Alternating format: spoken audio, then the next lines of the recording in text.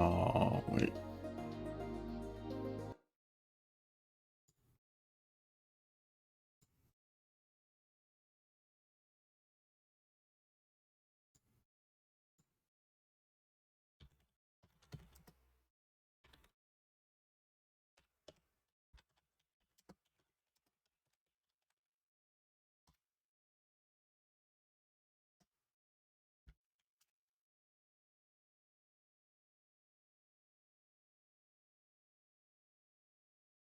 What?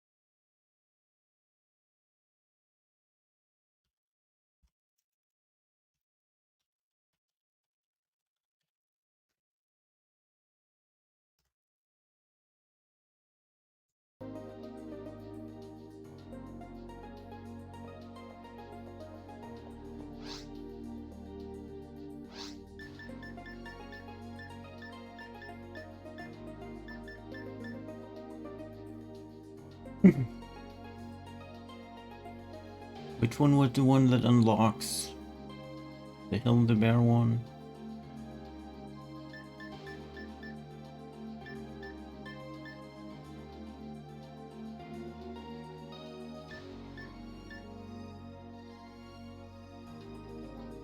I think it is this one.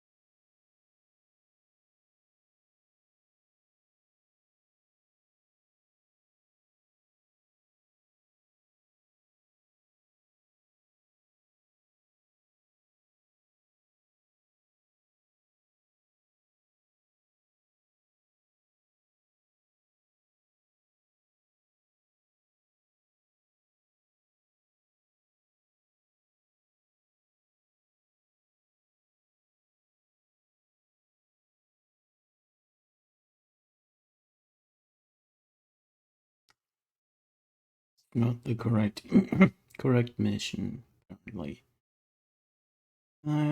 What was the name?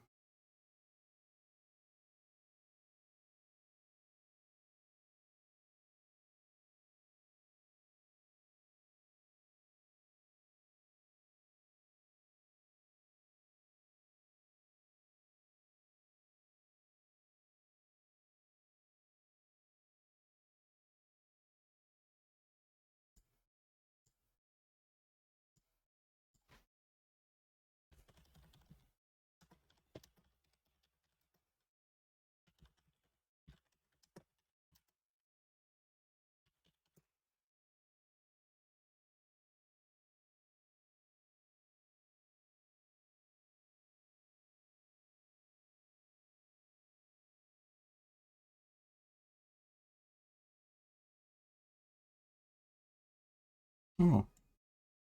Forest of Sorrow.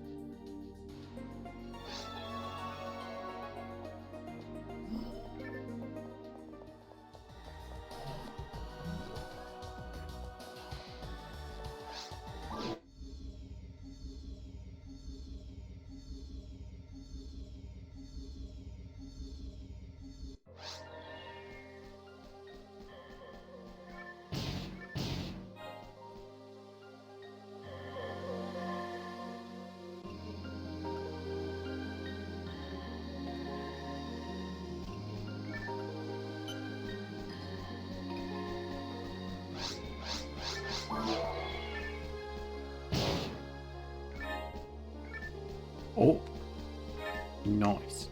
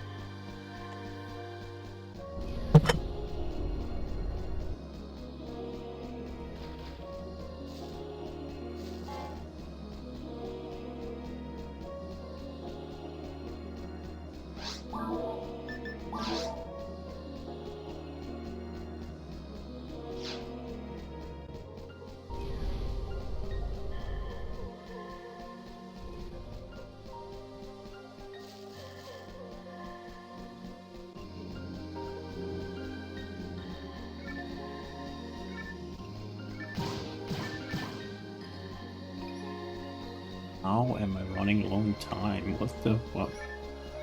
Le fouc?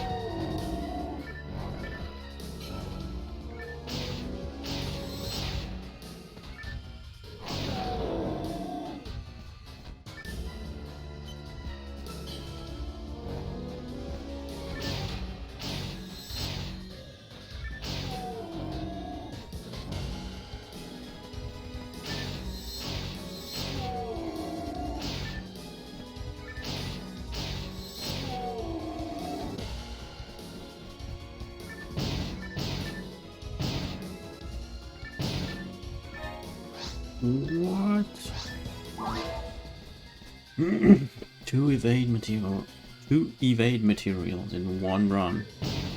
That is crazy.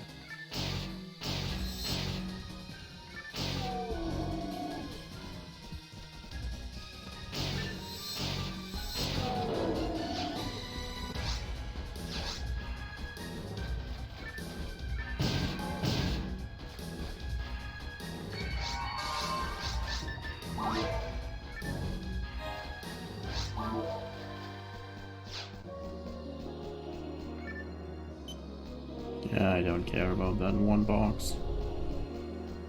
Don't got any time left. Again, I'm literally running out of time. I can't go back another minute. Well, I would waste another minute by doing that.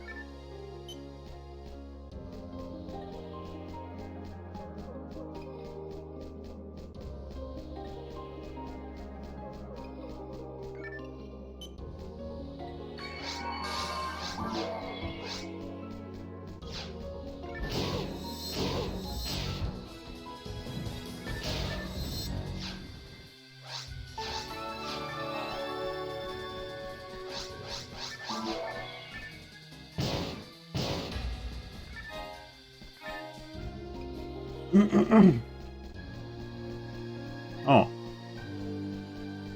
The timer stopped.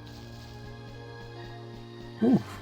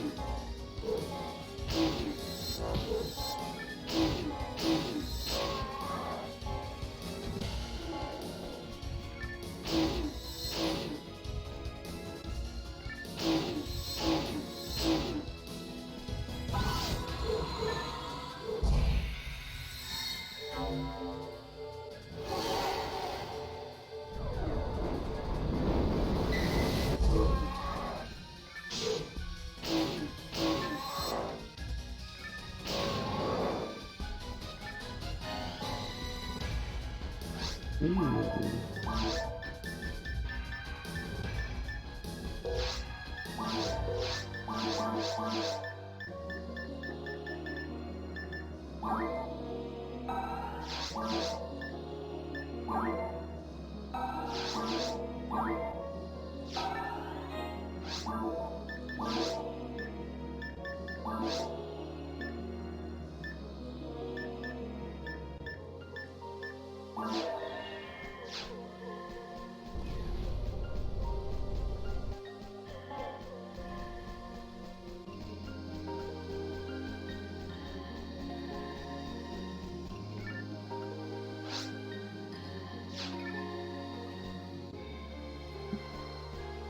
Owned.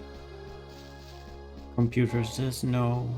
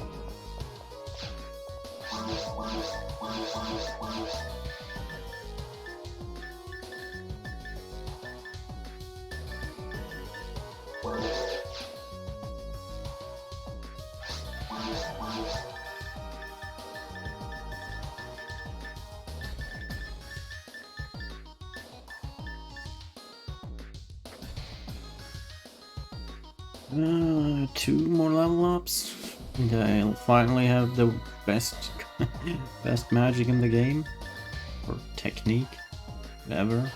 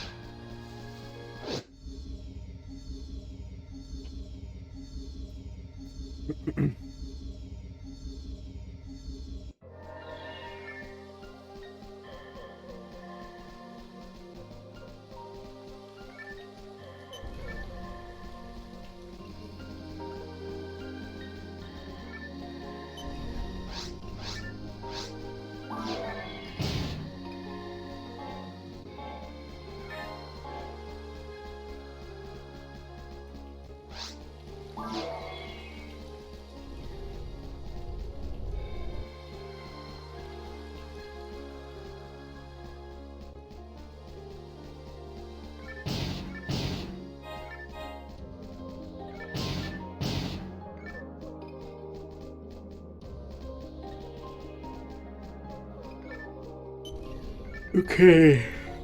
Oh, it's closed.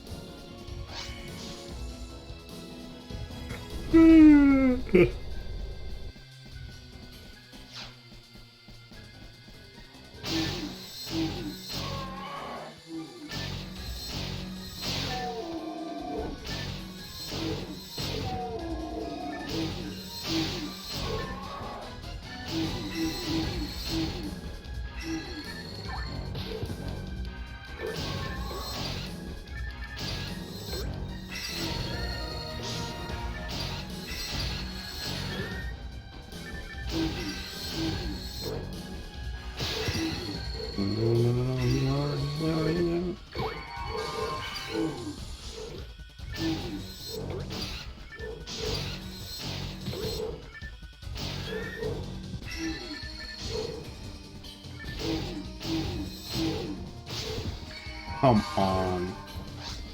Ah, fucking crit.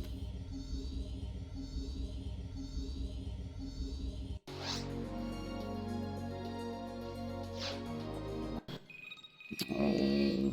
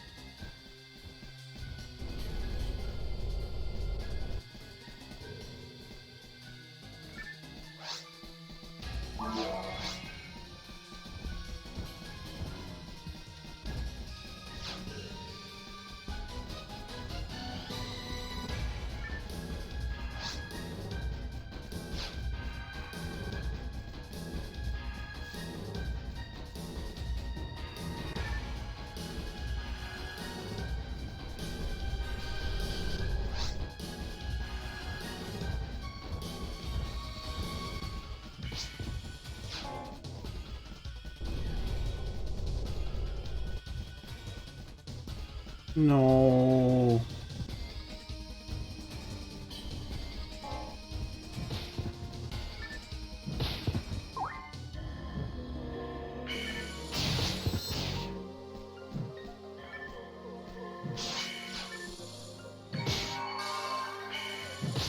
Move, you stupid bitch. Oh my god.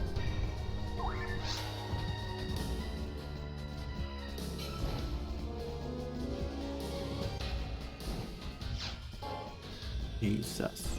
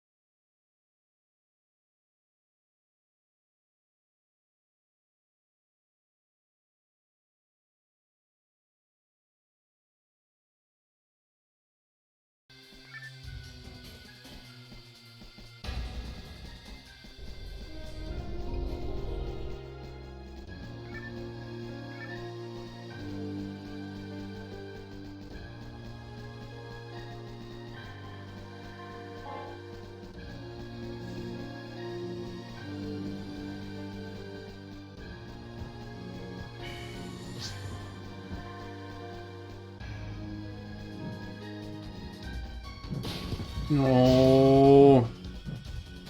You fucking useless piece of shit. Move.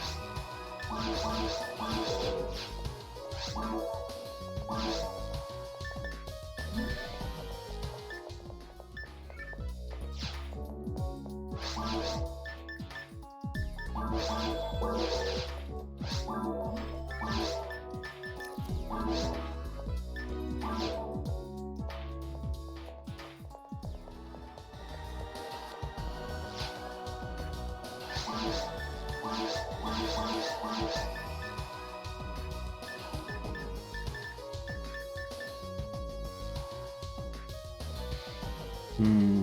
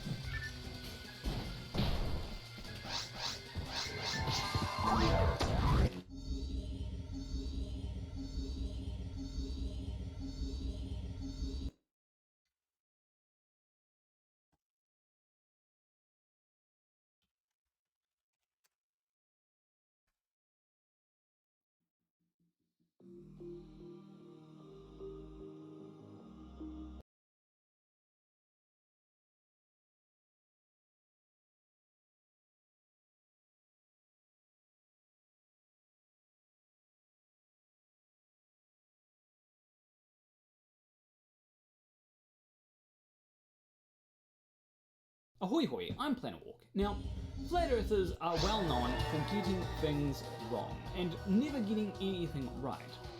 However, today is going to be a little bit different. You see, I've found a couple of flat earthers that are arguing against each other, so of course they're going to get things right. The flat earthers that I'm talking about, of course, are Dell and Rachie, and they both make some good points. Dell does an okay-ish job of pointing out what's happening when it comes to gravity, although he doesn't realise that he's actually doing that. And Rachie does a good job of defending Newtonian gravity. Now, neither of them actually believe in gravity or properly understand gravity, although I'd say that Rachie probably has a better understanding of gravity than Dell. However, Rachie, if you are watching this, you are not completely off the hook, because you do get things wrong. But so does Dell. No. Dell, here's a small tip. Maybe turn another light on so it becomes easier to see you, because otherwise you look like you're just a thing in the shadows. I'm going to show you a little video that I recorded earlier on with Marty, and we're going to have a talk about it. Okay, it's only 8 minutes long, so I'm going to get to that and then we'll have a wee chat about it. So I encourage you to pay attention and have a think about this, okay? Alright, so I'm going... Wait, do I need to translate what he just said there? Because I realise that his accent is way more difficult to understand than my lack of accent. So in case you didn't catch it, he said that he's going to show us a video that's about 8 minutes long and to pay attention. Now I am going to cut down that video because I think the point can be made better if we take out a lot of the fluff. Marty here is going to demonstrate how liquid and gas behave in a situation of acceleration. You ready?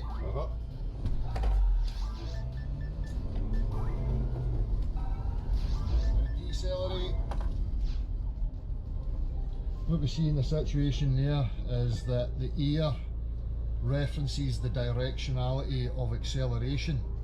So that being that the water gets thrown to the back of the bottle and the air gets propelled forward, so the air shows you the direction of acceleration. Okay, in this situation he is 100% correct. Now, why does this happen? So the reason why this happens is due to inertia and how the forces act upon the fluids. So as we all know, everything in the universe is quite lazy and would prefer to just keep on doing what it is doing. So if something is in motion, it would prefer to stay in motion, and if something is stationary, then it would prefer to stay stationary. Now, when you accelerate a bottle of water, the thing that is being accelerated there is the bottle. Now, the contents of the bottle do get accelerated, but that is from the bottle itself. This is because it's the end of the bottle that is pushing all the fluid in the bottle when it accelerates. Now, because water has higher density than air, it is much easier to displace air. So when air and water are both trying to go to the same spot, the water is easily going to push the air out of the way. But the most important part here is all this happens because it's the bottle that is pushing the stuff within the bottle. So the point being to this, that gravity is claimed to be a force or a fictitious force, or you could think of it as a force that acts upon objects that accelerates them towards the earth, right? Now, as we've just shown and demonstrated, when we have acceleration acting, so in the case of the car is the thing that accelerates, that acts upon me, Marty, and Marty holding the object, which is the bottle with the liquid and the gas within it. So it's being accelerated, and what we see is a shift. We see the water going to the back and the air denoting the directionality of the acceleration. Now, if gravity is claimed to be a force that accelerates objects, well, when we let objects go, we should see the exact same thing happening. We should see the air move to the bottom and the liquid to the top, because the air shows the direction of acceleration. 3, 2, 1. Okay, so Dell gets a few things wrong here, but first I want to mention what happened with the water in that bottle, because it was a little bit hard to see. So the water in that bottle, relative to the bottle, didn't really move at all. So why is that? So the answer here, of course, is that Dell doesn't really understand gravity, not in the Newtonian sense, nor in the Einstein sense. However, Rachie does seem to understand what's going on here, so I'm going to let her explain it. Okay, so this is our container, and we have water in our container with some air at the top. Now, if, again, the container is being accelerated down, so as the top of the container here comes to here, but there is no acceleration on the water water's not accelerating, then what's going to happen? The water's going to build up at the back, just like with the car when it crashes. Oh, give me one, It's going please. to build up here. And then you are going to have air at the bottom. And that's going to be what your container looks like, if the water's not accelerating. However, if the water is accelerating, then what you're actually going to end up with is, okay, this time, the water is going to be accelerating down at the same rate as the container. Okay, so as we have the container wall here, and we have the water, about this much distance away, so this bit in between is air. We have the water down here. As this container wall accelerates, the top of the container, as the container accelerates down to here, if the water is accelerating at the same rate, you're going to end up with the water here. And there's going to be no displacement at all, because they are accelerating at the same rate. They are falling at the same time. If they are falling or accelerating at the same rate, the reference frame and the object inside, then there is going to be no displacement. Now all I can say to that is she is 100% correct there. This is the difference between looking at something like Dell has done and concluding what's happening based on that, versus actually knowing why things act that way. So Rachie here gets a gold star. No! Okay, Dell. No, Why not? I said it. Is claimed to be a Oh. force or a fictitious force, or you could think of it as a force that acts upon objects that accelerates them towards the Earth. So, globe Earth proponents are claiming things have been accelerated. The test, the practical demonstration doesn't show that. Now, what's the orientation of that? Air at the top, water at the bottom. Therefore, yes, that must be the conclusion. Okay, so here's the thing. Dell clearly doesn't understand gravity in the sense of Einstein, because Rachie's explanation is an explanation of how gravity does work under Newton, but not under Einstein. According to Einstein, I am being accelerated up at 9.81 meters per second squared. Now, when you hear something like that, your first reaction might be something along the lines of this. The planet Earth is not accelerating upward. What direction again is up? So the answer to that, of course, is it's the direction that points away from the strongest gravity Exactly. well that you are in. Which If you're on direction Earth, is up? It's away from Earth. If you go far enough away from Earth, then it will be away from the Sun. Now, this is a difficult concept to grasp, but what you have to remember is that space is 4-dimensional, not 3-dimensional. We are constantly moving through time, and it turns out that space and time are interlinked. Now, we call this space-time. I know it's a very original name, but in the presence of mass, space-time bends. Now, because of this, what might look like a curved path through 3D space turns out to be a straight path through 4D space-time. Now, we are constantly moving through time. However, when you move through time in a straight direction and space-time is curved, well, then it appears in 3D space like you're accelerating. Now, you're not actually accelerating because you're following a straight line through 4D space-time, but it appears like you are in 3D space. Now, following this Come logic, on, in 4D no. space-time, the ground is accelerating up at 9.81 meters per second squared. Okay, because this can be quite confusing, and I know that there will be some people that still won't understand it, let me try and use a diagram to help. If you're traveling along one of these long lines here, then you are traveling through time. If you're traveling along one of these shorter lines, you are traveling through space. Now, as you can see, this very crude space-time thing here is curved. So if we were to draw a straight line through it, we'd see that it initially goes fairly straight through time, But as time goes on, it starts moving more through space. As time In goes order for on. it to remain What? stationary through 3D space, or in this case it would be 1D space, you would need to accelerate it. On Earth, the acceleration through 4D space-time to keep us stationary in 3D space comes from the ground. The ground accelerating upwards at 9.81 meters per second squared keeps us stationary through 3D space, as counterintuitive as that may seem. Now I realise that flat earthers will probably have a difficult time grasping this concept. Hell, even if you're a globe earther, you might have a difficult time grasping this concept. That is why it is fine to use Newton where it works, like here on Earth.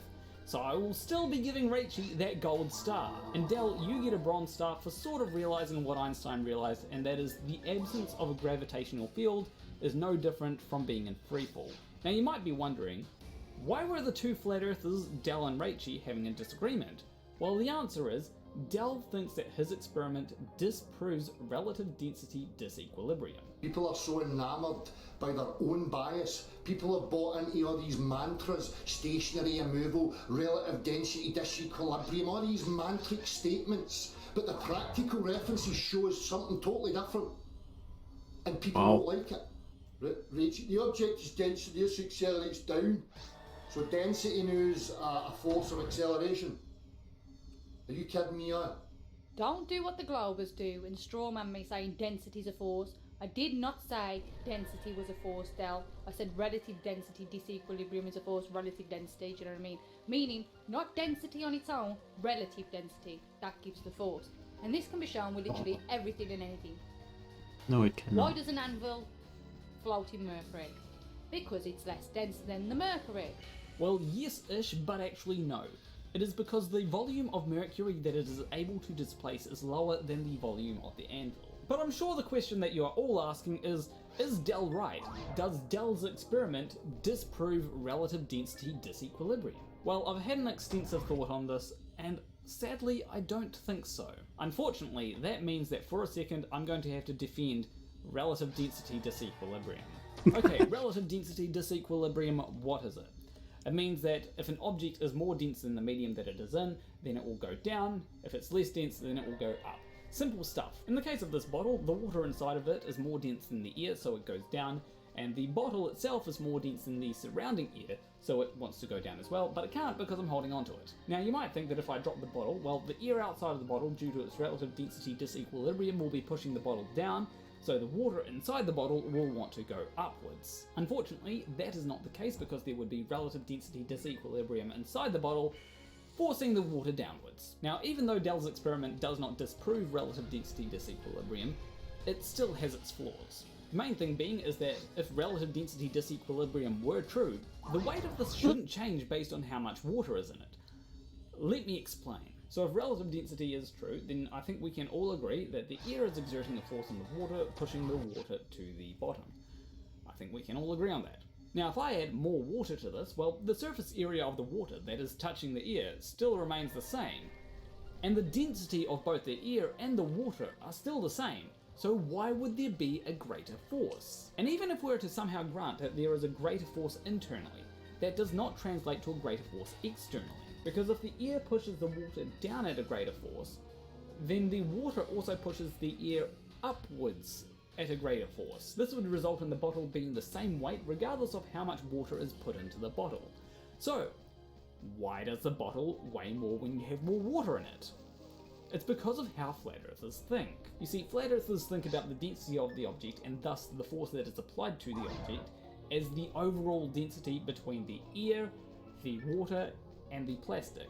This means that somehow the force that is applied to the overall object is the sum of the densities within the object. So despite the plastic having the same relative density to the air regardless of whether it's filled with water or not, somehow the air still applies more of a force if it's filled with water. And to me, that makes no sense. How can the relative density between the plastic and the air, because the plastic is what's having the force applied to it, be different based on the contents inside of this bottle? Rachie, just say that there's a 9.81 meters per second acceleration of objects towards the ground. That solves everything. You don't need to invoke relative density that way. A 9.81 meters per second acceleration does explain why an anvil will float in mercury, because of buoyancy. Despite me not agreeing with Dell's overarching point here, I do agree with something he said. People are so enamored by their own Yeah, bias. the mantras. People are bought into all these mantras, stationary immovable, relative density, disequilibrium, all these mantric statements. But the practical references Probably show one of the something first totally true different. things this dude has ever said in his life, So or at least the Reggie, last like 7 think about this years. for a bit. If there were a 9.81 meters per second acceleration towards the ground of everything, how would that eliminate the need for relative density? If you can work that out, then you'll realize that there is no need for relative density. And I believe in you. I believe that you can work this out. You are smarter than Dell. Okay, that's not saying much, but you've got this. Stop being absolutely. It's people like you that make this whole thing very difficult. Because you're waffling about stuff that you don't even comprehend. Making all sorts of silly assertions and claims about absolute nonsense. Okay, Dell is trying to criticize Rachel here by saying that her claims are nonsense, but what he doesn't realize is that all Flat Earth claims are nonsense. Rachel's, Dell's, they're all nonsense. You know, there is a reason why Flat Earthers abandoned the 9.81 meters per second acceleration upwards of the Earth. Because in order to make that work, you need something like Einstein's theory of relativity. Otherwise it all falls apart. One of the things you said during your stream was that the object should fall 9.8 meters in the first second. That's not what 9.8 meters per second means, 9.8 meters per second squared. It does not mean that the object will fall 9.8 meters in the first second. So again, you are wrong there, but yet I'm the one that's muddying the waters and don't know what I'm talking about or whatever. Rachel, can you please stop making good points? You're supposed to be a flat earther, you're supposed to say silly stuff, and then I make the good points. You're taking my job by making all the good points. Why does a ship float on water? Because it's less dense than the water. Why does a brick fall in air? Because it's more dense than the air. Why does a helium balloon go up in the air? Because it's less dense than the air. Explain these using your Earth accelerating up down, an object's not actually accelerating. Please explain that to me. Okay, it's actually very simple. If Earth is accelerating upwards, then everything on it accelerates upwards with it, including the atmosphere. Now, when it comes to the helium balloon, well, the atmosphere being pushed upwards also pushes that upwards. And keep in mind that the atmosphere has more of a desire to stay in place because of its inertia than the helium balloon. Like when Dell drives the car, the water, which is the more dense stuff, displaces the air, which is less dense. And hopefully that explains it. Okay, so who wins here? Dell or Rachel? Well, Dell did have the most correct conclusion. However, as demonstrated by Rachel, the way that he arrived at that conclusion was fallacious. Now, Rachel did have good arguments in the beginning. However, she does fail to recognise the consequences of Dell's conclusion. Her rebuttal to Dell's conclusion does come from a place of personal incredulity. She also fails to apply the same scrutiny that she applies to Dell to her own arguments. However, I think that Rachel understands the reasons for why things happen the way they do way better than Dell does, which is more important. And also, Dell, if you're watching this, try to understand why things happen the way they do. You would have won if you had have understood. But anyway, leave a like and subscribe if you like this video. Leave a comment letting me know who you think won. Was it the upside down triangle, or was it zero? As always, a big shout out to my $20 or more patrons. Hugh Jars, MC Nutkin, Shaki, Jita Lone, Nathaniel Miller, Vermont 177. I remember doing this back in the day, like in 2006 or 7, and I actually figured this out myself. If you want to support me financially, you can do so.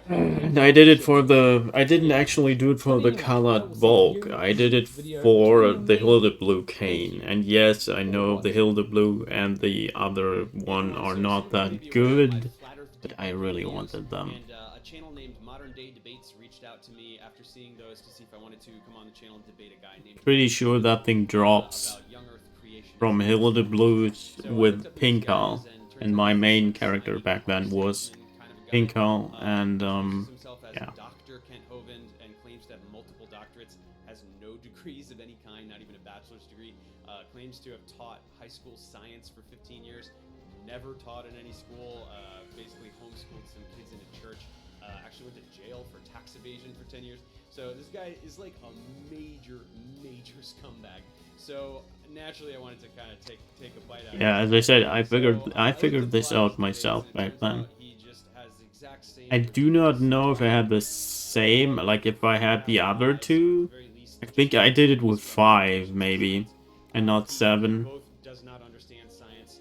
It could be that I only have these This three is how he makes a living. and these two over here, but I'm not sure. Brings in donations that way. So I decided I wanted to do it. I want to make it clear that I don't attack religious people this way normally. I saw from the debates how much he dodges direct questions and how he just changes the subject when he knows that he does not have the ability to discuss any the science at that moment. So I knew I was going to have to bully him around a bit. And again, I do not do this Or to religious people in any way. teraflop This guy consoles. is a con man that lies to people for money. I would never go and Don't attack even have to think about this. this way normally. The This is games 2020. look... Well, actually, Again, no. I'm wrong. I definitely Well, was it's very still the invested S. in this. The S is just I better. didn't do quite as well as I'd hoped. I'll chalk it up to There lack of may be some experience. games that look better on the Following the points, PlayStation, he's but a overall, beast. it's You just... pin him in, No, he just no. squeals and like squirms out of the corner. He evades direct questions. I mean, he's got a script he's been running for about 30 years, and this is what this guy does, and this is how he earns a living. And he apparently 10 years in jail didn't learn his lesson, and he's still doing the same crap. So anyway, this may or may not interest you. It's about debunking young Earth creationism, and there are definitely some good moments in here. There are definitely some fun moments. So give it a watch. See if you enjoy it. Thanks a lot. Hey everybody, today we're debating creation evolution, and we're starting right now.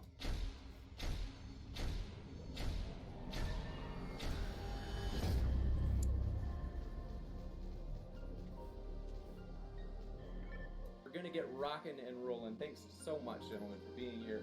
As mentioned, we'll have these 8-minute openings. So, Professor Dave, it's a pleasure to have you here as well, and I've got the timer set. The floor is all yours. Okay, here we go.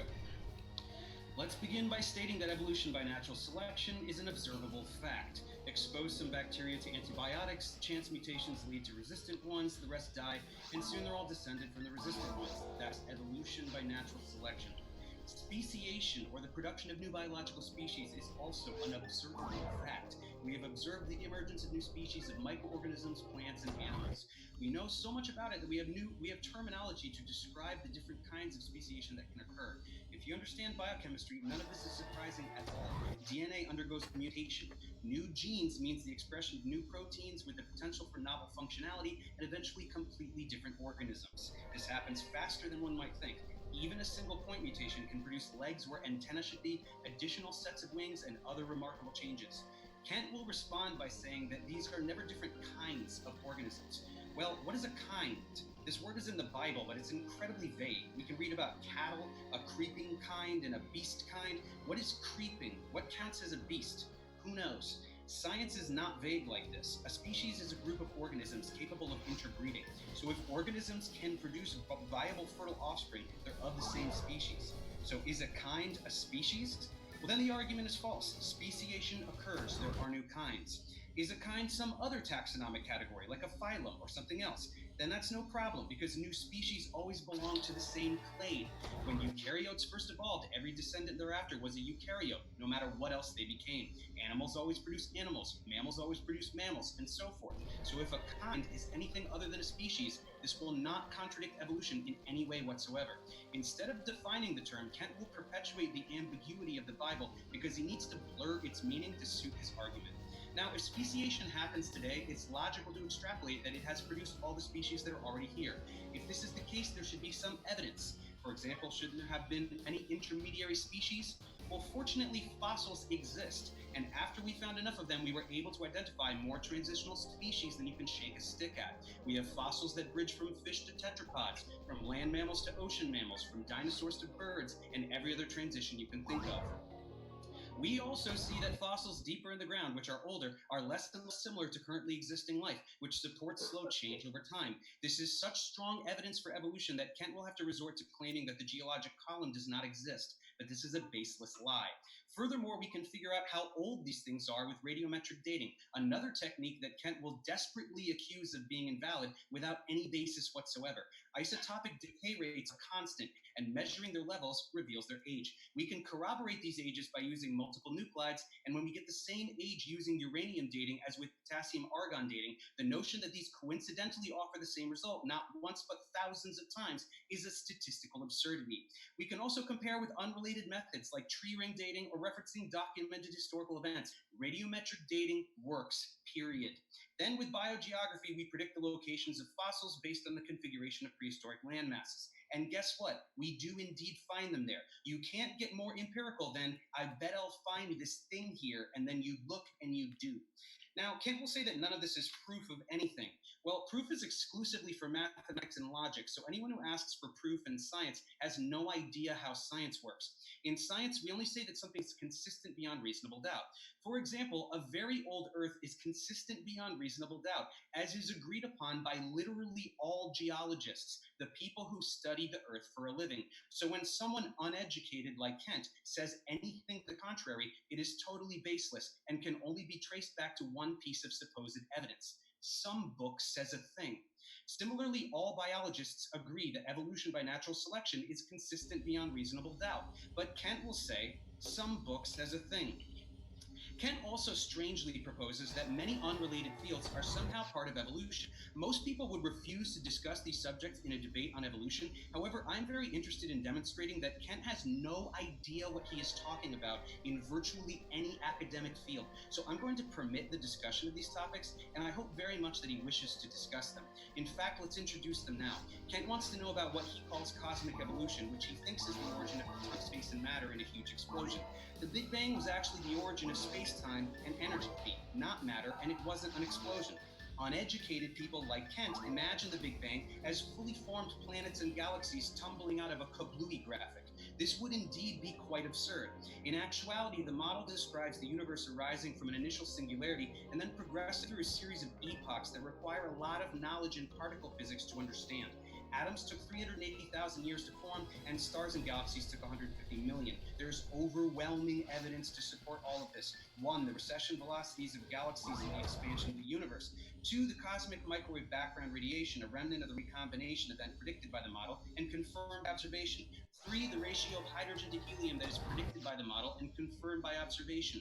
4, hypothetical particles from early epochs that are confirmed in particle accelerators. Astronomers unanimously agree that this model is consistent beyond reasonable doubt. So when Kent begs to differ, once again, he can only respond with, some book says a thing. Next, Kent wants to know about what he and no one else calls chemical evolution. He wants to know where all the elements come from. They're made in stars, Kent. This is immaculately well understood. The process is called stellar nucleosynthesis. It's really hot in those stars, so all those nuclei are whizzing around, and sometimes they fuse. 2 protons gives us helium, 4 is beryllium, 6 is carbon, 8 is oxygen, and so forth. This goes all the way up to iron inside a star. Heavier than iron requires high energy events like supernovae, and the very heaviest are synthetic, produced only in particle accelerators. There is all the elements, no problem. Next, Kent wants to know about the evolution of stars and planets. Again, no mystery here. Hydrogen collected by gravity to form stars. Stars fuse all the elements. Eventually they explode. All that matter collects to form another star. And now, with all those other elements, there will be a protoplanetary disk from which planets can form. This is exceptionally well understood, and we can see nebulae and protostars all over the galaxy. There is zero controversy about any of this in the astrophysics community. So if Kent has an objection, it would no doubt be based on the fact that some book says a thing. Lastly, Kent wants to know about how life came about on Earth. This is called abiogenesis, and plenty of work has been done here. In the 50s, it was shown that amino acids form spontaneously in early Earth conditions, and the same has been shown for nucleotides. Ribonucleotides polymerize on hot clay to produce RNA, and we've observed ribozymes which have catalytic function and thus offer an early mode of self-replication. Amino acids must also polymerize to form proteins, and there are several viable hypotheses as to how this happened. If Kent is interested in discussing organometallic catalysis, I would be happy to elucidate further. Finally, amphiphilic molecules spontaneously self-assemble into ordered structures like micelles and bilayers, making boundary formation the least mysterious aspect of abiogenesis. Only with knowledge in biochemistry has abiogenesis become quite sensible, so it's not surprising that Kent rejects it, because he has zero knowledge of biochemistry. The only evidence Kent can ever cite is some book. which is allegedly written by an omniscient Oh, being that doesn't I'm bother almost mentioning at any 30. scientific data. Why doesn't it reference bacteria or DNA? 30 Also times physics? 7 That would be quite means something, and also trivial for the God who created the I'm universe. almost at Yet nothing 200. intelligent is in this book at all. That's because in actuality, the book was written by ancient, ignorant, immoral men, and it's not evidence of anything whatsoever. Come on, Hilda Blue. Demonstrating this repeatedly throughout the Go book. up.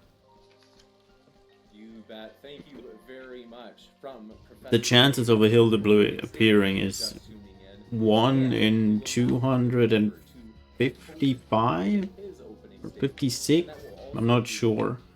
8 Basically, that means if the Hilda Blue doesn't show up in the last So, next I have the 5 tries or something like that, you here as well. I'm statistically Well, thank you for screwed, having me again. or I have been I will say statistically that screwed. I have just heard of you today, and I did get to watch a few minutes of one of your videos you did, and I very much appreciate your style of trying to keep things simple. That is commendable. Your goal, your visuals are excellent. You sound very angry at some book that you don't like. I think I suspect I know why. According to 2 Peter chapter 3, I think you should put your name in there. But anyway, I'm shocked that you would give some of the so-called evidences that you gave that have been proven wrong some well over a century ago that you're still clinging to. You said in the video that I saw that there is a mountain of evidence for evolution. I would like to see that. You said there's evidence from homology, similar structure. Do you not comprehend that this is evidence of a common designer? There's a lot of commonality between Chevy pickups and Chevy cars. I mean, the lug nuts will interchange. It doesn't prove they're all coming from an explosion or a skateboard. And I really was saddened to see that you are still teaching there's evidence for evolution from homology about the vertebrate embryos looking the same. Dave, this was proven wrong in 1874. If you're destroying children's faith using something proven wrong 140 years ago, so you might be a child abuser. This is certainly wrong to teach this. The embryos do not look similar. They are vastly different. Those are not gill slits. I'm disappointed that someone with your knowledge level would still be using something proven wrong 140 years, 145 years ago. Okay, you need to stop. I got to buy new criminal telepipes. behavior, in my opinion, to teach children something that is just a lie that's going to turn them away from their faith in the obvious that there was a creator. You're still saying there are vestigial structures. Vestigial structure, how could there be any evidence for evolution? That's an example of losing something, not gaining something. Wait, can I even go back without a telepipe? Understand. I'd like you to elucidate on that, as you mentioned, okay? Then you said snakes have pelvic bones. You've got to be kidding. I'll cover all these if you'd like in great detail, and I may have to add you to my list. I just heard of you today. I have a long list to whack an atheist that I do every Wednesday night, so it'd be an honor to whack you with a little bit of science and knowledge, and we use SpongeBob, and I'll put your name on there and try to get a little science and knowledge in there and whack you back into common sense. No, none of these are evidence for evolution. The title of the debate is, does the evidence support creation or evolution? Well, some book that you refer to in the Bible claims that God created the heaven and the earth. That's what it claims. You claim that a singularity, whatever that is, produced everything in the Big Bang. That's ludicrous at many levels. It doesn't explain where space or time or matter or energy came from. Where did the laws come from, like the law of gravity, centrifugal force, these various laws? Where did those laws come from? We'll cover that sometime. The Bible claims clearly that Jesus Christ is the Word of God, and He created everything. In John chapter 1, you can read that for yourself. Jesus created everything. That's what He claims, because Jesus is God Almighty in the flesh. And you will stand before Him one day, Dave, as your judge, whether you like that or not. Coming soon to a city near you. Jesus claimed that the creation of Adam was the beginning when He made Adam and Eve, Matthew 19:4 and Mark 10:6. And the Bible clearly claims in the Ten Commandments, in 6 days, the Lord made heaven and earth. Well, that would really very simply explain all the symbiotic relationships that we see. Plants give off oxygen, take in CO2. Animals take in oxygen, give off CO2. They reciprocate the gases. It's a symbiotic relationship. There are millions of symbiotic relationships in nature. Certain plants require certain animals. I think that defies an evolutionary explanation. But God said He simply did it all in 6 days. Now, you can choose to deny that, as I'm sure you've chosen to believe that it didn't happen that way, but you cannot possibly know that it didn't happen that way. So Jesus said the creation was when God made Adam and Eve, and the Bible says clearly that man brought death into the world. Romans chapter 5, 1 Corinthians 15, Man introduced, the reason the world has problems today in death and suffering at all levels is because of man's sin. Yet your religion of evolution teaches that death brought man into the world. Billions and trillions of things had to die for man to get here. Exact opposite of what the Bible teaches. Just so you understand, you're welcome to have that religion, but it is indeed a religion, and it is indeed completely contrary to the Bible. Did man bring death to the world, or did death bring man? So Jesus said the creation of Adam was the beginning. Of course, you're calling him a liar at this point.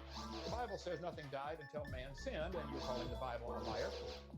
And the Bible says Adam was the first man. That's what it says. And Eve was the mother of all living. The Bible says we all came from Adam and Eve. I think we could trace that back scientifically to mitochondrial Eve and Y chromosome Adam, if you like. But the dates in the Bible add up to about, it says Adam was 130 and Seth was 105 and Enos was 90. If you add up the dates in the Bible, you're going to get what everybody else gets. The earth was created about 4000 BC or 6,000 years ago. That is a clear teaching of Scripture. And obviously you don't believe that because you need billions of years for your frog to turn to a prince. You see, Dave, when a frog turns to a prince by kissing it, that's called a fairy tale. But replacing the kiss with billions of years is still not going to turn the frog to a prince. It is still a fairy tale, Dave, that you are teaching and believing and teaching to others. The Bible dates out up to 6,000. Now, all the evidence that we see, and the purpose of the debate is, what does the evidence show? Evidence shows that one single cell, is more complicated than a space shuttle. Darwin thought a cell was a glob of jelly, not much to it. Now we know it's one cell, more complicated than the most complex machine ever built by man. All the evidence shows that design demands a designer at every level. At every level, design demands a designer. Evidence shows that information does not arise by random chance. It just doesn't happen. So, let's see, 1402. I won't have time to cover all this, so I'll add this when I do the whack and atheist here. Let's see, Alt-EV, 1402. What's happening here, Steve? It's not working. Steve. I've got it on this one. Oh, there it goes. Okay. 1 second. Dave, I was also going to mention, I think that your camera might have stopped. Just so in case you didn't. Not a big deal. If it was did it? Okay. Are we on? There it is. Are you pausing the time here, John? Or James? Yeah, I can do that. Okay. In the movie with Tom Hanks, The Green Mile, it was a fact. There was evidence that 2 girls are missing. No question. The girls are gone. A massive manhunt was organized. It is a fact, in the movie at least, John Coffey is found holding the 2 dead girls. That's a fact.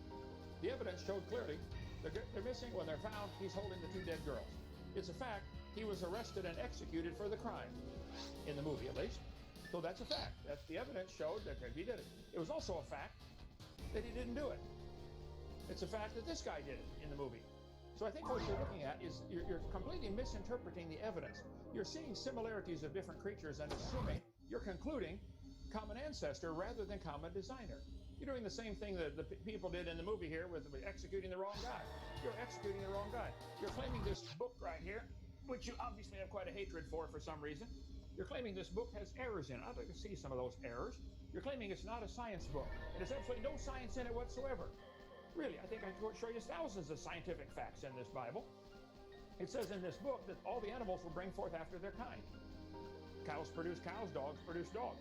That's a fact, Dave. This book says they'll always bring forth after their kind. Would you please show me where any animal has ever brought forth something other than its kind?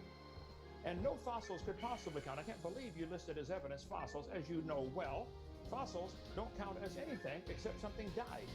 Bones in the dirt do not indicate something changed. Why does no animal today have the ability to change to something else? But you think a bone in the dirt could do it. That's not science, son. Bones can't talk. They don't have a date stamped on them. We're putting our interpretation on them. No plant or animal today can produce anything other than its kind. And if you object to the word kind, I'm sorry. The word species is also pretty hard to define exactly. I covered that the other night on my Bible study here. Whack an atheist. What exactly is a species? If you look up species, it'll give one of the definitions of species as kind.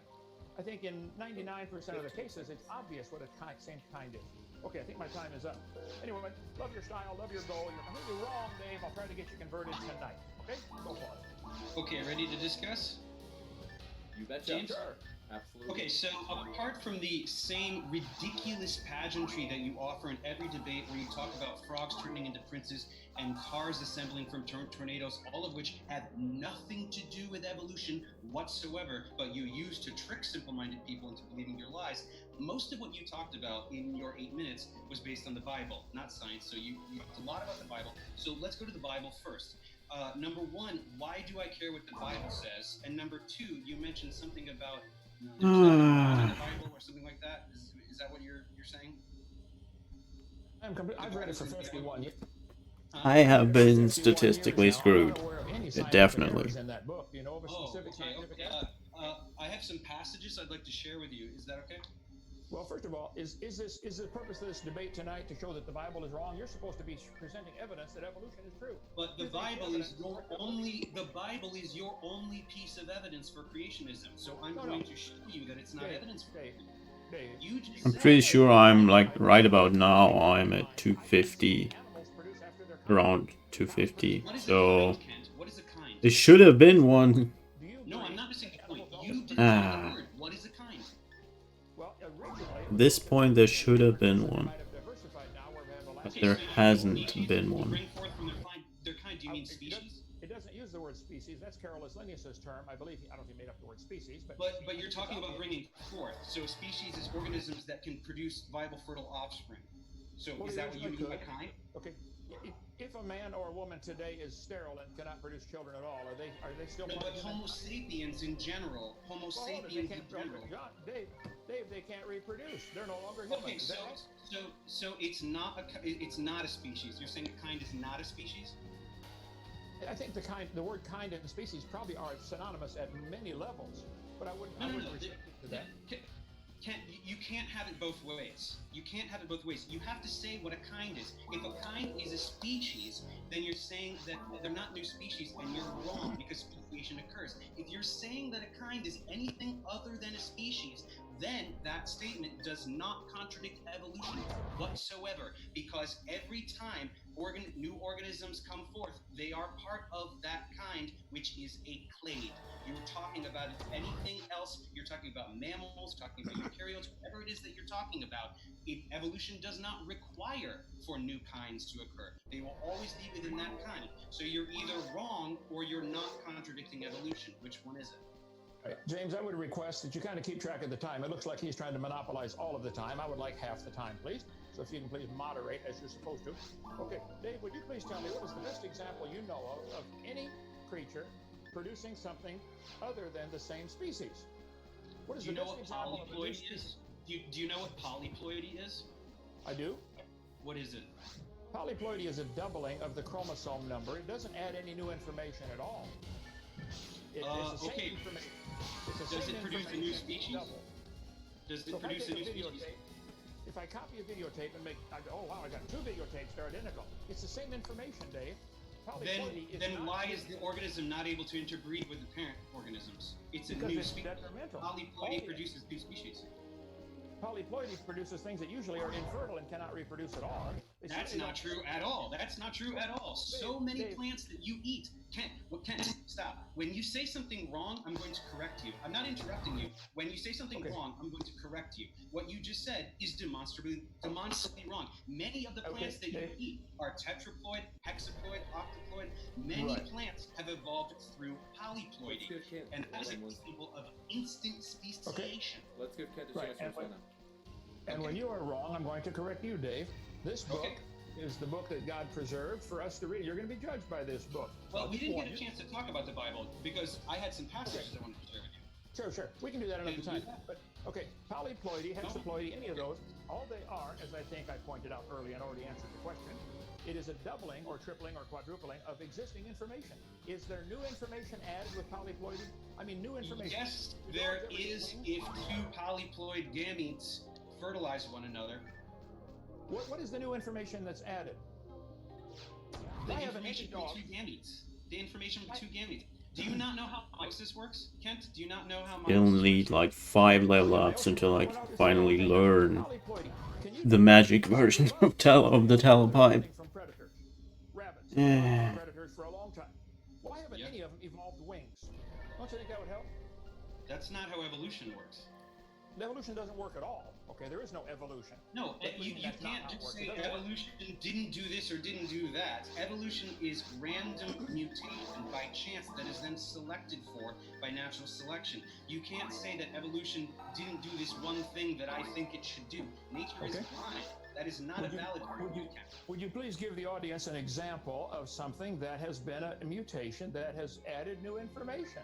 Not doubling existing information like plotting. What do you mean by new information? Every single mutation is new information. It's a change in a base pair. That's new information. Every mutation is new information.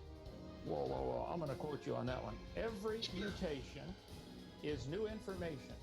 Yeah, instead of a G, there's a T, or instead of an A, there's a C. How is that not new information? So if we make a typographical error in typing a book, that is going to create a new DNA is not a book, Ken. See, this is what you do. Hold on one second. Look, if he wants to do an analogy, like it's, you know, I think it's like fair game.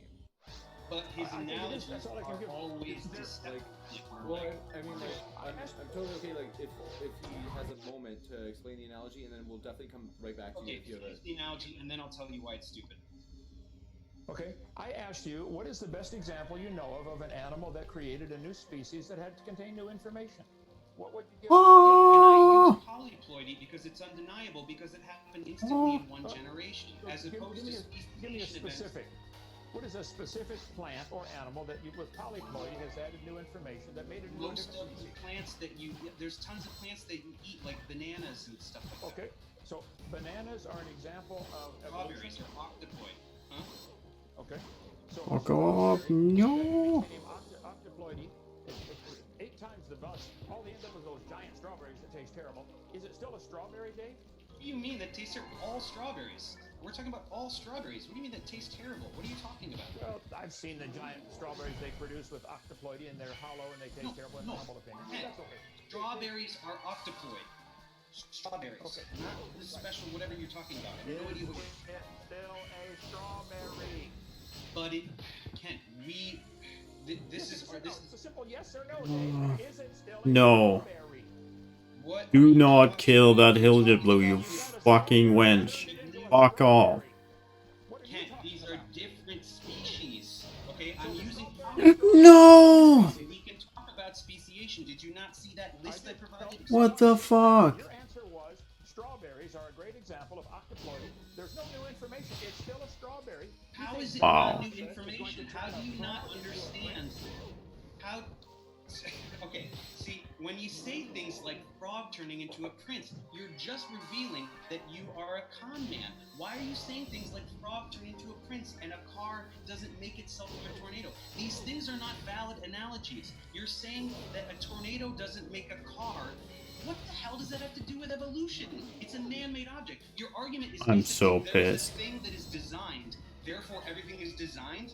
Okay, well, a snowflake That was a walks on 7 ice in and 8 forms chance. spontaneously. It's the same thing. And The it dropped the conclusion does not fucking... follow from the premise. It's not a valid argument. But you say these things to Fucking simplify potion. They basically dropped the high potion. telling them to me. I think you are much more simple-minded than you realize. Let me show you the picture here. Really? This textbook shows, and I got all the textbooks beside me, that a human and a bird have a common ancestor, which was an amphibian. Let's see. Let me find a family tree that they show here, because I mentioned about the frog and the prince. Okay, they have these textbooks with these charts all the time, showing all these animals going back to a common ancestor. Do you believe you have a common ancestor with a strawberry, Dave? Yes. Okay, you're welcome to believe that. That's not science. That's a religion. Yes, it is science. Nobody's It ever seen a absolutely is strawberry. science. Dave, nobody's ever seen a strawberry produce a non-strawberry.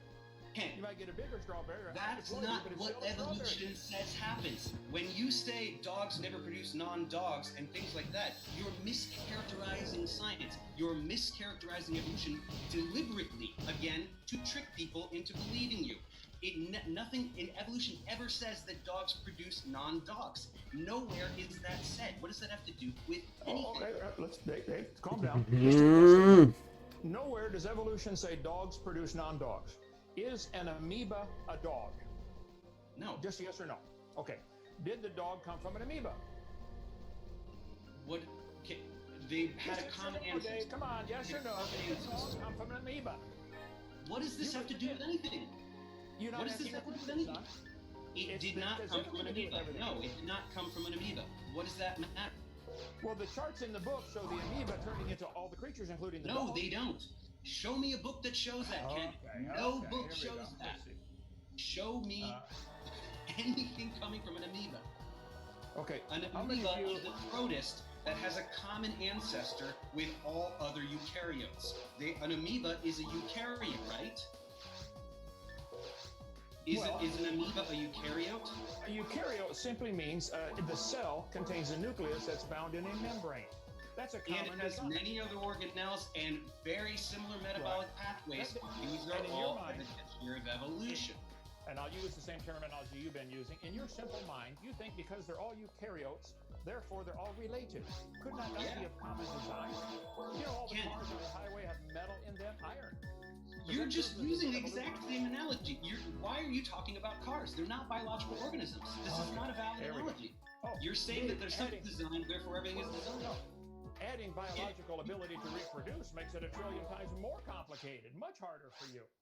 It'd be much simpler for a skateboard. Do you know what a paternity test is? Do you know what a paternity test is? Here we go. 202. Alt-DV 202.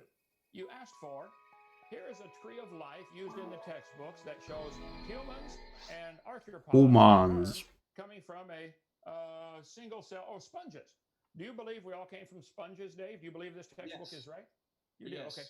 How about this one? Humans and trees and reptiles all came from a protist. So if it wasn't an amoeba, did we all come from a protist? Do you believe that? Is this textbook right? I believe it may have been some kind of protist, yeah. Okay. How about this one? Humans and birds and mosquitoes all came from, look at this, and worms and snakes and sharks all came from, let's see, an amoeba. There it is. Do you believe an amoeba turned to a dog? That's my original question. The amoeba is not at the root of the tree, and no, it's not saying that amoeba turned into a dog. Okay. You Let's are try this one then. mischaracterizing science, and it's arguing clearly. All you're saying is, I don't understand it, so it can't be true. That's what you're doing. The last thing I want to do is mischaracterize science. I think you are misrepresenting that's science. that's your MO. That's what you do all day long. That's all that you do. That's when you all say that I do. dogs don't turn into princes, you're mischaracterizing science. Okay.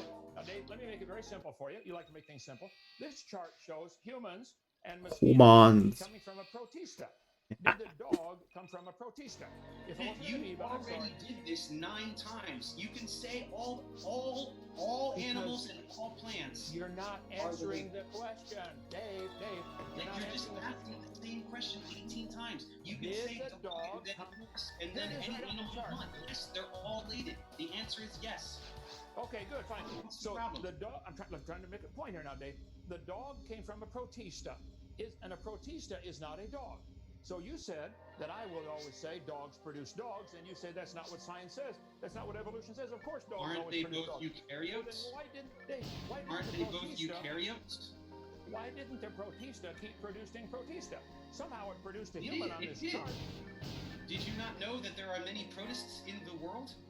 Yes. Do you not know that they have lines on this paper connecting the people to the protista? So Do you see what? the lines on the paper, son? They connected a line from a human to a protista. Yeah, Somewhere all along I'm the line, hearing the from you protista is that you produced a don't understand it, non-protista. so it's not true. Why is that not true? You're just saying that you don't understand it, so it's not true. What's the point? I don't understand it, so it's not true. I don't believe this for a second. I think it's retarded to believe a protista turned to a human.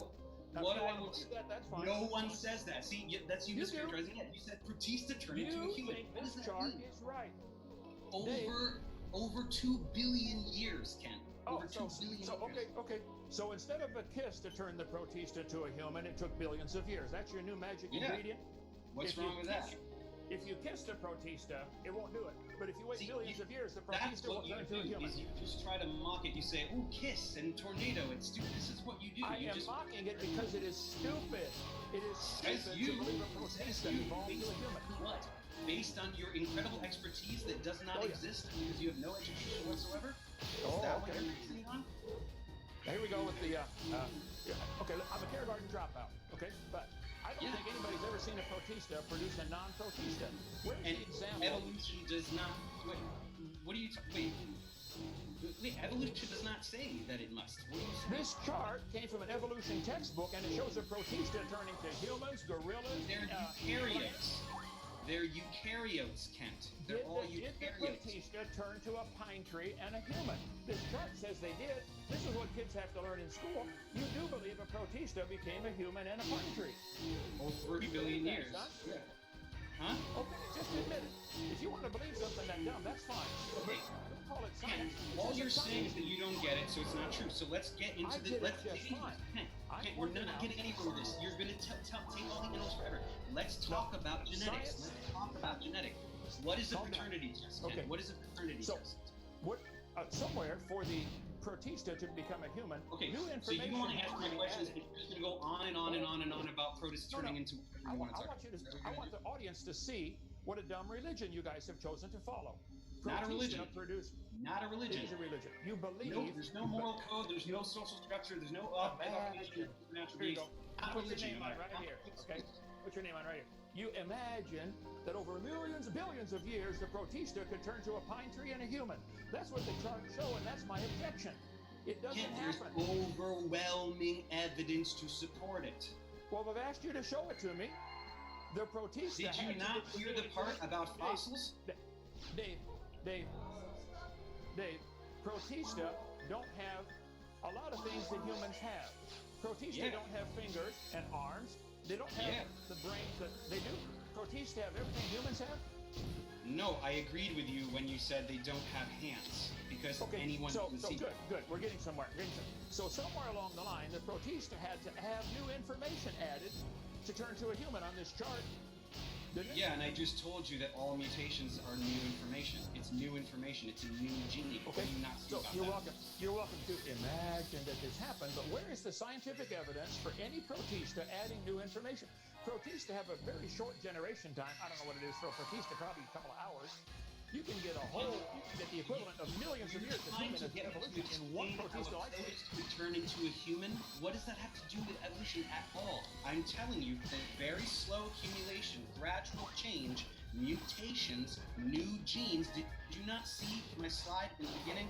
It's biochemistry. Do you know any biochemistry? Do you understand gene expression? Do you know how gene expression works? Dave, Do you know how you understand? genes and proteins? Do you know You how do that a works? good, yes, I understand. You do a good job of making things simple. I'm trying to make it simple for you. The charts are showing No, the you're kids. Oh yeah, the chart. Here's the chart right here. I don't know where you see it on your screen here. Right this way. Okay, I can't get in front of it. This chart shows the protista becoming slowly over billions of years through gradual mutations, through random chance mutations. The protista turned into a pine tree, a human, a horse, a gorilla, a dinosaur, a shark, and a starfish. And you believe this stuff, don't you? You believe that, don't you? Okay. Yeah. Listen, Dave, you are welcome to believe that, but this is a religious belief. This is not science. No, it's Don't not believe it. religious. You have a religion and don't even know you Why, have a why religion. did you refuse to address any of the things that I said in my opening statement? Why are you not addressing fossils and geological data? I know that you let's have a take lot one. of Dave, about Dave, mineral let's take one of my requirements when I debate someone is we talk about one topic at a time. If you'd like to talk about fossils, I would be glad to. Let's stick on that one. Let me point it out. Let me explain it to you. Dave, hang on. Science. Pay attention. Fossils. You cannot prove any fossils had any children at all. I've got fossils all over our museum here. Here's a petrified clam. Could we prove this clam? May I respond to the dumb thing that you just said? May I respond to the dumb thing that you just said? Or do you just want to keep steamrolling and say dumb thing after another? No. You're not listening anyway. But did this clam? No, I heard what you said. And I know this talking point of yours. You say that a fossil, there's no proof that it reproduced or anything like this. That's your true, isn't it? Why does that matter? Kent, if a human being dies, Kent, let me say what I'm going to say, because I'm demonstrating to you that you have no idea what you're talking about. If a human being dies without having reproduced, does the entire human species go extinct? No.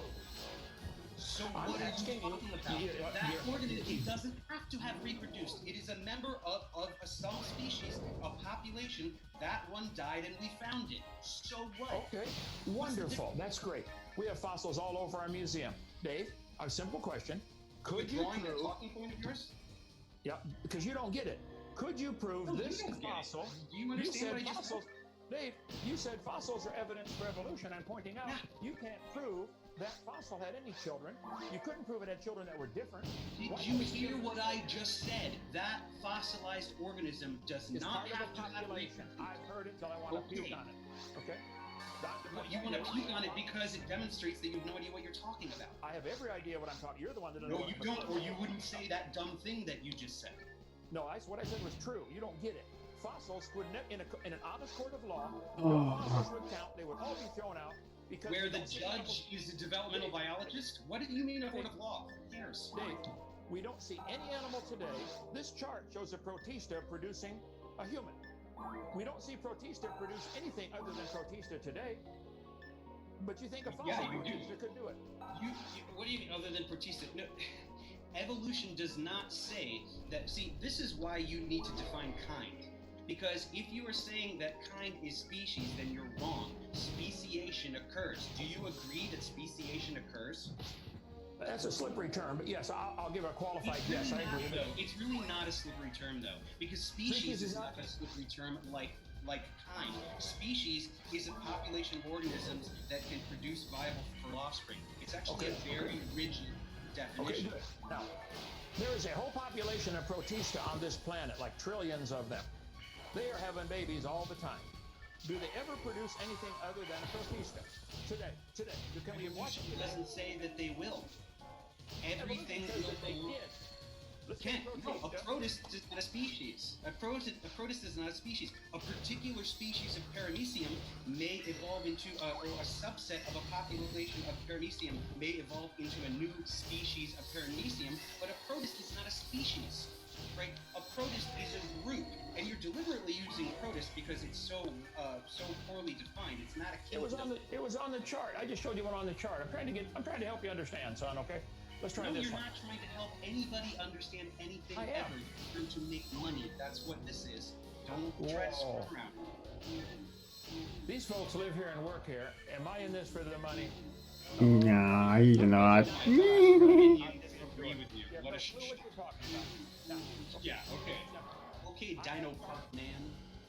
Okay, I have parts. I have slides just like this, somewhere like 10 million slides, showing all life forms going back to a common ancestor, which was a single-celled creature, whether it be a protista or an amoeba or whatever class you want to put on it. You think this single-celled creature became a horse, a pine tree, and a human over millions of years slowly. I'm asking, where's the evidence? Same thing over and over and over again incredulously is not an argument. Dave, no, I say the it's same not. thing because, no, Dave, it's not. You and I both taught mathematics. 2 plus 2 is 4. It was 400 years ago. It's going to be 400 years from now. You don't what does that have to do with anything, Kent? What does that have to do with anything? It has to do with the fact that I don't need no, to it change doesn't. what I say. Kent, this is becoming very circular because all you're doing is the same thing over and over again, saying protists and plants. What's going on? This is so crazy. So let's talk about the evidence. Let's talk about fossils. Let's talk about the evidence. Have you ever seen a protista or an amoeba or any bacteria produce something that was... We just said fossils, and you're going off the exact same talking point that you just did. Okay, have they found any fossil protista or bacteria or amoeba, any single-cell fossils? A lot of them have been found. I mean, lots of whole rock formations are made of trillions of fossil single-cell creatures. Have they ever found any of them with evidence of new information like a leg or a wing or an arm or an eyeball? Bacteria don't have those things. They're not multicellular organisms. So what you're saying has nothing to do with anything whatsoever. But the chart shows they became multicellular organisms, and you think this happened. They drew a line on paper. Right. Over many, many millions of years, new species came about. But that does not mean a bacterium must have a wing. That's a very dumb thing to say. And it's something Dave, you're not getting it. You're still not getting it. Hey, hang on. I'll get it right There's here. nothing Let's to see, get. right here. Science is knowledge. What we see and observe and test is single-cell That's a very creatures. cute prop, Kent. That's adorable. It's very appropriate, too. Very appropriate. No, it's not. Because you imagine that all these things came from a common ancestor. You have a wild imagination, Dave. So all we're establishing is that you don't believe biology, and so we're not getting anywhere with that. So let's talk about geology. Bio means life, and ology is study. I taught biology 15 years. I believe biology. No, you didn't. No, you didn't, Kent. No, you didn't. Okay. You lied to children in a church. That's not teaching biology. I lied to... You're the one lying to children saying we all came from an amoeba or a single-cell creature. I didn't say Slowly, yeah, billions of single years. cell, yeah. You're lying to the children, Dave. You're teaching a dumb religion of evolution. Okay, you're just repeating the same thing over and over again. So why are you talking about it? It's true, and you're not getting it. You're going like this, la la la la. That's what you're doing. Ken, why? Explain to me why. Okay. All of the fossils. You agree that there are geological strata? Yes. I agree that there are many layers of rock on the Earth. I do not agree they are different ages. I have in our museum pictures of petrified trees standing up, connecting all these layers. Now, call them whatever you want. I'm asking you a question. Call them whatever you want. In these layers, there are fossils, yes? I agree. And they are organized in a pretty particular way, yes? The fossils are not always in that particular way. If there's any They are essentially always in that particular order. Then you have been lied to and you swallowed a lie. No, I haven't. No, I haven't. Can you find for me a hominoid fossil in a very low layer next to a trilobite fossil? Can you find that? That's very interesting. We have a section in our museum working on right now about trilobites living with humans all along. There might even be something. Yeah, that sounds fascinating, though it's not based in reality. Dave, now, you keep derailing me, so I never got to ask you my question. My question for you is that you believe that these layers were deposited during some kind of flood as waters were draining or something like that, right? I agree. Yeah, the layers were deposited in a flood. Okay, so then what I want to know is number one. Most of them, nearly all of them. There's still layers today being deposited, but I'd say 95% of what we see was deposited during Noah's flood. Yeah. Number one, why do the layers have zero correlation with density? Why does the density not increase as you go down? And number two, why are these fossils in those specific layers, in that specific order, everywhere around the world? Okay, they are not in that order, but let's take one question at a time. I have in front of me a sand art toy that has 4 different densities of sand: black, dark blue, light blue, and white. 4 different densities. But every time you flip it over, it makes 30 or 40 different layers. Are any of those limestone or sandstone or granite? Are those in there? Dave, I'm not sure what you know about physics or hydrologic sorting, but water automatically sorts things, especially during the tide, the tidal change during the flood in the days of Noah. The Earth is turning around, in spite of the flat earther, and the tide goes up and down. And so if the Earth were turning for a year while the tide's going up and down with no interruptions, it would make thousands of layers, and the density would be completely confused. Generally, clams are found at the bottom. What do you mean completely confused? What does that mean? Well, during one tide, you would get more dense and light dense, and then 6 hours later, you get another tide coming in, bringing another layer on top of all that, so you may get more dense and less dense. Just Google stratigraphy, experiments in stratigraphy, stratigraphic experiments at Colorado, at the Navy. So you're saying that tides exist everywhere on Earth, in every location on Earth, at the same time. Is that basically what you're saying? Well, during the flood in the days of Noah, the Earth was covered and the tides would cover the world. Now, some parts of the world have a high tide while other parts have a low tide. You see, so how can you put the same strata everywhere on Earth? Tides occur on a coast. If the Earth were covered with water during Noah's flood, tides would occur everywhere, Dave.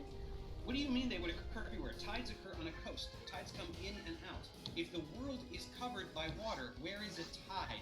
How does a tide work? Let me explain, Dave. Here is the Pacific Ocean. They have a high tide and a low tide in the middle of the Pacific. You don't see it because you're in a ship floating up and down, but the Pacific Ocean actually comes up and down during the tide. What do you mean tide occurs at the coast? Have you ever studied anything about earth science? I know about lunar tides. You're talking about the depositing of sediments in a particular way. Yeah, right.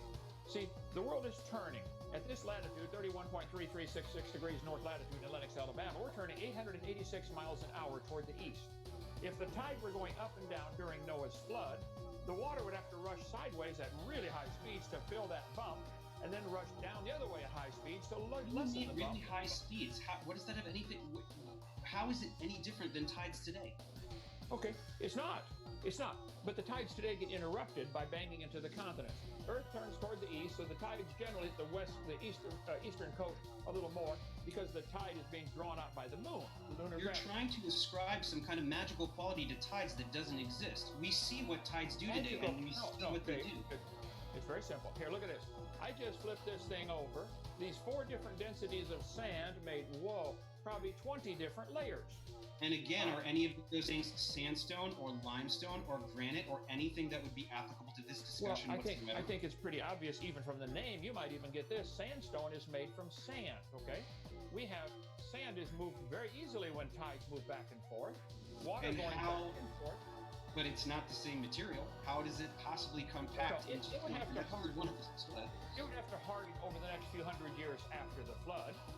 After Noah's flood, the layers would harden, and some of it's a chemical reaction. There are different types of sedimentary rock. And Some how of it does this is- process occur magically at every location on Earth at the same time, such that the strata are the same everywhere on Earth? Well, first, if you think the strata are the same every place on Earth, you have really been lied to in your education. Nope. You're the one that doesn't have an Definitely education. not. The strata are all Definitely different not. areas. And all over the world, petrified trees are found standing up connecting these strata. So how That's can not you a claim problem. they're different ages? Some are in What's that? volcanic ash, some could be due to a local flood. That is not evidence Oh, against anything. I agree. I got it. You need to watch my video number 6. I don't about need to the watch flood. any of your videos, Kent.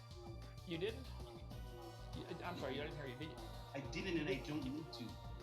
Oh, I know you didn't. It's obvious, but you need to. It would help you a lot. Okay. Oh, I You do. really do need to. Okay. Tell you what, I'll watch some of yours, and I'll put you on my list to whack an atheist. Are you an atheist or just an agnostic, or what are you? I don't really feel like telling you because it's not really part of this discussion. It has Okay. nothing to do with God whatsoever. Unless we Fair want to enough, actually fair talk about the Bible like I wanted to do earlier, can we? No, that wasn't the title of the debate. The debate was the evidence for evolution. You're claiming there is evidence No, for the title of the evolution. debate is evolution versus creation, and the Bible is your evidence for creation. Well, no, even without the Bible, I could say it's obvious there's a creator. I think somebody created this coffee cup. Had nothing to do with the Bible. This has a Yeah, creator. another man-made object that has nothing to do with anything. Your argument is that a designed thing exists, therefore everything is designed. Well, I can tell you that something like a snowflake forms spontaneously, so everything forms spontaneously. Neither of those conclusions follow from the premise. They're both bad arguments. You should stop saying it, even though it's one of your favorite ridiculous things to say. Well, it's not ridiculous. It's true, and you're not getting it, obviously. So I need to say it over and over again. I'll tell you what, most of the audience is getting it, even though you are not. It is true. Do you believe the first living cell, the first living creature on the planet, came from something that was non-living? Because I used a coffee cup, which is non-living. Do you believe the first living cell came from something non-living? Kind of a gray area, but at some point you'd have to demarcate that. Yes. Okay. So how did this non-living, whatever it was, soup, collection of chemicals, you can have whatever you want. How did Oh, it you're become not saying rock anymore? Well, that's what the textbook shows, that the rock. Oh no, it doesn't. But that's what you always do say. But it's interesting that you're not saying it right now because you know that I'm gonna try to get you to admit it, Dave. Now listen. Do you believe the Earth began as a hot ball of rock 4.625 billion years ago, or whatever number they're using now? Yeah. Okay. Did the rocks cool down, and then it rained on the rocks and produced chemical oceans containing chemical soup? You could call it soup. I wouldn't, but it's fine. That's most of the textbooks call it a soup. Okay. Do you believe this soup somehow came alive? Eventually, over millions of years. Alive. Organic molecules organize themselves into ordered systems, which eventually we can describe it as life. Yes. The living things came out of this organic living molecules came from this soup, from the rocks that got rained on. Dave, you believe you came from a rock. You just admitted it. Don't even know it. No, I don't. I believe that organic molecules produce life, but you know who does believe that humans came from rocks? You do. You believe that God created Adam from dust. So you're describing your ridiculous belief. Now, let me try to explain. I'll try to explain it simply. This coffee cup is made of 100% natural materials. Okay, ceramics from the ground and stuff like that. For a man to take the materials from the ground and produce a coffee cup is understandable. For an intelligent God to take the dust and make a human, that's logical. For the dust to make itself into a human, that's logical. Dave. What? Are you running away from abiogenesis? Do you not want to talk about that? Because you're going back to your I'd be glad to talk about it. Please tell me how life got started, Dave. So please tell me, how did life get started? From the soup, from the rock? Absolutely. I can summarize what we know. We know that very basic organic molecules are demonstrably able to form. We know that nucleotides are able to polymerize spontaneously. We know that ribozymes are able to self-replicate ribonucleotides. There are a number of viable hypotheses about how amino acids initially polymerize. We're talking about tidal pools, talking about hydrothermal vents. Admittedly, we do not know exactly which of these occurred, but they are extremely plausible. Then this, right? I mean, how long do you want to talk? Hypercycles, protobionts, getting to the first protocell, right? This is all. No, this is good. This is good. I'm glad you said what you just said. I think you need to analyze this line by line. You said there are many hypotheses of how life got started. None have been proven, of course, but there are many hypotheses. Why don't you take each one of these hypotheses and simply do it in the laboratory and test it? There's a whole lot of laboratories out there. Why don't they take some soup and make it come alive today?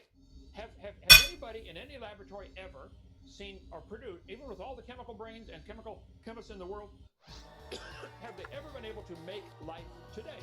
Or did it only happen long ago and far away in the imagination? Where do we see it today? Craig Venter did create synthetic life. He did. Craig Venter, I'm going to write this down now, created synthetic life. Okay. Yeah. Mm-hmm. And where is this? Where can I look at this? Is this Venter, V-E-N-T-O-R? Yes, Google's name. Okay, I will certainly do that. So listen carefully. Is Craig Venter a pretty intelligent scientist? Seems like it to me. Okay, so if an intelligent scientist created life, wouldn't that prove it takes intelligence to make life? Oh, very clever. I see your argument. So you're sort of saying, you finally see one. Gotcha, There's gotcha. hope, folks. There's hope. You finally see one. So you're saying, you're basically setting up a situation where nobody could ever demonstrate the validity of abiogenesis because you're going to say that it will always require intelligent design. Well, sorry, that has nothing to do with anything. That doesn't demonstrate that abiogenesis did not occur. It demonstrates the whole point. Nobody sees it happen without intelligent input. An intelligent God can take the dust and form it into a man and breathe into the nostrils and it comes alive. And you don't think that's stupid? No, I think that's the only answer we can come up with.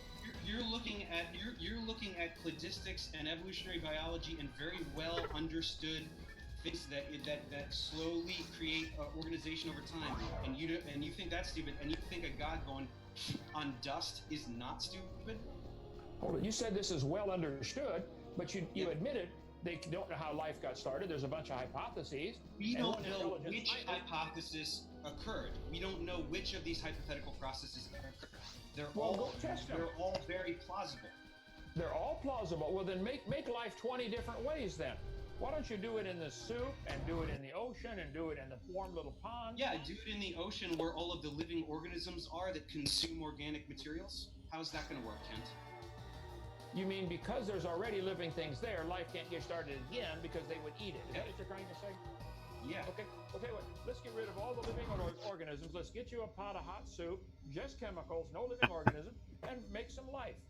You said but then you're going to do the whole see, intelligent creator. That's what you're going to do. That's why you're setting this up this way. You're finally getting it, Dave. You're finally getting it. Idiot. Nobody has a clue how life got started. They can't make it happen in the laboratory. I don't believe you at all about this Venter guy. Making synthetic life, what is he defining life as anyway? The same way everybody else defines it. He made a synthetic genome, and it's an organism.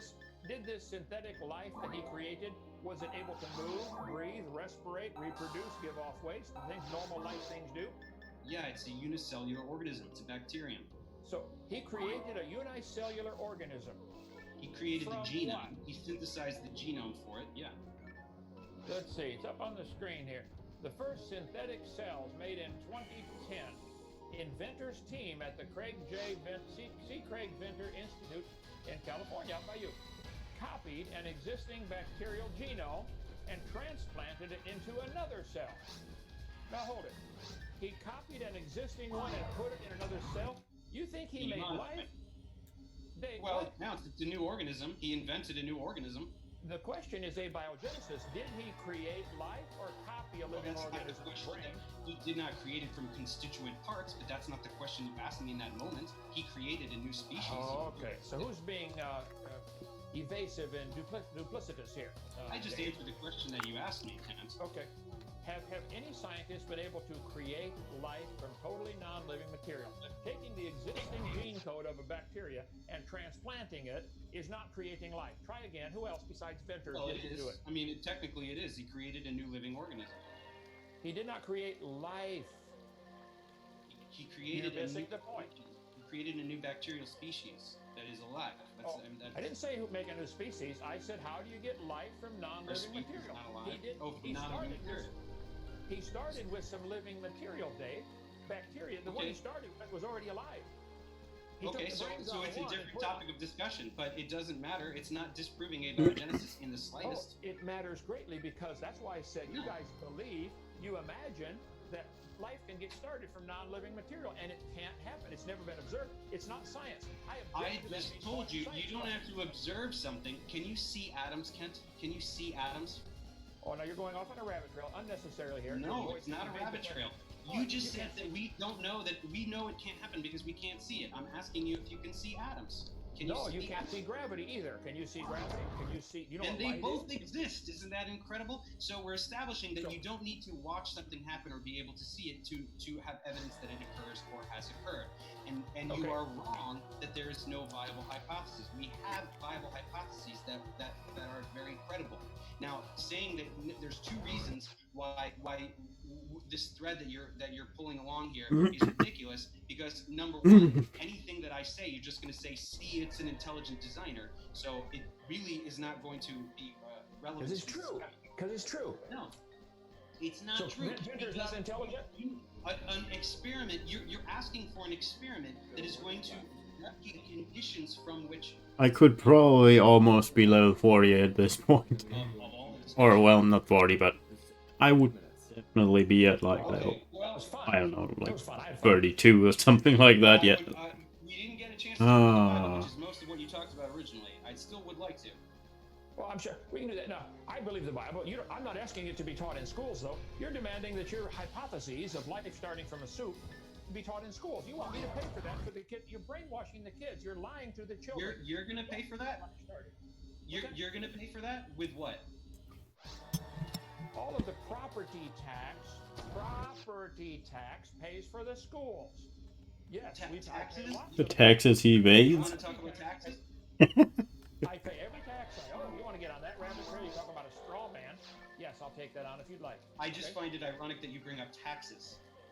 Well, and I think everyone watching this, you're right. Because I'm trying to explain to you, because you seem to be a little thick-headed here. Schools are paid for by property tax. Roads are paid for by gas tax. I pay every tax I owe, and there's a website, 15 hours of just about Kent Hovind is innocent. If you want to go to that ad hominem attack. Yeah, I'm sure you're innocent. That's why you're a convicted felon. I'm sure you're innocent, even though you went to jail. If we get the case overturned and they give me $300 million, are you going to apologize, Dave? Yes. You won't. You will? Yeah, I will. Yeah, okay. Come on, come visit us. It's going to happen. That will never happen, so who cares? You've not given any good science. Opportunity. I hate to break off, but it's really hard with only 30 minutes, but just to jump in while we kind of go to Q&A. So thanks so much for thanks for your questions, everybody. And next we will jump right into it. So we're trying to go as fast as we possibly can. And I don't know if we'll get through everything, but we'll sure try. So Terry James, thanks for your super chat. He said a dog, a bear, and a butterfly, which is not like the others, and why? Well, it depends what you want to call similarity. I could say they're all attracted by gravity, so therefore they're similar. They all take up space, therefore they're similar. What exactly does that mean? A dog, a bear? I think that they were kind of using your common question toward opponents. Namely, they're saying a dog, a bear, and a butterfly, which is not like the others, and why? I think that, you know what I mean, when sometimes... They're all animals. Butterfly, if you want to, insect, if you want to put that in it. But I think they all have some similarities because they have the same designer. Very smart designer, designed all the different types of animals. And butterflies always be. Did I lose my...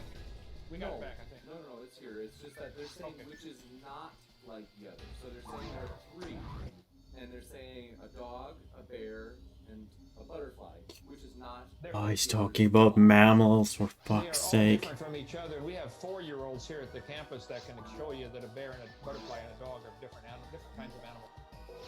I think we can find some similarity. That 2 of them have hair. All 3 of them breathe. One breathes through the skin. 2 breathe through the mouth. I mean, the question seems awful vague. I think a bear and a dog are different in a lot of ways. I think most 4-year-olds will tell you that. Gosh. Thanks so much. Next up, Arn Rordick, thanks for your question. He said, question for Hogan, do you think God is disappointed in your lack of new material? So they want new speeches, Kent. They say that you're using the same material that you've used for years. Well, I taught math, and 2 + 2 was 4 when I first started teaching. 2 + 2 is still 4. I don't need any new material on 2 + 2. I don't need any new material on the creation. It's true what I said before. It's true what I'm saying now, and it's true what I'm going to say in 20 years.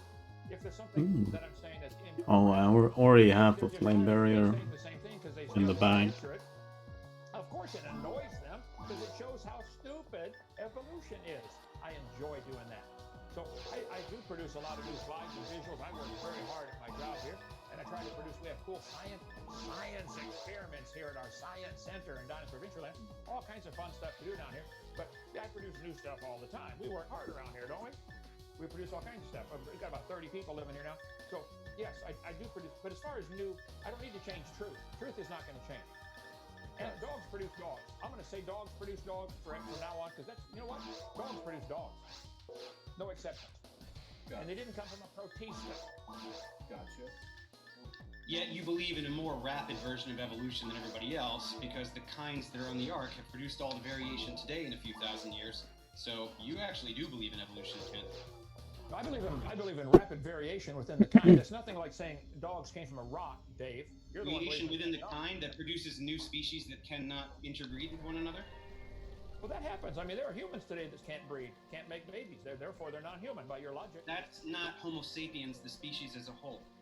So when you say dog, when you say dog, what do you mean? Do you mean Canis familiaris, or what do you mean when you say dog? That's not a scientific term.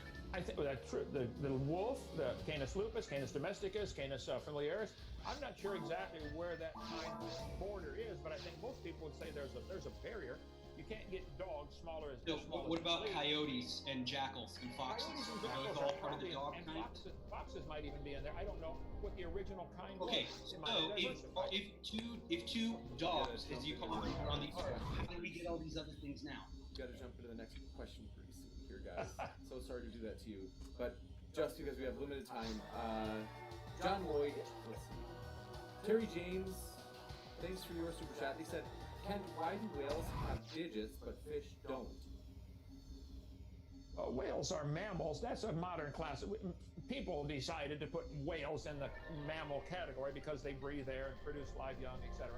So it's our man-made classification system started by Carolus Linnaeus and modified 1,000 times since then. I think in the biblical classification, if it swims in the water, it's in the fish category. So whales would be in the fish category by their classification. It's a matter of who's making the rules. You know, it varies all the time. So I don't think one of many errors in the Bible. One of many errors in the Bible. That's not an error to call a whale a fish. Whales are not fish. Whales are not fish. Today they're not, because somebody decided to put them in the mammal category. So today they're not before they were, so they changed? What is that? Dave. Do they swim in the water? In the water? Yeah, they're in the water. Dave, do whales climb trees like squirrels? Should we climb? I swim in the water too. Am I a fish? I swam for 14 years. Am I a fish? We've classified whales and mammals in the same category, but squirrels climb trees and whales can't. What does that do with anything? Whales are not fish. Also, pi is not equal to exactly 3. There are tons of errors in the Bible, whether you That's not an error. By our modern classification system, whales are no longer in the fish category. I don't think God cares what we call them. He said if they swim in the ocean or the water, they're in the fish category. So he put them in with the fish, and that's fine with me. Is it that, or that the people who wrote the Bible had no idea what they were talking about? I think anybody looking at a whale swimming in the water would say, that could be in the fish category. No problem. How does God have so little understanding of his own creation that he thinks that whales are the same as fish? got to jump back into the questions here. So sorry, guys. Just got a lot here. Dwayne Burke, thanks for your question. It asked, Professor Dave, how do you know anything to be objectively true when nature is evolving? Hence, your tests and answers change until the heat deathly nature. The what? The heat what? I think maybe they mean the heat death in nature, like the end of the end of the universe. Okay. The laws of physics are constant, so I don't know what that means. I don't understand what the question is. I'm not certain. Are you asking like how we know radiometric dating works because how nuclear decay, the rates of nuclear decay are constant, which we didn't get to because Kent knows that he has no ability to explain that. You're dreaming, son. I can explain all that. Brad, yeah. Oh yeah. You can show me. You can show me. You can create all your things of anomalous data. Brad Iverson, thanks for your question. They said, Kent, if man walked with dinosaurs, why are there detailed cave paintings of lions, horses, and cave bears and other mammals, but not one painting of a T-Rex, Apatosaurus, or Triceratops? Well, I think you need to watch my video number 3 about dinosaurs living with man. There are lots of paintings, cave paintings, stories. There have been missionaries in Africa talking about in the Congo swamp, which is bigger than the whole state of Arkansas, talking about the Apatosaurus, only 20 feet long now, but still alive. There have been thousands of reported sightings that certainly appear to be dinosaur-type creatures still alive. There have been hundreds of sightings of what appear to be pterodactyls in various spots around the world. Watch my video number 3 on drdino.com. So the person who asked the question is unaware that it has happened. There have been many cave paintings, ancient artwork, Roman pottery shows dinosaurs on them, Egyptian pottery shows dinosaurs on them. So I think the question is invalid. Gotcha, thanks so much. Steven Steen, thanks for your super chat. That says message blocked. Don't want to know what you wrote. Oscar J. Disco, thanks for your super chat. They said, Kent, why do you keep ignoring the new material and evidence in order to maintain the illusion that you care about the truth? Let me answer that. What am I ignoring? Everything. Any evidence you've got. I asked Dave, does he know any evidence of how life got started? And he gave a bunch of hypotheses, but nobody's been able to do it. So nothing's changed. I'll be glad to look at Venter. Venter didn't make life. He took bacteria brains out of one. It has nothing to do with biology, Ken. It has nothing to do with biology. Nothing to do with it. Bio means life. I mean evolution. It has nothing to do with biological evolution, which is what you think that you're talking about. Evolution has nothing to do with science, Dave. Evolution has nothing to do with science. Science is things we can observe, study, test. We can't make life in the lab. This thing about seeing, but you admitted that you can't see atoms, and atoms are the basis of chemistry. So there's really no water to this argument that we have to see things. So you're wrong. So science has never been able to produce life. Therefore, it's part of science because nobody's ever seen it. Science has also never been able to produce a universe. So what? We have evidence for the Big Bang. Dave, that's why stuff like those topics should not be included in science. Biology should teach biology. You think that an astronomy class should not talk about the origin of the universe, for which we have tremendous empirical evidence? All astronomy can talk about. I noticed that you didn't want to talk to me about cosmology. Is it because you don't understand physics at all? I don't. I taught physical science 15 years, Dave. You want to have a test on physical science? No, you didn't. No, you didn't. I didn't. Okay. Stop lying. No, you didn't. Just to try to get through more questions. So sorry, folks. Ad hominem, Dave. We do want to also, if you are watching and enjoying this, which is, by the way, Kent and Professor David. Ad hominem, dude. He just said the truth. The third biggest audience we've ever had of Modern Day Debate. People have been loving this. They're honestly just on their feet, applauding.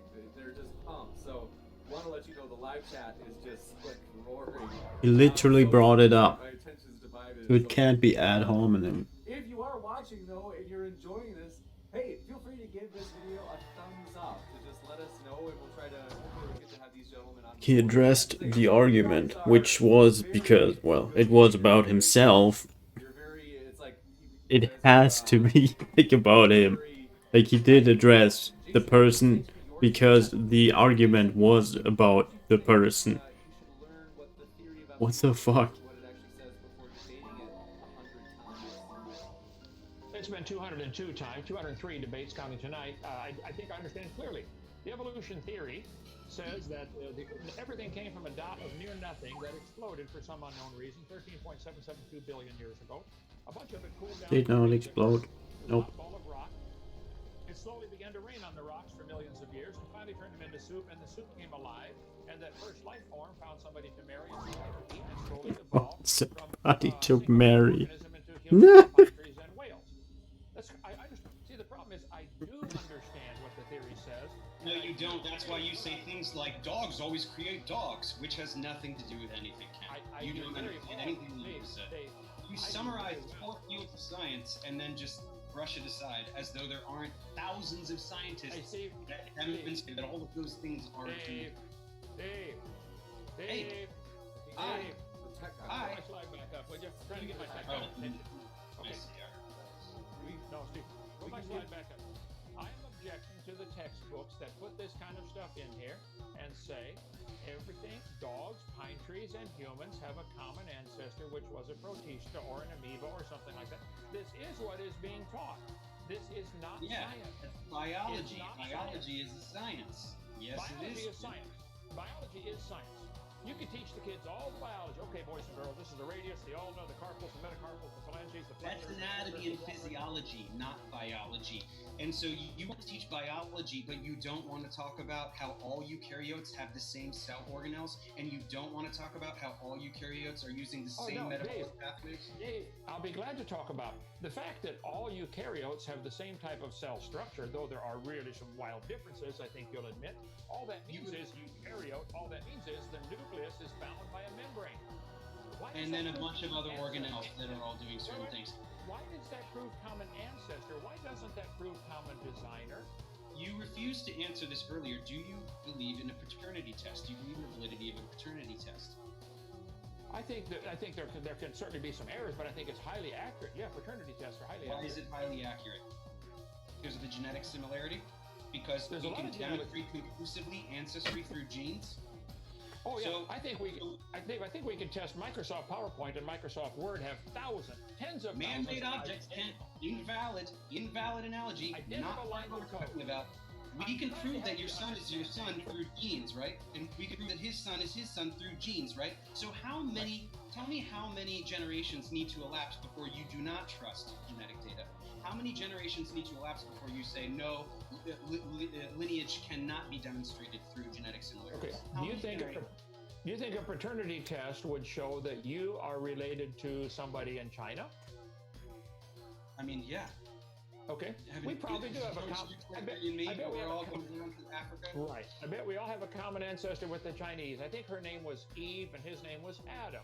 Now, I don't believe. Yeah. So how does that work, though? By the way, Noah has 3 kids, and like one is Asian, one is black, and one is Anglo-Saxon. Is that how that works?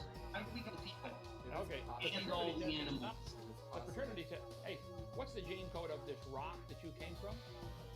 No gene code at all. So you do want to do the rock thing that we just you do believe you came from a rock? You admitted it a half hour ago and don't even know it. Molecules, but you believe in the rock thing. No scientist has ever said that life comes from a rock. You've been corrected on this 1,000 times, and you keep saying it's the dumbest thing in the world. Where did the molecules come from? It rained on the rocks for millions of years.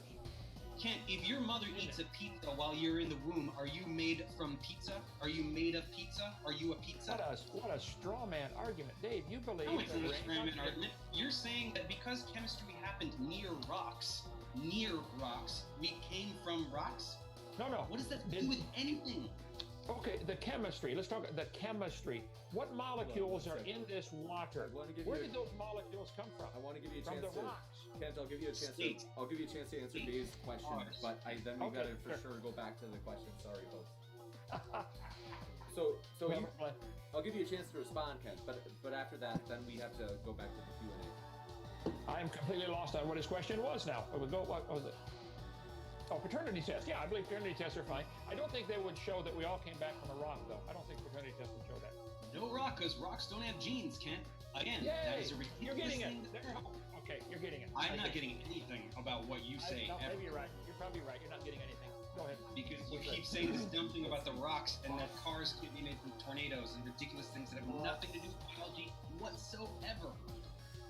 C. Darwin, thanks for your, let's see, trying to make sure I get ones that ideally like address the content in the debate. Some of these are less related. So Pax Americana just well, we'll give Kent a chance to respond, clear this up in case there's disagreement. Pax Americana, thanks for your question. He said, does Kent realize that he's turning people away from the gospel? People think that you have to believe this stuff to be a Christian. So, is that the case? Would you kind of say that you have to believe in young earth creation view in order to be a Christian? No, you don't have to believe in young earth creation. By the way, 6,000 is not young. 6,000 is a long It is time. very young. Billions is pure imagination, but 6,000 is not young. But no, you don't have to believe that to be a Christian. Many people love the Lord, believe they've been saved, they're going to heaven, they're Christian, and they believe the earth is billions years old. They're wrong. But Jesus simply preached the truth. All you do, preach the truth, and some turn away because of that. In John chapter 6, at the end of chapter 6, almost everybody turned away from Jesus. They're just simply preaching the truth. It's been the history of all through the Bible. The prophets would preach the truth, and some would get angry and they'd stone them to death or kill them or Yeah. to death. So preaching the truth sometimes angers people. I think Dave's pretty angry tonight. Radiometric dating versus some book says a thing. Thank you for confirming what I said in my opening statement. Some book says a thing. That's your evidence for everything. I don't care what your book says. It's a book.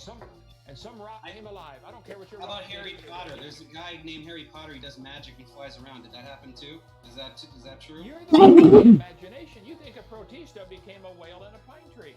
That's imagination, Dave. That's not science. Argument for incredulity. I'm sorry that you don't understand biology. It is. It's not my It fault. is incredulous. It is completely incredulous to believe a pine tree and a whale and a mosquito are related. Zero scientific training and doesn't understand science at all, as you continue to demonstrate. Oh, I think I You have to understand learn science to understand it. Did you know that? Did you know that you have to learn science to understand it? Sure, I've learned an awful lot of science, okay, and I understand Where it did you very learn well. science? In AndrewsInGenesis.com? Where did you learn science? Well, the word What science accredited means... institution? Hang What on, accredited One second, institution? we gotta give let's give him a chance to answer the question. Go ahead, Kent, and then we gotta go right back to Q&A. I have been studying science all of my life. No, wait. I think that... No, wait, it was my last... I still have like 3 or 4 left, right? I've got enough common sense to know that dogs produce dogs and cows produce cows. And if you want to believe dogs and amoebas are related, you can believe that. But that's not science. The word science means knowledge, from the Latin word seer, to know. By the way, I didn't say it before, and now it probably sounds kind of phony. But the last time I did this, I remember... I don't remember exactly how it ended, but I do remember that I had the exact same thing happen to me. The first Hildeblue did not drop the fucking 7 out of 8 item. Do you understand that there has to be a disruption of gene flow for speciation? And I do not remember which one of the two things happened after that, but because, well, either what happened was the second also didn't drop an item, or I mean, I do remember what happened in the second run where my item actually dropped. It was, I think, the second Hildeblue did not drop the item, and I went through the level and a second fucking Hildeblue appeared, and that one dropped the item. Or it was the other way. It was that the second Hildeblue did drop the item, but there was another Hildeblue, and I got the item twice. One of those two things happened, but I do not remember exactly which version actually happened. But I tend to think, like, I'm like 75% sure that that actually 2 dropped in the second run. I agree. I would agree. Caterpillars turn to butterflies because they follow an amazing code. It's unreal. You know, a 3D printer can turn some... Or rather, in the second time where the Hildeblue actually spawned, I'm pretty sure I got 2 Hildeblue's cane in that run. What's your... Oh, why do I care what you say? Are you a biologist? Why do I care about what you think? I'm I'm sure you don't care. I don't care what you think either, Dave. So we're even. Yeah, but I'm reporting the consensus of the scientific community. Okay. Right. So you say there's a designer. Where's your evidence? You have produced no evidence for a creator whatsoever, and you refuse to talk with me about the Bible and all of the errors in the Bible. And by the way, all the poor morals in the Bible, like slavery, incest, and rape. And you deliberately will not talk about those things with me because that destroys your one piece of evidence, and you can no longer say some books says things. Dave, the title of the debate is what does the evidence show? Creation or evolution? The evidence shows this was created. The evidence shows the world was created. You don't just say that in every debate. You say it multiple times in the same debate, even though we've already discussed that it's not a valid analogy. I'm trying to help you get it. You don't get it. You can play with the props all you want. It's not a valid analogy. You can say that there is a thing that is designed, therefore everything is designed, and I can say that something forms spontaneously, so everything forms spontaneously. The conclusion does not follow. Okay, we do have to get to more questions, so we do have to try to jump through maybe just a couple more. So let's see. Jay Shy, thanks for your question. He said, Kent, dogs didn't come from amoebas because amoebas are not obozoans or I say this wrong. Let me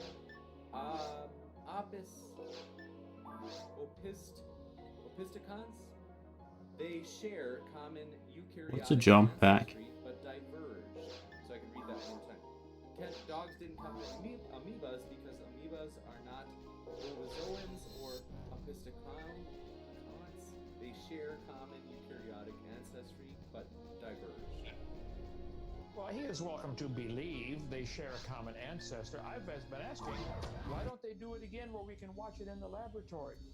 That's not how evolution works. You don't get to just arbitrarily determine Lloyd, thanks for your. I hate to interrupt, just because we've gone on track. Maybe last one, and then I think Ken might have to go. Yeah, John let's Lloyd, do another one, Mo.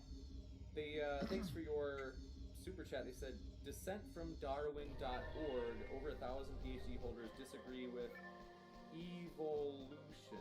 Oh, okay, they capitalized the EVOL. And then they said must be a scholar or with a PhD to sign the petition. Get with the times. So I think that's a challenge more directed toward you, Dave. If you want to respond to that. So you found a couple of people that disagree. I don't understand. What's the problem? Hold on. All right. We will go. Kent, if you have to go, not a problem. I have kept you past the time. James, let me say one thing to what he said there. Several times throughout this debate at the beginning, he said all scientists believe A, B, C, D, E. Is not correct, Dave. It's not all scientists. But I would like to point out this is a very poor argument for majority opinion. If you know all the scientists. Oh yeah, you found 2,000 idiots on the planet that, like, probably they probably also disagree with it in a like way higher sense. They probably have their own theories, and they're just disagreeing in some minuscule thing. I don't know. What does that have to do with science? And still, there's millions of other scientists that do agree with it. Who cares about the like 0.01%? Nobody. Oh, you're going to use an And it's not like they would be like years ago to talk about bad science? stoned to death or anything. They get like experiments or whatever that actually well, that actually show if the evolutionary theory to be wrong, then GG. Come on, come over here and get your fucking what is it called? Nobel Prize? You don't think has there been no bad science in the last 10 years where they prove something wrong? Well, sure, science is changing all the time, but you cannot say that geologists don't unanimously agree that the Earth is 4.6 billion years old. You're putting radiometric dating against someone begat, which is not science. Listen to what you just said. Scientists unanimously agree the universe is Earth is 4.6 billion years. You are mistaken. They unanimously agree to that. Find me a geologist that does not believe in the 4.6 billion year old Earth. Oh, this is very simple, Dave. If I find you a geologist like Kurt Wise, who does not believe the Earth is 4.6 billion years old, has a PhD from Harvard, you will say he doesn't count because he doesn't believe the majority. If I say something, you'll say, Hogan, you don't know any science, so it wouldn't matter. If anybody disagrees with you, you disqualify them at the beginning. But you refuse to discuss the evidence that supports it. You will not discuss I've this been evidence. asking You for the will not evidence. discuss radiometric dating. Why won't you discuss radiometric dating? We didn't get into that tonight. I'll be glad to, but we're out of time. Let's do that next time. But I asked for the evidence of any animal ever producing a baby. I hate Kent Hovind so much. And as I told you, speciation occurs, but you refuse to define kind. That's why it's a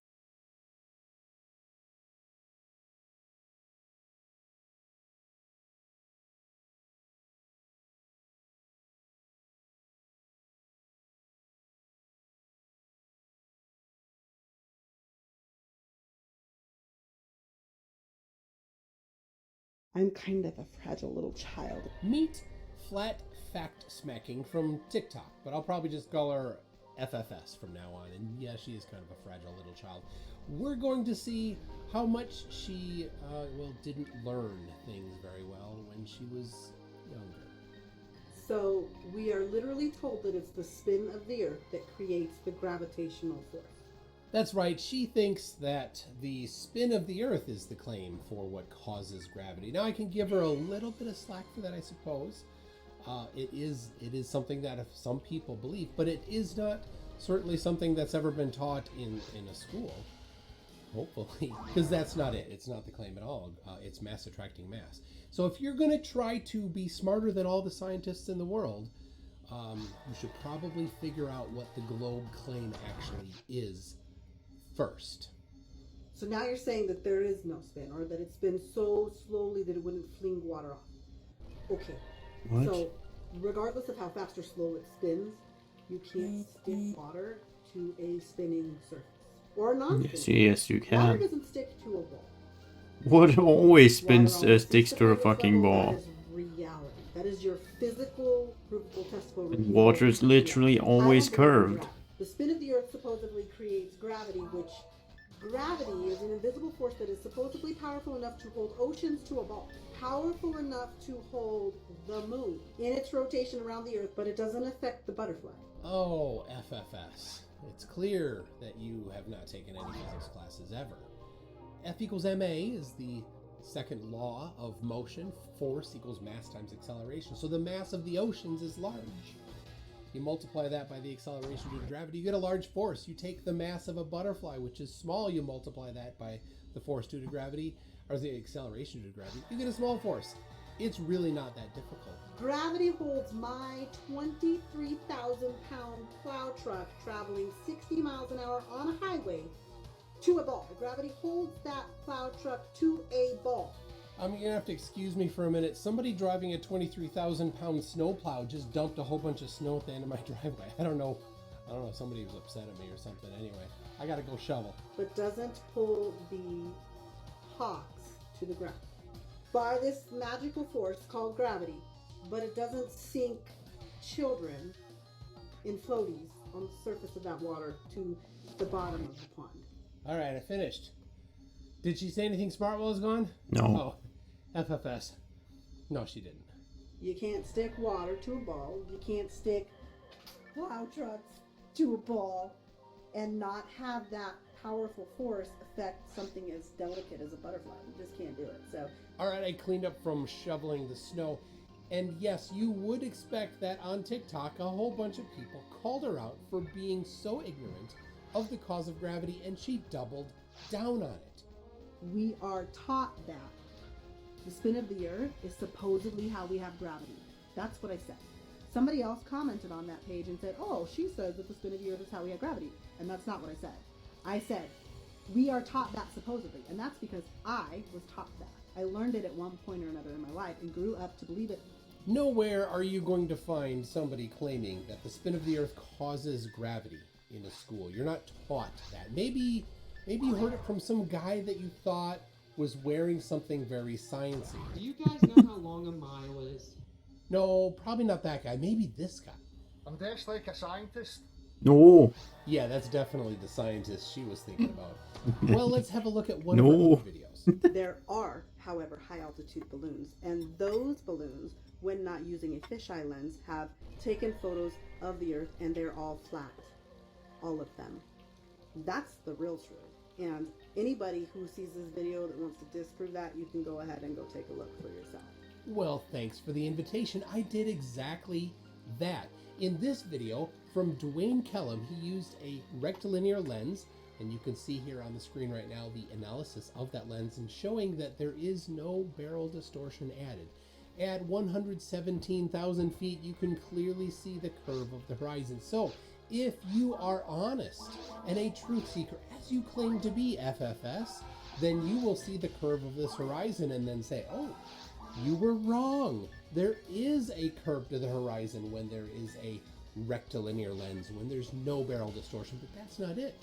Kip Dauergertis did the same thing, got to almost 100 or almost 300,000 feet with yet another rectilinear lens clearly showing the curve of the horizon. Now this is above and below the center frame, so any barrel distortion that might be there isn't, but would go the opposite direction below the center frame, and we do not see that. And finally, in this issue of National Geographic from May of 1936, quite a few years before NASA was even founded, Captain Albert Stevens went up in a balloon, a very high balloon, and photographed in a camera that he developed specifically for this. It's a giant camera with a very specific lens that does not add distortion, and it photographs in infrared. So flat earthers should love it. A real truth seeker will love this particular piece of evidence here. It's the curve of the horizon. This is over South Dakota. Look at that. I'll put a link to the description in the description to the details of this, including a high-res scan that I did of this particular photograph. So any true truth seeker who says that high-altitude balloons show, well, if you think that they show the true nature of the Earth, you will be definitely swayed by this. Now, here's what flat earthers will never do. They will never find a video at high altitude, 120,000 feet, there's your challenge, full beginning to end of the video so that we can see the lens near the ground to see if it adds distortion or not. I challenge you.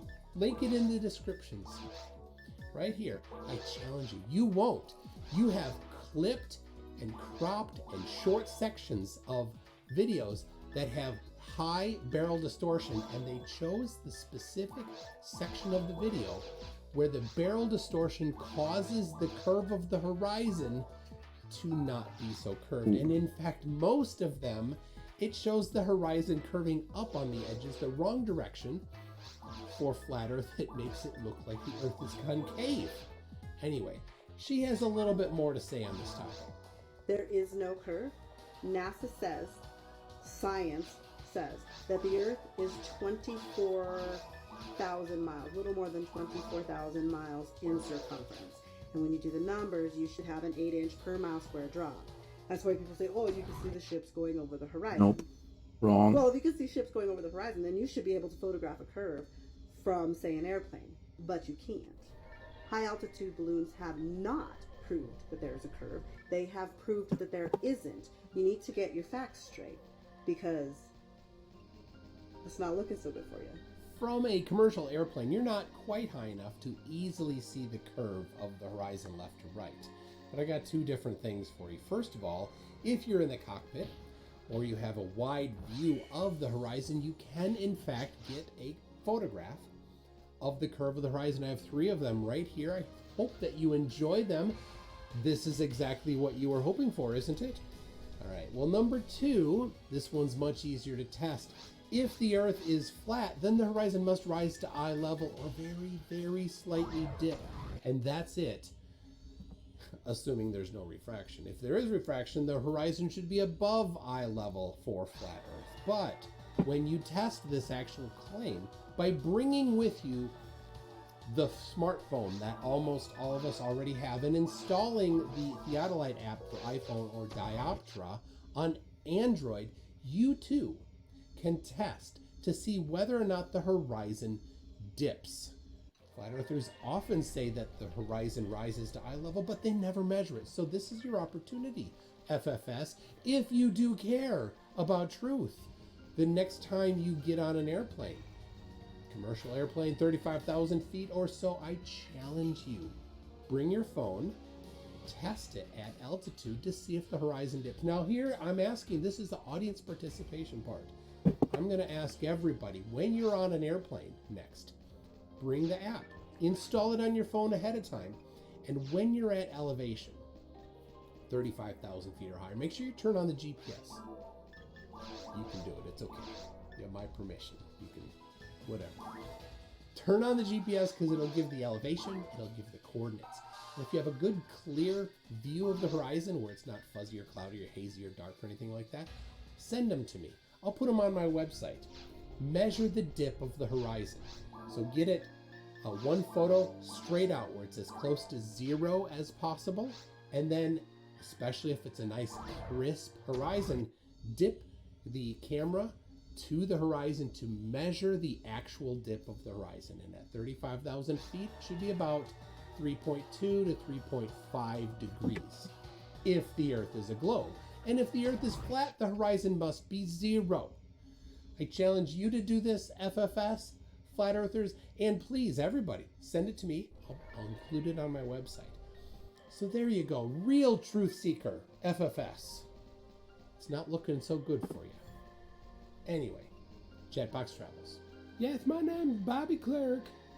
Flat, open, closed mind, mab. What of read or learned is fake, no space. Always remember there always another answer. After there. Bobby, I don't know how somebody who grew up in New Zealand could string together that collection of words and punctuation, but good job doing it. Hola, mi amo Javier. Truco, gracia. Create machine dig, okay? We can live same global. Oh, Javier, I'm so glad we can live same global, whatever that is. My name's Arnold. Hey, David, how do I not do biology? Space question mark. I got a woman pregnant. I know it was me, because Cletus, he done show me how to do it. And I know it twerked him, because I got that woman pregnant, and 2 months later she hatched. So it were me, not Cletus. I wash, I eat, I wash. If I don't wash my hands and face, my mama, she won't give me no hot buckets. And she bring me out back and she give me a big old whooping. So I wash my hands and face. Cletus is definitely a good place for that kind of information, but I think Arwen has something to say on this topic too. You got your wife pregnant? Awesome. Congratulations. I've seen a lot of pregnant blonde women, and I really like that, even though there's not my babies.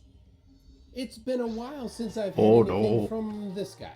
And I've driven all over town to look for the damn thing, but the moon disappeared. It disappeared.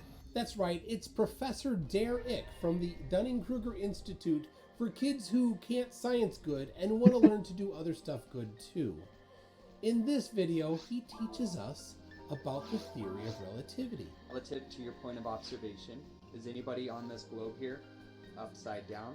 From this vantage point, if you were to zoom in on the Earth, would you see upside down people? Would you see upside down boats? Answer is of course you would. That's the relativity. That's the globe people don't want you to think about. Is the theory of relativity that suggests that this observer is upside down from that observer. Don't anybody tell him that's not the theory of relativity. It's just adorable when they get it so wrong. Next, he teaches us about perspective. So many people often ask the question, if the Earth is not a globe, why can't Polaris be seen from everywhere? And even though this is relatively easy to understand, many people are going to find a way to not understand this. I am about to use observable facts to show you how this works. Let's dig in. Polaris, when viewed from the North Pole, is exactly 90 degrees above your head. What that means is, if you were on the North Pole, you would have to look straight up to see Polaris. So if we connect a line of sight to the North Pole and run the string out exactly 90 degrees above the North Pole, this is what it would look like. If Polaris were this far above the surface of the Earth, this star would be visible from anywhere on the Earth, and you might have a valid argument. Because the globe is all about deception, those peddling this model want you to assume that the Polaris pole star would be so high in the sky, it would be visible from anywhere on the surface of this Earth. However, it is an observable fact that this star, when viewed from the equator, sits at 0 degrees above the horizon, which would mean the height of Polaris would be a lot less like this and more like this. A 2-scale model of the height of Polaris would make the altitude of this star roughly at the point where the string meets the pin. It is so hard to watch Derek's video. Everything he says is wrong. I don't know what's going on inside that tiny little walnut brain of his, but it's adorable how smart he thinks he is. That is not to scale. To scale, if the North Star were 0 degrees above the horizon from the equator, then it would be literally sitting on the surface of the dirt pizza flat Earth. But clearly, it's not. People would have noticed. But let me help you out, Derek. I'll use crayon so it's kind of in your language. In Minneapolis, Minnesota, it is 3,105 miles due north to get to the North Pole. And it's 45 degrees angular elevation to the pole star. That means that the elevation in miles of the pole star must be 3,105 miles. This is a simple triangle using your map. The equator is 6,210 miles from the North Pole. That means that the angular elevation of the pole star must be 26 degrees. You can measure it with this plastic angulometer. But it's not. It gets worse though. If you go to Queenstown, New Zealand, which is at 45 degrees south latitude, that's 9,315 miles from the North Pole. Doing the same triangulation, which is simply applying perspective, then on the dirt pizza, the elevation of Polaris must be 18 degrees elevation. We don't see that. The problem is, everywhere that you measure the elevation of, well, anything, it's different in reality than what the dirt pizza demands. Derek, you're not even close, and he's not done. Which would make the height of Polaris on a 2-scale model of the Earth just under a ½ an inch above the surface of this map. That's right, he measured it, and to scale, it's ½ an inch. Whatever an inch is on that map, to scale. He actually said to scale. That map doesn't have a scale. It can't. I don't know. What does he think? None of it works. Oh, dear Derek. Well, I did ask Arwen what he thought about Derek and other flat earthers, and this is what he had to say. Flat earthers are stupid and retarded, and they never pay attention to anything. And they always get things wrong, and they're lazy, and literally all that. Hey everyone, so you may remember some debunks I've done regarding Electric Universe, Sapphire Project, Sky Scholar, and Suspicious Observer.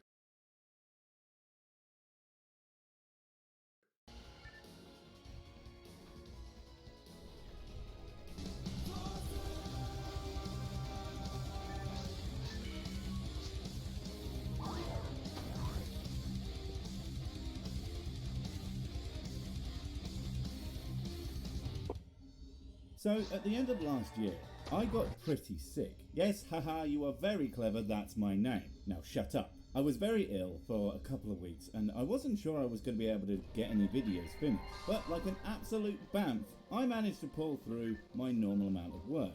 Because I'm just better than you. However, an absolute champion offered me some help, and while he didn't give me his lungs, which would have been very useful, he instead agreed to sort me out a video. So that is what I present today from the Skeptic. And if you like what you see, do go and check out his channel. Give him the old YouTube werewolf a like and subscribe. Take it away, you circly bastard. Oh, hey!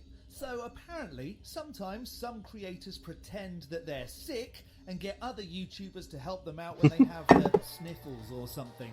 When what probably really happened was someone went too far on the whiskey and has a 14-day hangover. Regardless, at the time of this upload, Sir Sick is sick and should probably drink some water since we're not getting any younger, right? And the only way to get rid of a hangover at our age is by resting and rehydrating. Anyway, this guy thinks atheism is stupid, which probably means there's something completely obvious non-believers are missing. And it's going to take Patrick here to show us what it is we clearly don't understand. And obviously, it's so compelling that he's amassed billions of followers because there's just no way we can refute what he has to say. Oh, hang on. I was walking here down the street, just thinking like how foolish it is to be an atheist. That's it, I win! You're thinking about me. Sure, I don't care if you think I'm foolish. Hell, I think I'm foolish. Just not about atheism. How can someone be foolish for not being convinced of something? This could go so many ways. But is he going to start quoting magic book verses at me and convince me how foolish I am? Yes. Atheist, Exactly. Sometimes you say atheist, or when you think atheist, maybe people's definitions aren't always the same. Sure. Let me tell you what you are, just in case you don't realise that it's not just that you don't believe the claims that there's a God. Go ahead, Patrick, tell me what atheism is. When I say atheist, I mean someone who doesn't believe that there's a supreme being or God that created all this, that created the sun, the moon, the stars, the galaxy, the trees, fishes, giraffes, zebras, my eyes, ears, nose. This video could have been a lot longer if he'd listed off everything on the planet that he thought was designed. And I like how he started going for massive things in the universe and then went to ears and noses. But seriously, how did you reach the conclusion that it was all designed? Sure, you can study eyes and noses, but I doubt you've ever closely examined a galaxy and determined it was designed. This must surely have been a case of there's a God that designed everything because there are things. See? But I guess we'll find out. All that stuff that they think is just fell together. And then you might have your people that say, well, oh, atheists don't think that. I'm an atheist. I just don't believe that the God of the fairy tale God in the sky that you believe in. Well, no, you're an atheist. A means not. Theist means God. Theo means God. The deity. Sounds But it was me, Dio. Can't handle it like our regular, handsome, good at the sex, Sick. How do you jump from just look at eyeballs It was to I, atheism? Dio. Don't believe in a God. How foolish is that? Well, instead of just saying it's foolish, at least support it. You know what is foolish? Uploading a portrait video to a landscape video site. Though, oh, well, if you're watching on mobile, it probably would make sense. Oh, maybe I am foolish. Stop the video. He's right. The skeptic is stupid. An atheist is someone who thinks that, well, all this just came together out of nothing. No. Theists say there was nothing, and God poofed everything into existence. If there actually was nothing in the first place, the God couldn't be either. Who's to say there wasn't always something? The vast void of space may have always been there. And even that void of things is still something. Or some Big Bang or some arbitrary... I don't understand. My brain hurt. Maybe you have no purpose. My purpose is to make my family have the best time with me whilst I'm still alive. Sir Sick's purpose may be to ask other content creators to cover a video for him just so he can drink more whiskey whilst pretending to be sick. If you can make someone's time better than it would have been if they'd never met you, isn't that a great purpose? Or that we cannot know our purpose. They suggest that too. Yeah, we're here and we have all these things, but how can we really know? Well, I know I just said what I did about purpose, but we could look at it from another angle. Why is it important to even have a purpose? What's so bad about just existing? Why would only humans have purpose when there are so many other things that the Sky Daddy supposedly created? Do you suppose meerkats have purpose? How about viruses? Do they have purpose? If you believe a god put you here, wouldn't your purpose be to treat others kindly and not call them stupid for not accepting really bad claims of something that doesn't exist? We're certain why we're here or who made us. Well, why are you asserting a who? If it wasn't your god, then it must have been someone else, huh? Well, sure. It wasn't your version of a god, it was Lisa the Rainbow Giraffe, leave be upon her, pooping out the universe billions of years ago. When you can apply it to anything, it turns out it is a bit silly. If it wasn't my god, then who was it? How about demonstrate a who did it first, and then we can work out which who it was. My money may be on Cindy Lou Who. They don't want to believe. The reason they don't want to believe, the Bible says that when they came for Jesus, the light came into the world. If you're going to quote Bible verses at me, at least know what you're going to say first. And if you're going to quote Bible verses at me, at least demonstrate it to be the word of whichever God it is you're defending. And if you're going to quote Bible verses at me, at least ask if I give two shits what the Bible even says. And the people love darkness, they love sin. What does that even mean? Some of the sins seem pretty cool, and they're only sins in the metaphorical eyes of an undemonstrated being. Pride. If you think being proud of something you've achieved is stupid, then you're stupid. Greed. A selfish desire for things. If you want to succeed, be greedy, as long as it doesn't hinder the well-being of yourself and others. I say fill your boots. Lust. Who doesn't like the sex? I may not be good at it like some others, but I think that's actually better, because if you're not as good, but you want to be, it means you're always trying harder to be better. Know what I mean? Envy. See something and want something similar for yourself? Nothing wrong with that, dude. Gluttony. I like food. Wrath. You're allowed to have emotions and feel annoyed about things. Sloth. I like sloths. They hated the light. They don't want to acknowledge God. They don't want to acknowledge Jesus. Well, God first. Let's say God. I'll acknowledge them if you can demonstrate they exist. What's so difficult to understand about that? It's not that it's anything to do with not acknowledging supernatural things, it's that those supernatural things don't seem plausible, and if you want me to accept they exist, you need to prove them. Just because you believe that they're a thing doesn't mean that I have to, or even should. Maybe you just have really low standards when it comes to believing things. Because they know if they acknowledge God, they'll have to be morally accountable to Him. Because they realize that we have a conscience, we all have a conscience, and it's God-given. FFS, no. I'm going to guess you think it's God-given because that's what you've been told. Who's to say it wasn't some kind of natural process that led us to the point that we worked out that hurting others and putting the future of our species in danger was bad? You really need to stop asserting your beliefs as the truth and start showing why other folks should believe it too. We all know that lying is wrong, stealing is wrong, murder, rape and all that is wrong. Well, I guess they're only wrong if you're not a god, since it apparently did all those things in the book you've referenced a couple of times. Why is it only okay for a god to do those things, but not the humans it supposedly created? Do as I say, not as I do, huh? That's terrible parenting. It's in us, it's ingrained in us. But we try to say, if we say that if there's a God, then we know that, oh dang, I'm going to have to be accountable to Him morally.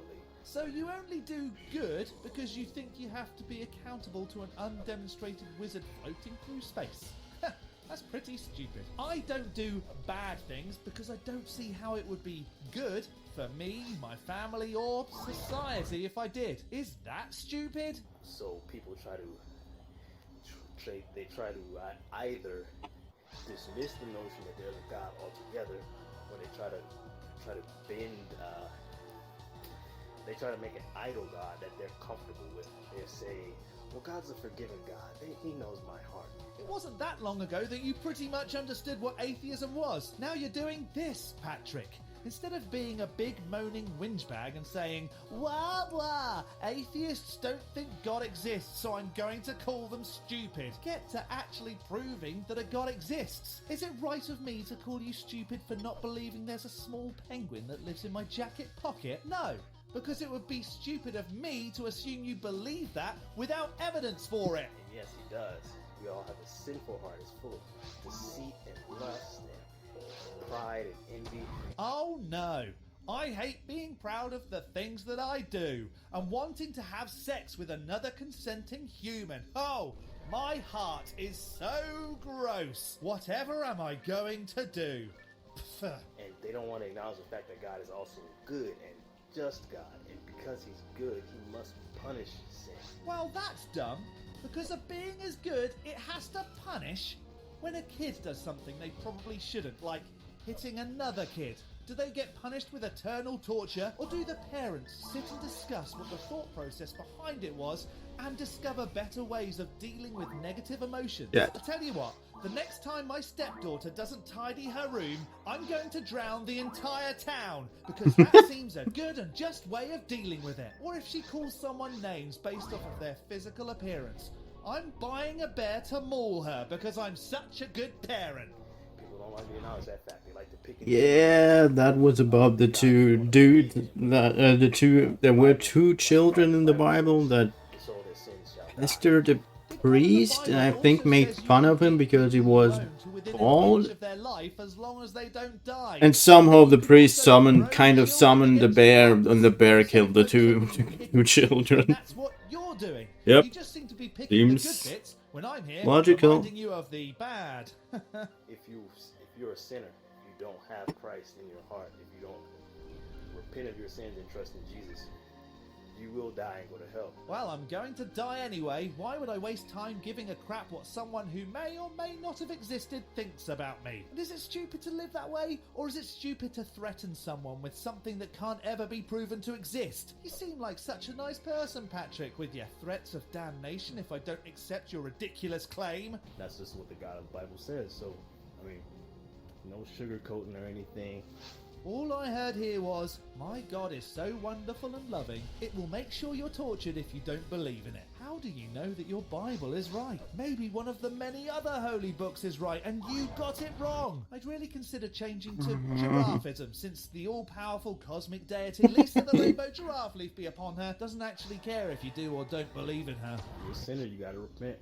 And if you're a winner, I'm starting to like the giraffe. I mean, I still prefer the spaghetti monster, but I don't know. I turn away from it. I'm sorry. You have to actually be sorrowful. You've got to, you need to say to, well, you might have to, yeah, it's not easy to make more crap up when the original crap has so much wrong with it that you need to mouth crap more words to justify it to yourself. You have to go through this sorrowful conviction. Mouth crap. You can't just say I'm sorry. You have to really be sorry. Well, I actually am sorry that you accept that there's a God and that you feel the need to threaten others with torture for not believing in it, and that you think people who don't believe in it are stupid, despite the fact that there's been nothing compelling enough to convince those that don't believe in it that there even is an it. That's, well, pretty stupid if you ask me. And you have to turn from your sin and trust in Jesus to be saved. Maybe you have to do those things. I just have to drink tea, whiskey, and mock folks that mock people for dumb reasons. I think the real challenge here wasn't accepting atheists are stupid, but rather trying to make a 4-minute video stretch out to 12 minutes worth of content. You're welcome. And sorry, Patrick, I think you just made yourself look silly here. There was no real reason as to why atheists are stupid other than, I believe this thing, you should too, or else you're stupid. Well, thanks for having me, Sir Sick. Seriously, get well soon, or if this is a time in the future that you, dear viewer, are watching, you probably missed Sir Sick almost dying, so become a patron of his or something and send him whiskey. What kind of a supporter are you? I've been the British floating circle known as the Skeptic. I'll see you on the internet. Well, wasn't that grand? And I definitely watched it all the way through because I'm a professional who does their due diligence and all that crap. And wasn't poorly again, aka hungover apparently. But seriously, I want to thank Mr. Tip for doing this for me. It helped knowing that if I didn't manage to get my work done, I would have some quality content to throw in your faces. Even though quality isn't what you come here for, but what am I supposed to do? Everyone is better than me. Anyway, if you enjoyed, go fondle his substicles and tell him who sent you. Cheers, guys. Wait, before you go, I have something super important to tell you. It's life or death. It will change everything forever. Nope, wait, it's gone. Oh well, probably wasn't important. But while I have you, don't forget to comment, subscribe and notify. And if you want more of my smexy voice, check out Mrs. Six's channel, Spoonstar Stories, where I narrate... How long have I been doing this? And she does the work. And if you want to support the channel, check out the merch store for cool t-shirts, or check out Patreon. 3.5 fucking hours. Well, more like 3 hours, but Follow still. me on the medias of social to get completely pointless stuff and to keep up on the latest releases. Oh, I just remembered what I was going to tell you. Whatever you do, don't touch that.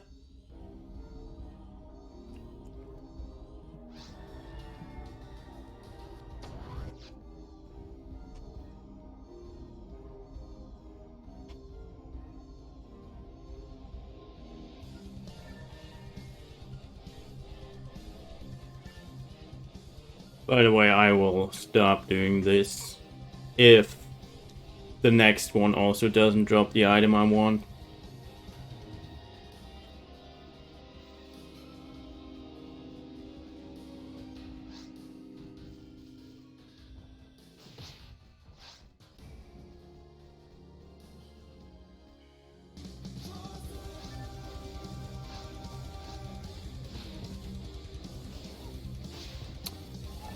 Fucking stupid bitch! Okay, before we start with today's video, I think it's important for me to give a bit of a content warning. No, not because of the unlifing yourself topic. We aren't really going to be going into that in anything but a superficial way. And I think if you clicked on the video with a title using the words I likely used, you are probably going to be fine. The content warning is because the arguments being made are really, really fucking stupid. Let's look at the ideas of purpose, meaning, and life.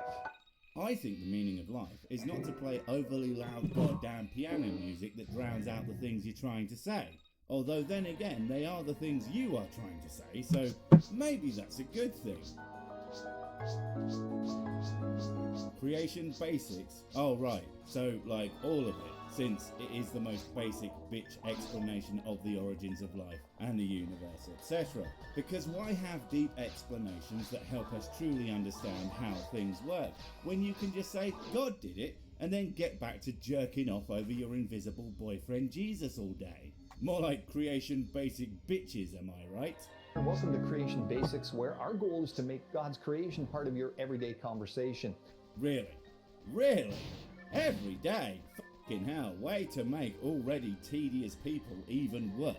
To the point where they just can't stop banging on about their pet, unprovable, untestable hypothesis all the freaking time. I mean, most topics have a limit to how often you could talk about them before running out of new and or interesting things to say. But there's not even enough to it that you wouldn't start repeating yourself after like a week tops. Basically immediately. Now today's question, could belief in evolution... Well, at least I get a level up Is a really this time around. fucking dumb one, because evolution is simply a fact about the universe and how the diversity of life came to be. The very notion that an explanation as to where all the different animals came from could in any meaningful way cause people to want to end their lives is so absolutely ridiculous that only an utter moron could come up with it. So par for the course when it comes to creationist discussions. I mean, this is a huge problem in our culture today, and sadly a lot of young people know of someone in their school or community that's killed themselves recently. And we wanted to take those tragic losses of life and really make it about pushing pseudo-scientific and pseudo-intellectual worldviews because of what wonderful people we are. Seriously, and I in no way want you to misunderstand me when I say this, but you for being so utterly devoid of basic compassion that you would use such a thing in order to push your stupid, just plain wrong agenda. And authorities recognize this, but a lot of times they don't really have a lot to offer in terms of why this is happening or what to do about it. And of course, these are very complicated issues. Very complicated issues that we on Cretin Basics are clearly more than qualified to boil down to very simplistic and asinine explanations that allow us to talk shit about an idea that we don't like, even though it's, in any meaningful sense, completely unrelated to the topic at hand. Right? That's what he's gonna say next, yeah? Who knows exactly why a young person decides life isn't worth living? You do, apparently, because you have the question mark of doom on your title. The question mark that means, to the one who placed it there, an unequivocal wink, nudged yes, and to everyone else means an absolute no, because we know what you're up to, you disingenuous pricks. However, it is interesting to note when youth suicide rates began to increase. Now, even though I'm a Canadian, I'm using some US stats here. Why do the US stats back up your claim better and the Canadian ones do not? I hope that isn't the case, because picking cherries is something you should do for sustenance, not to make your argument sound stronger than it isn't. And as we all know, creationists would never partake in such underhanded, dishonest tactics, would they? But they are pretty comparable worldwide in Western countries, but... Sure, okay, I'll take your word for it. Although that doesn't mean what you're about to say makes any sense anyway. So even if you were cheating, I would allow it, because you need all the help you can get. Not that you deserve any, but I am just such a nice guy. Statistics in the US have shown that suicide rates among youth were pretty stable between 1946 and 62. However... What? Why did you pick such a specific set of years, and such a tiny sample size at that? It's like 16 years. I don't know if you know this, but there was like an infinity that happened beforehand. What were they like before that? And let me guess, you aren't going to give the actual numbers, that would be too useful. And okay, fair enough, you are a creative boy, so you think that there was less time before that, but it would still be well in excess of 5,000 years. Don't you have any more data? Oh right, creationists, they don't really do accurate or specific data. I forgot. From 63 to 92, they increased over 10.5% a year. You see, there's a reason I think he's using percentages rather than any solid numbers, because what does that actually mean? Well, after looking how they track the statistics, it means about 1 to 2 more per 100,000. Now, that's not to downplay that it's still not good that it happened, but in terms of the actual per capita percentage increase that he wants you to think it is, it's actually like 0.002% increase, I think, if I'm not looking at my maths. And even if I'm not, it's still definitely lower than the a lot more scary sounding 10%. And to be frank, I'm pretty sure you did that on purpose. And again, I'm not downplaying that any increase is bad. But to act like it's way bigger than it is and people are doing it left and right is not helping anyone and is, well, disingenuous at best, which should be the slogan for creationists everywhere. Now, these rates have decreased in recent years but remain far above their pre-60s levels, and it should be pointed out that it was precisely in the early 60s that state-mandated school prayer, Bible reading, was taken out of school. What the f*** has that got to do with evolution being a fact? I'm pretty sure sweet to the goal, and certainly has little to nothing to do with suicide rates. Schools are for education, not religious indoctrination. Also, what effect did that have on actual numbers of Christians in general? Because I think most people become and stay religious based more on their families, rather than whether or not they pray or read the Bible in f***ing school. Again, it's weird that you don't provide those numbers. And it was during this time period as well that the teaching of evolutionary theory grew dramatically. Schools started teaching children facts about how the universe works. The bastards! Next they'll be teaching them how to do basic mathematics and how to read and write. Can't have that. If they become educated and know how to do things, that'll really push them away from believing in fucking creationism. They should be this guy, who doesn't know shit all about anything. So the Soviet spacecraft Sputnik 1. I'm sorry, did I just have a fucking stroke? I mean, I've heard a lot of non sequiturs in my time, but that was the kind of leap that you would have to do from, well, funnily enough, by jumping from a spacecraft in order to cover that kind of sheer distance. The fuck is going on? The first artificial satellite, launched in '57, kind of launched the new space race. And after the success of Sputnik, the US authorities decided to make science education a priority. Right, okay, fair enough. He did actually have a point. I mean, it's not a very good one, but it's a point nonetheless. The US apparently attempted to make its education system better. Well, obviously they failed, since people like you are still happening all the fucking time. And yes, I know he's Kenyadan, but the point still stands. Perhaps they should try again, and this time, actually follow through, so less of these fucking travesties happen. Because they thought, well, the Soviets have beat us into space because of their superior science. When what they should have done is prayed harder. I mean, do you think those astronauts are praying to science, that they don't randomly explode for no reason? No, it's God who makes that happen either way. He really does hate it when people try to get to his sky. So, what's science even good for, anyway, really? Now, it wasn't really true because the US simply wasn't really focusing on that, and when they buckled down, they put a man on the moon 12 years later, but Okay, so what? That doesn't mean focusing on science education was a bad thing. And I'm sure there was at least a little copying of homework, so to speak. But yeah, just because you can put a man on the moon today doesn't mean you should just give up all pursuits and not bother educating your populace for tomorrow. You fucking Luddite. Anyway, before this event, US textbooks didn't have a lot of teaching about the story of evolution. But from this point on, evolution, that thing that has anything to do with the fucking space race. See, it's still unrelated, regardless to him having anything even approaching that point thing I was talking about. Seriously, I don't know why they do it. Alright, I do, I just wish they fucking wouldn't, because it's super annoying. evolution was taught more and more exclusively as the explanation of life's origins. No, it fucking isn't, or wasn't, or whatever, and any school that did that was fucking it up almost as badly as you lot do. Evolution has absolutely nothing to do with the origin of life. That's what we call abiogenesis. Evolution exclusively describes the diversity of life we see. Will you people ever wrap your tiny little fucking brains around that concept? You must have been told infinity plus 1 times, and yet you refuse to actually let it stick around in your head. And it's not like there isn't plenty of room in there, considering how empty it otherwise is. Now, by the way, the type of science that produces rockets have nothing to do with evolutionary storytelling, which is basically a philosophy about the origin of life without God. Oh, please do, unironically, right off into space.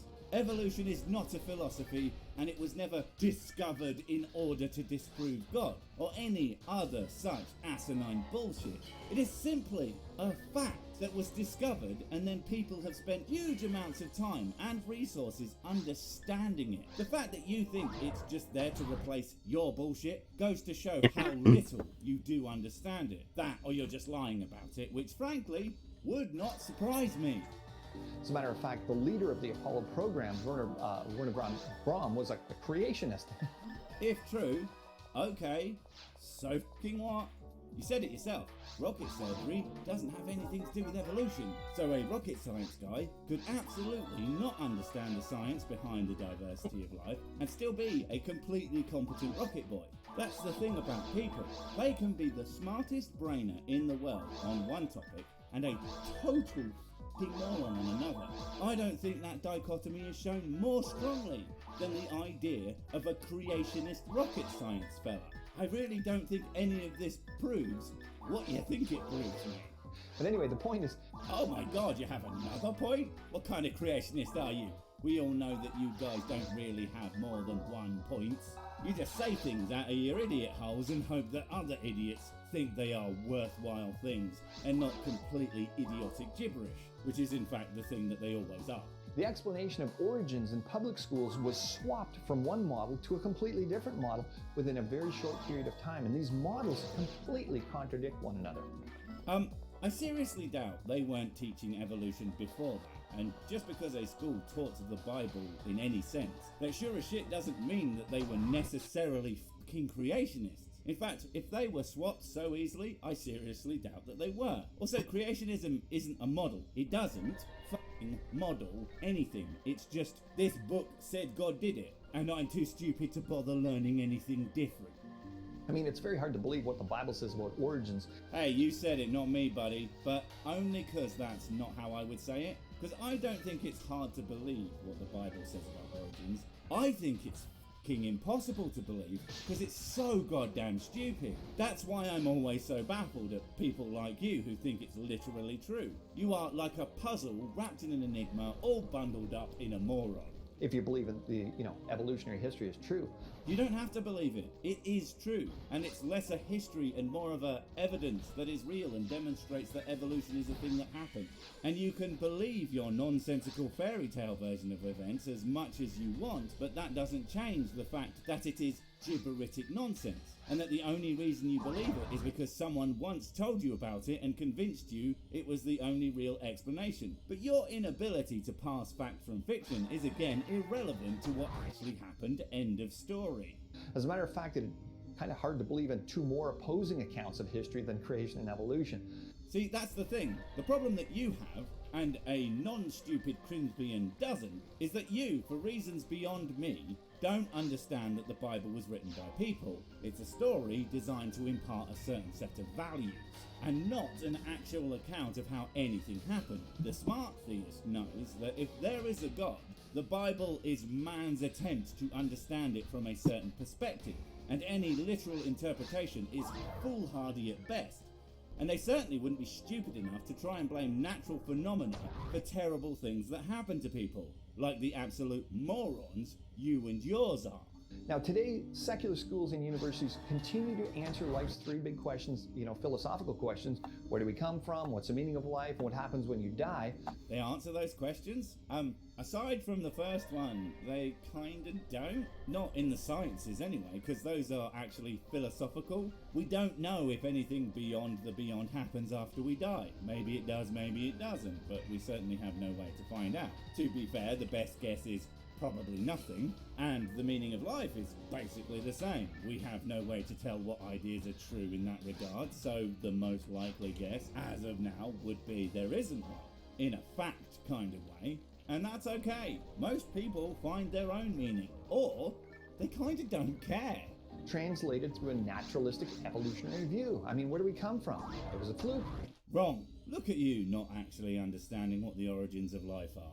It's a fluke, the same way that firing an infinite machine gun at a can on the other side of a field and one or more of the shots hitting is a fluke. 'Cause it's not. It's all but inevitable. Only someone who doesn't understand what we know about evolution would call any of it a fucking fluke. What's the meaning of life? It's a farce. What happens when you die? You're fodder. Fluke, farce, and fodder. I think fluke, farce, and fodder would make for a great creationist law firm. You would for sure know what you're getting with them anyway, just from the name alone. So although a complex topic, suicide is often linked to people that believe there's no meaning and purpose in their lives. And millions of students are being taught exactly that. There's no meaning and purpose to life. Right, that aside, evolution makes zero fucking claims as to whether life or whatever has meaning. All evolution is an observable thing that happens. Anything else in that regard is up for debate. There could be capital M meaning in the universe as a fact, with evolution remaining true. Regardless of how one might feel about evolution being true, it doesn't change the fact that it is. But pretending that it has anything to do with mental health problems in any meaningful way is just another way for creationists to show they have no interest in being right, only in making science look bad as dishonestly as possible. So f*** you. Wait, before you go, I have something super important to tell you. It's life or death. It will change everything forever. No, wait, it's gone.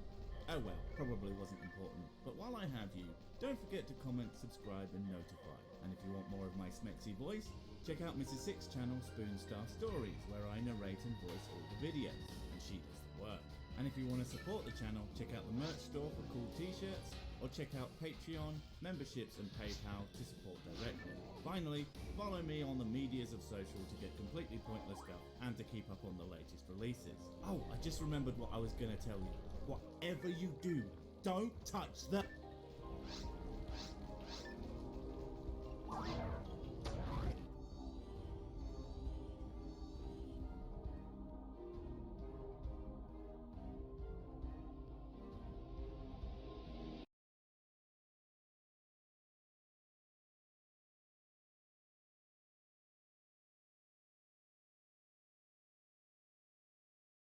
Alright, let's begin. Mutant mutation. Many mysteries fill the universe, and the unknown and the powers they possess. Sometimes marveled and feared as a miracle or magic, humanity has embarked on an insatiable quest for knowledge, and with science and technology have revealed many secrets. But the mysteries of this world never cease. And one of the new mysteries comes crashing down to this planet. Falling extraterrestrial objects observed. Available personnel must head to the predicted fall site and investigate unidentified object. Oh wow, so it came from space. Roger, we're heading over now. The unidentified object that fell in a field. Could this be first contact with another planet? First contact with another planet? Are you joking? How many Yu-Gi-Oh archetypes are literally from another planet? What are you saying? To unravel this enigmatic entity, experts in various fields from around the world convened. Not long after the investigation, A lot of them are. temporary dome and begun the Like observation. even in GX, there was Oh my a God. whole archetype Wait, that actually, was not sound from effects Earth. now. It's not quite voice acting, but they're adding sound effects. That little radio crackle, I've never heard that before. Good job, Konami. Is this part the eye? It has rigid parts that are hard as steel and soft parts that feel like human organs. ASMR Mutant M05 wants to touch you. Although there are differences in material, it is likely to be organic matter. Can this be considered a sentient being? As time passed and various investigations have been made, this creature was found to have strange properties not found on this planet. By unraveling the ecology of this organism, they may gain some new insight about it. Humans called the object mutant and established a specialized research institute, Mutant Evolution Lab. I'm sorry, that is so boring. Like, what? It's a mutant, so we're gonna call it Mutant. And we're gonna start a research facility, and we're gonna call it Mutant Lab. Wow. Creative, huh? Really hitting the nail on the head there. There, they proceeded with their investigations. Oh, okay. What can you tell me about the investigation? Give me more story about it. This is very important. I need to know, like, what is going on in the Mutant Evolution Lab. At Mutant Evolution Lab, various studies are being conducted day and night in order to make precise observations. Their first breakthrough came when they succeeded in culturing the mutant. I literally just thought, oh my god, it's a Hilda Blue. Because I saw the blue items. The two blue items. In this way, various mutants Oh, I'm so fucking done with this. I wanna go, please. Wait, hang on. No, not words. This just doesn't make sense.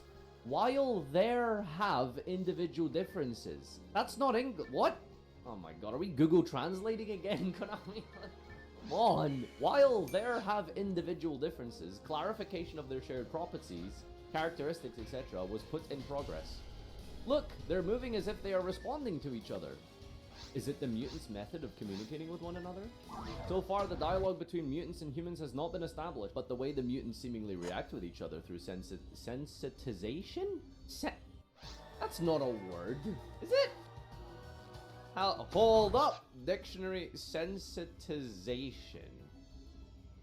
It is a word. The act, process, or result of sensitizing or rendering sensitive. Well, what do I know? It was observed many times during their experiments. In order to unravel the biology of this organism, God damn it! Of this organism, they will take every possible measure and repeat the trial. Currently, the Institute's most notable discovery about the characteristic of the mutant is evolution. In the course of the research, mutants were exposed to various organisms, and substances. There were many instances that yielded no response. Some, however, caused a reflexive behavior that caused them to rapidly I feel like a bored English teacher right now, but come on, man. This is a finished video game. Like, read it. In the most recent case that happened, I noticed that too. with a crystal I played through the mutant thingy 2 or 3 days ago. I'm 30 years old, by the way. It had absorbed the crystal and its body surface. It's Paragant. It even displayed What? a state of overdrive, amplifying and releasing the captured It energy. has been The Institute's pregnated? defense system managed to quell it, but What? if evolution continues, the possibility of the situation getting out of hand cannot be ruled out. Some researchers have complained about the dangers of the research. If another major bro, I swear, it feels like it's like some kid's like high school project to like write a sci-fi fantasy novel. Some researchers said this was dangerous because the thing could take over everything, and then the thing is trying to take over everything, and more things are taking over, and it's really dangerous. Like, okay. If another major reflexive reaction occurs again, there is no certainty that we can control this organism. We should stop the research now. If we go any longer, our research could destroy humanity. But the want unravel the hidden mystery. This is so bad. Wait, no, I'm stupid. But the want unravel the hidden mysteries and to know everything about the No, that is not English. That is not how you should phrase that. But the want unravel the hidden mysteries and But the want to unravel the hidden mysteries is what that should say. And to know everything about the creature downed those voices, and the study was continued. This is just Google Translate. However, no one could have suspected the danger of what is about to become a reality shortly after. Oh, are we gonna summon mutant beasts from the deck? Let's go. Yo, what? Is this the new dual field? Looks pretty cool, actually. What makes a mutant deck unique? I ain't reading all that, but that's pretty cool. That's awesome that they have things that teach new players like how the things work and stuff. That's actually really cool. I ain't reading it though. Oh, no. GB88, GB, Brett, oi, Brett, ST46, which does this one do? It banishes one and adds a, oh, Mutant Fusion.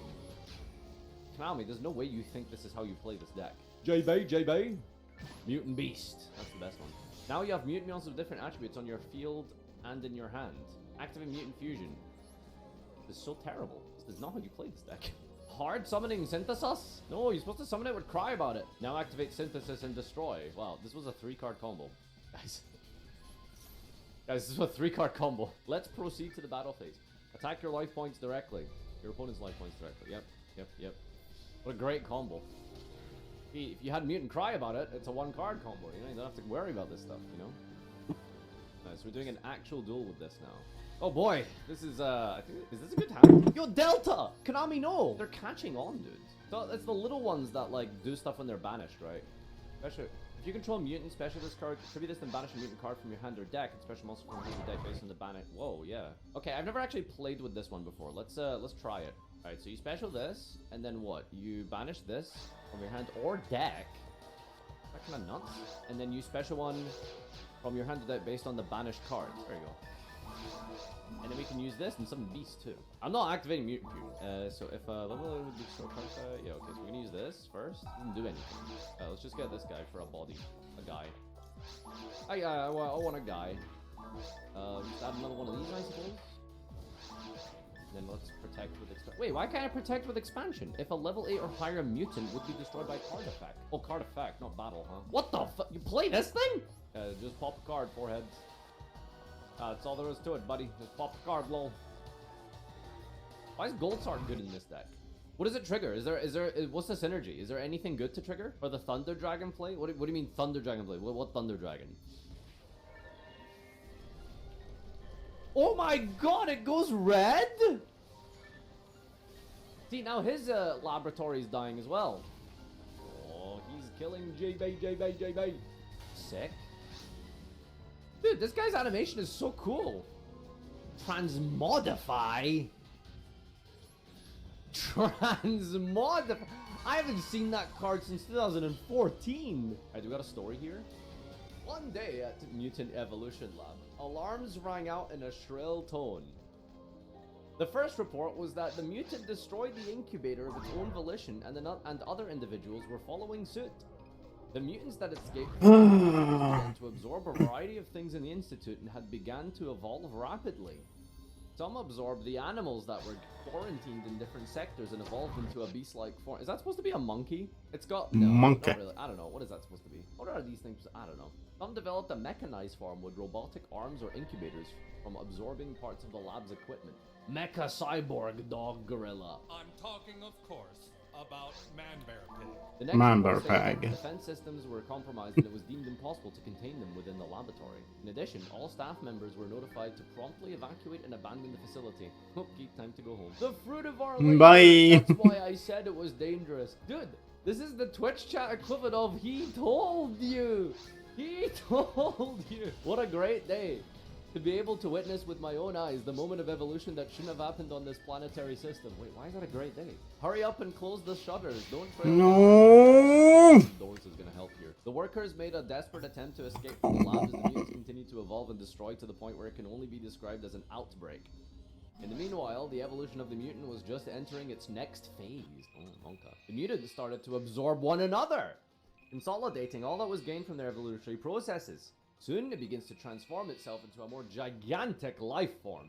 Eventually, the mutant destroyed and grew to a size that exceeded the laboratory they were confined within. Is there no longer any way for the humans to do anything about this newborn gargantuan life form?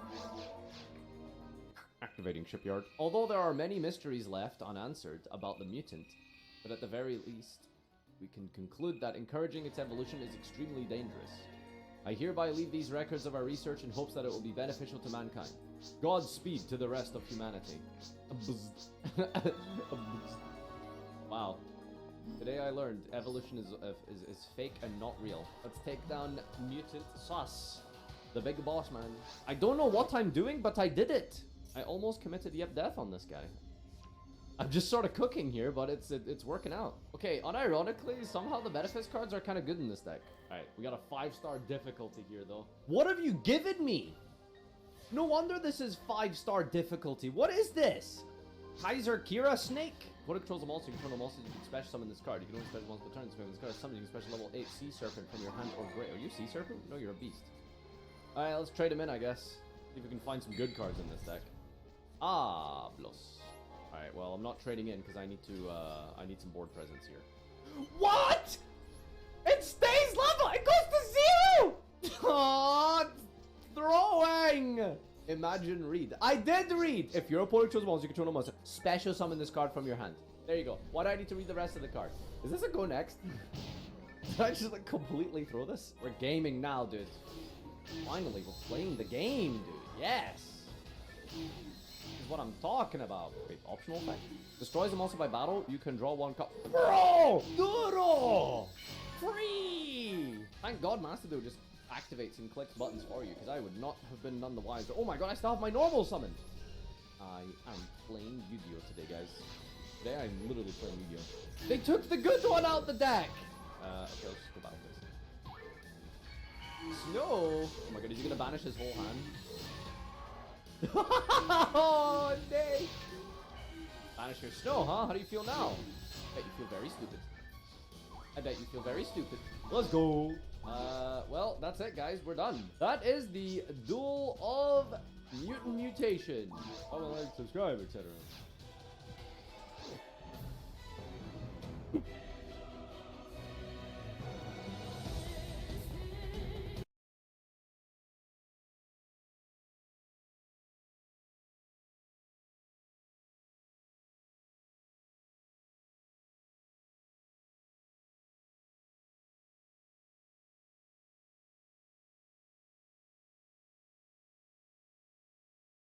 What?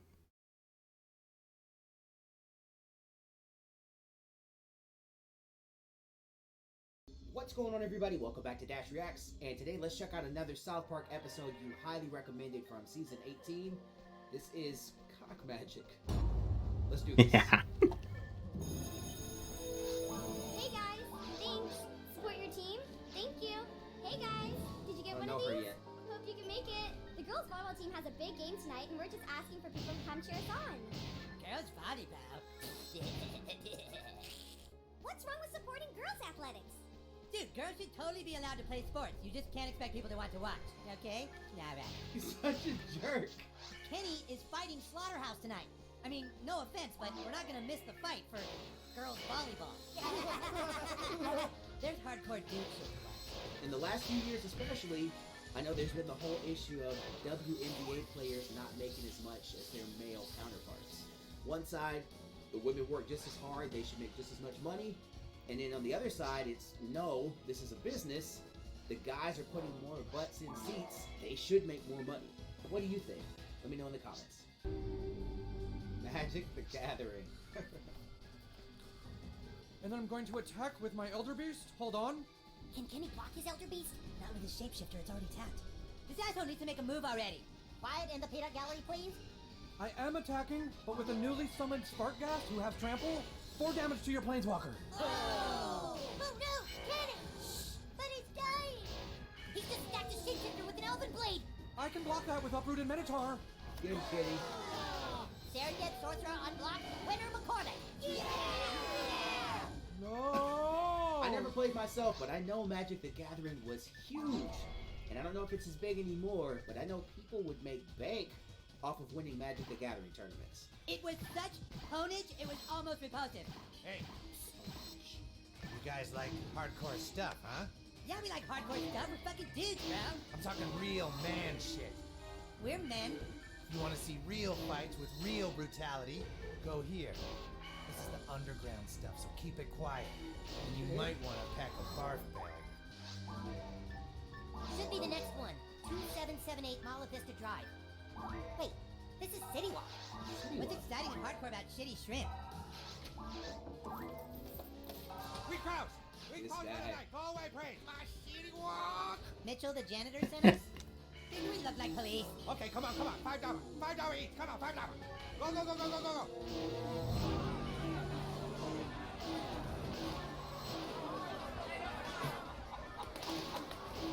fighting ring.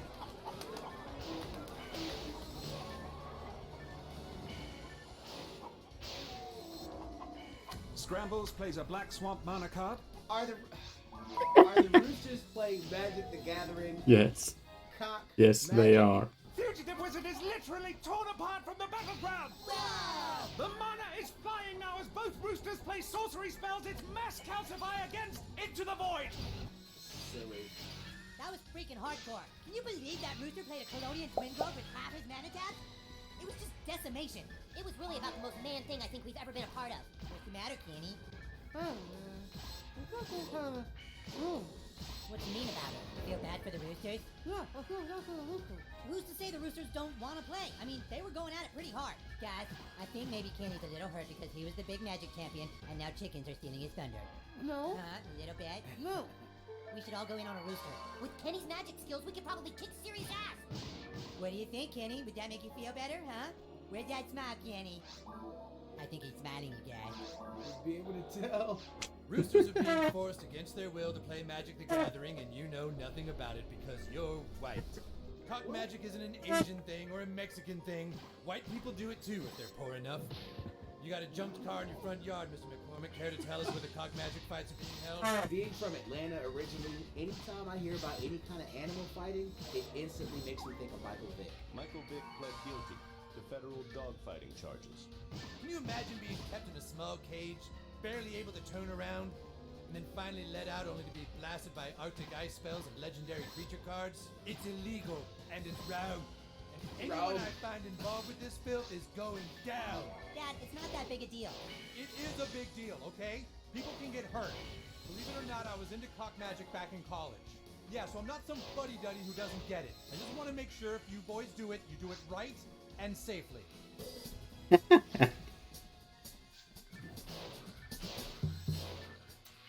Randy! Whoa, not impressed? How about this?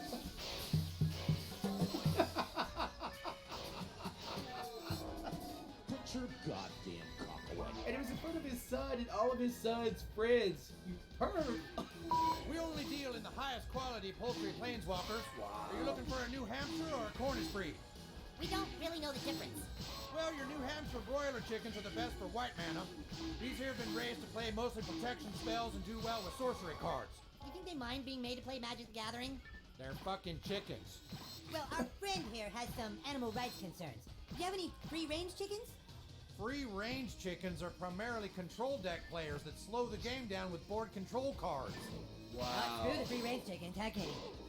Hey, how about this little guy? That one's kind of young. I don't even know what kind of cards he prefers. Then he's perfect for us. What should we name him, Kenny? I know. How about McNugget? Chicken nuggets. Hey, McNuggets. You want to come play for us? Yes, I do, you guys. Randy? Seriously? Hey! Ooh! Randy, what are you doing? Oh, nothing, Sharon. Hey! Randy, why are there drums playing? All right, Sharon. flies I'm practicing. Cock magic is making a comeback. Oh, no, no, yes, no, no, no, no, no, no. Sharon. I don't know why or how, but people all over town are talking about it again. I was one of the best back in college. I know that's why you got kicked out of college. Because people didn't understand. People were afraid, Sharon. This man has an actual drummer with a full drum set in his bathroom while he's... Randy Marsh has a screw loose, bro. People are going to do it, Sharon. And it's up to the professionals to make sure it's handled the right way. Oh! Oh my gosh! McNuggets has cast Punishing Fire, absorbing the Geist Flame and dealing 2 damage to the opponent. Game, set, and match, McNuggets! That shit made regular Magic the Gathering look like girls' volleyball. Excuse me, that was pretty impressive down there. You boys have a nice cock. What did he say? Thank you so very much. I've never seen a rooster throw down spells with such raw brutality. How would you like to move him up to the big time? And I'm not talking about the basement of some seedy Chinese restaurant. I'm talking about the basement of a well-established Chinese franchise. Saturday night, here's the address. Let's see what kind of money your cock can really make. The double meaning. Okay, kids, it's time for our birthday show. Please don't bring Randy Marsh to this children's birthday party. Please. You know what they're about to do. Oh, where'd my hat go? Anyone see my hat? Okay, the magician started. Let's get the cake ready. Now, some of you might think that this is a little crazy, but if Oh. you believe in magic, you'll find that. Ow! Ow! Oh, God! Somebody help, please! Oh, they're getting a kick out of the magician, huh? Little girl, could you please just check behind your ear? Oh, it was behind your ear. Randy, you need to be in jail immediately. And there we go, we're all better, and I am the amazingly Randy. Thank you. Scarred for life. Thank you, Mr. Garrison. Listen, last night we She's had a pretty jacked. good game against Evergreen. The girls really hammered them, but once again, we're a little disappointed in the turnout. When you put your all into something, it's kind of a bummer when people don't seem to care. Kind of makes you feel like the sport you love is becoming a joke. Dude, girls volleyball isn't a joke. Jokes are hard and require skill. But fantastic girls volleyball jokes did. We're now going to hear a few words from the captain of the girls volleyball team. Hey guys, these games coming up are really big, and it would mean a lot to us if you could try and make it. Thanks. Dude, Wendy plays volleyball. Did you know that? I don't think you knew that. And then he took his penis from behind our daughter's ear, and that's when we saw him. And what about the cock magic? Where was that? Well, that's what I'm telling you. It was right here, except for the thing where he poured the milk into his penis. He did that over there. All right, let's try and focus. What kind of decks were they using? Decks? Who? There weren't any decks. Do you know what the penalty is for calling in a false cock magic report? Please, don't take me away from my child. Why? Here we are, McNuggets. You've reached the big time. And Express. Oh, okay, come on, $10. $10. Next round, it is Gadnuk, Breaker of Worlds, versus Lucky. What? Who is that? That's Gadnok, Breaker of Worlds. He's never lost a fight. Hell, he's never even lost one health.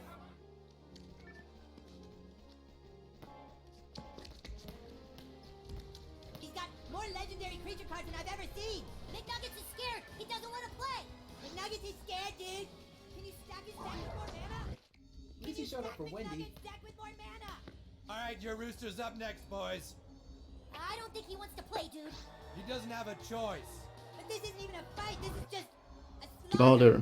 What do you think all these people are here to see? Holy shit, dude! Dude, we forfeit! We forfeit! The hell you do! Get your cock in there!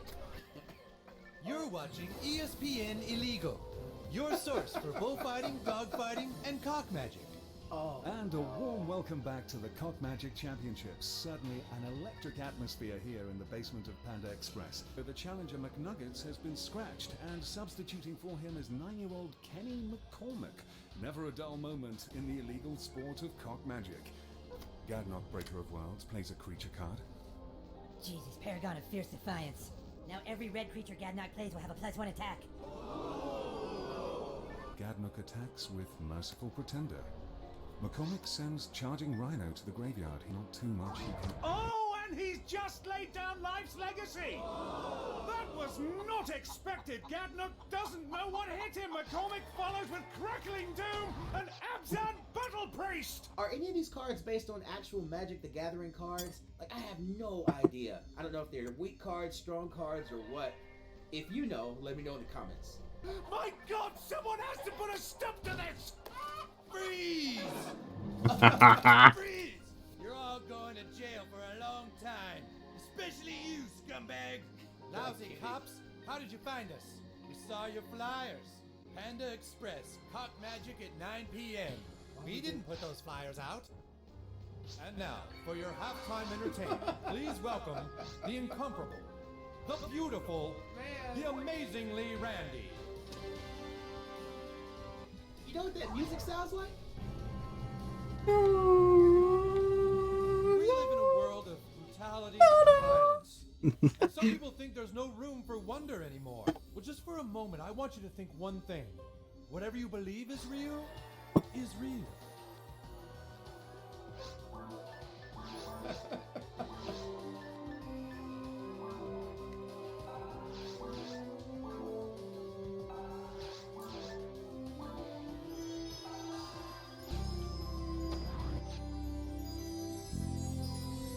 Oh, Randy.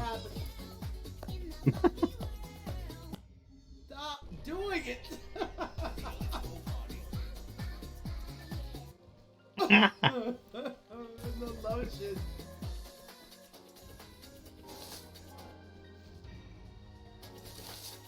I'm Detective Harris, South Park Police. All right, a hand for Detective Harris. Let cock magic be done by the professionals. Sir?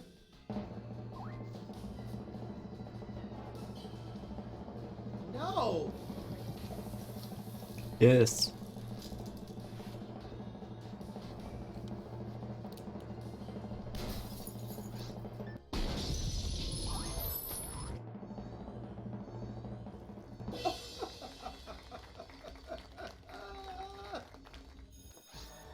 Everybody's gone! It got so out of hand that the fucking cops had to come and break it up. Wow, the cops came? Yeah, it was seriously the most manly thing that's ever happened. Kenny cast Glacial Crasher, and then Stan's dad shot his dick off. I seriously don't know where we go from here. You alright, Kenny? Yeah, okay. Hey, yeah, what about poor McNuggets? I've got it, you guys. A way to finally do something good for other people. South Park serves, and McNuggets plays a Plains land card.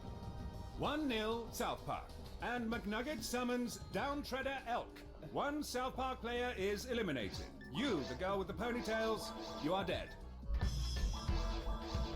Dead.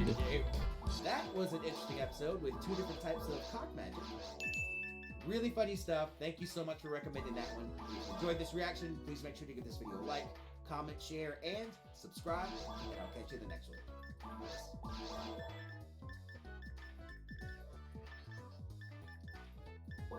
What's going on, everybody? Welcome back to Dash Reacts. And today, let's check out a South Park episode you recommended from Season 5. This is Cartman Land. Let's do this. And so it is with heavy hearts that we say goodbye to Mabel Louise Cartman. She was a good woman, Oh, a it's community Cartman's leader, family. a caring wife, providing mother, and a loving grandmother. Did he just look at his... It's 3:30. This is taking up my whole Saturday. Shh, you little insensitive brat. Gosh, it didn't take this long to die. And now we release the doves to symbolize the Lord taking Mabel into his arms and giving her everlasting peace.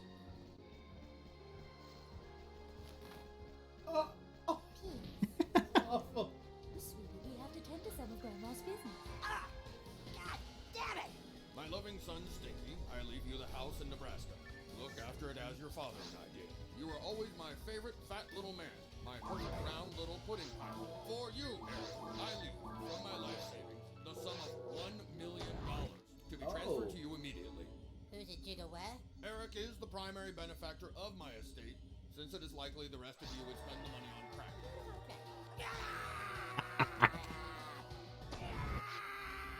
That's the response. Please, I promise I'll never make another album or movie. It's too late for that, Miss Lopez. Have mercy! It's messed Yeah! up. Awesome!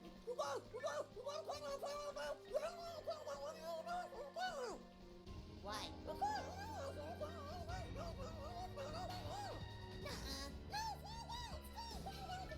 You better not be lying, Kenny. 999,900, 1 million. Is he getting it all in cash, though?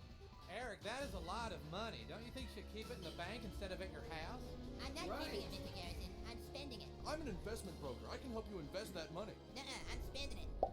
Eric, God could sure use that money for a bigger church. I think God has plenty of money. Oh my god, Kenny wasn't lying. Dude, can you loan me $20 for a new jacket? Ha! If you need money, you can get a job, Stan. No freeloaders are gonna take my hard-earned cash. Your grandma left it to you. You didn't earn it. Didn't earn it. What about all the years I spent making Grandma like me? The constant smell of aspirin and pee. Don't tell me I didn't earn it, you son of a bitch. There are people starving in Alabama, and you give Cartman $1 million? Starving in Alabama.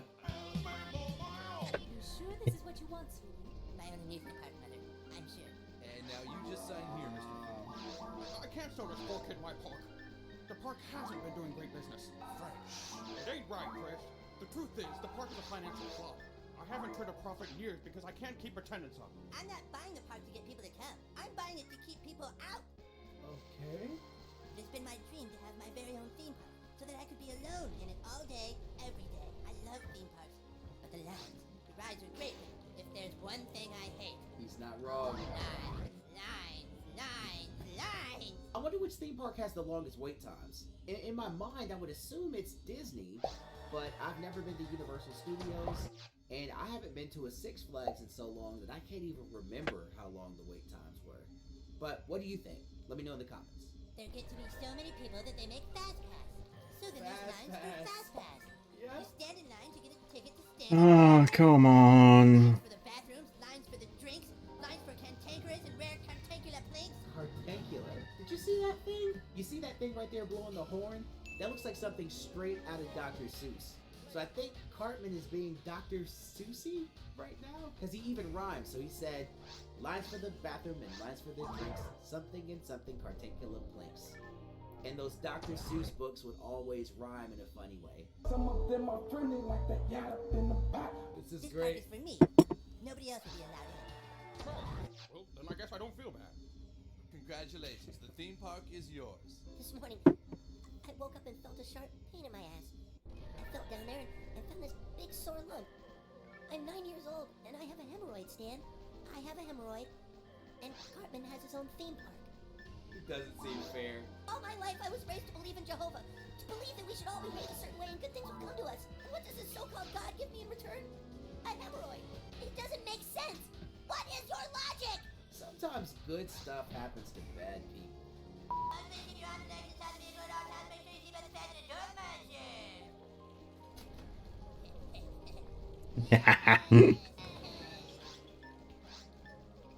It's just him. Look how much fun I had. Whoa. Haunted Mansion, maybe? I love how they're pulling from actual rides. Maybe like Splash Mountain.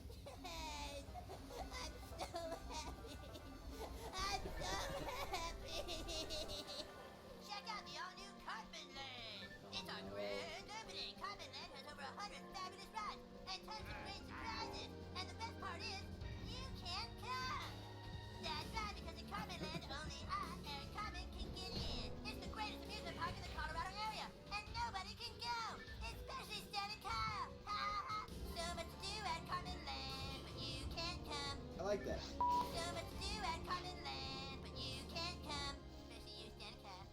We're getting into that badass's park whether he likes it or not. Why would you do that to yourselves? Oh man, that was awesome. That one part with the spider that dropped on you. Oh man, that totally got me. That was sweet. Come on, dude. Oh god, I popped it. Oh, it hurt. Oh, he said he popped it.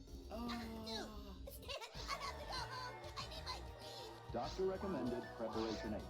It relieves the pain, itch, and swelling. Can't keep this up forever, you get fat ass. We'll be back as soon as Kyle's hemorrhoid is better. My life can't get any worse. You'll see. We'll get in. So what does this job pay?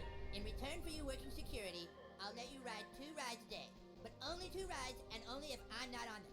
I'm afraid I don't really like rides. If you need security, I need a cash salary. But I There don't you have any go. cash. I spent everything on this park. Every day you can just let 2 people in, charge $29.95 for the tickets, and then you can use that to pay my daily salary. 2 people? The place is huge. You'll never notice 2 people, and then you'll have security for your park. I'll open the park to 2 people each day. But remember, anybody else you see trespassing the park, I will shoot on sight. Interesting. you okay? Oh, I'm swell, Stan. I popped my hemorrhoid trying to climb the fence in the Cartman Land and it got infected. I really need Shoot to go on back, sight. But if I do, it will pop again and the pain will make me pass That's out. reasonable. Oh, God! How are you? Cartman's letting a few people each day into his theme park. I was thinking we could put on disguises and get in. I'm afraid Kyle can't ride any amusement park rides for over a year because of his horrible hemorrhoid. Over a year. Finally figured it out. You see, if someone like Cartman can get $1 million in his own theme park, then there is no God. There's no God, dude. Kyle, don't say such things. Why? Why, Mom? Because if I do, something bad will happen to me? Because if I do, your God might not shower me with his blessings of infected hemorrhoids? There is no justice. There is no God. Do you hear me? I renounce my faith. I've just got to cover my security expenses. Butter's glad you can come in. Rest of us have to try another day.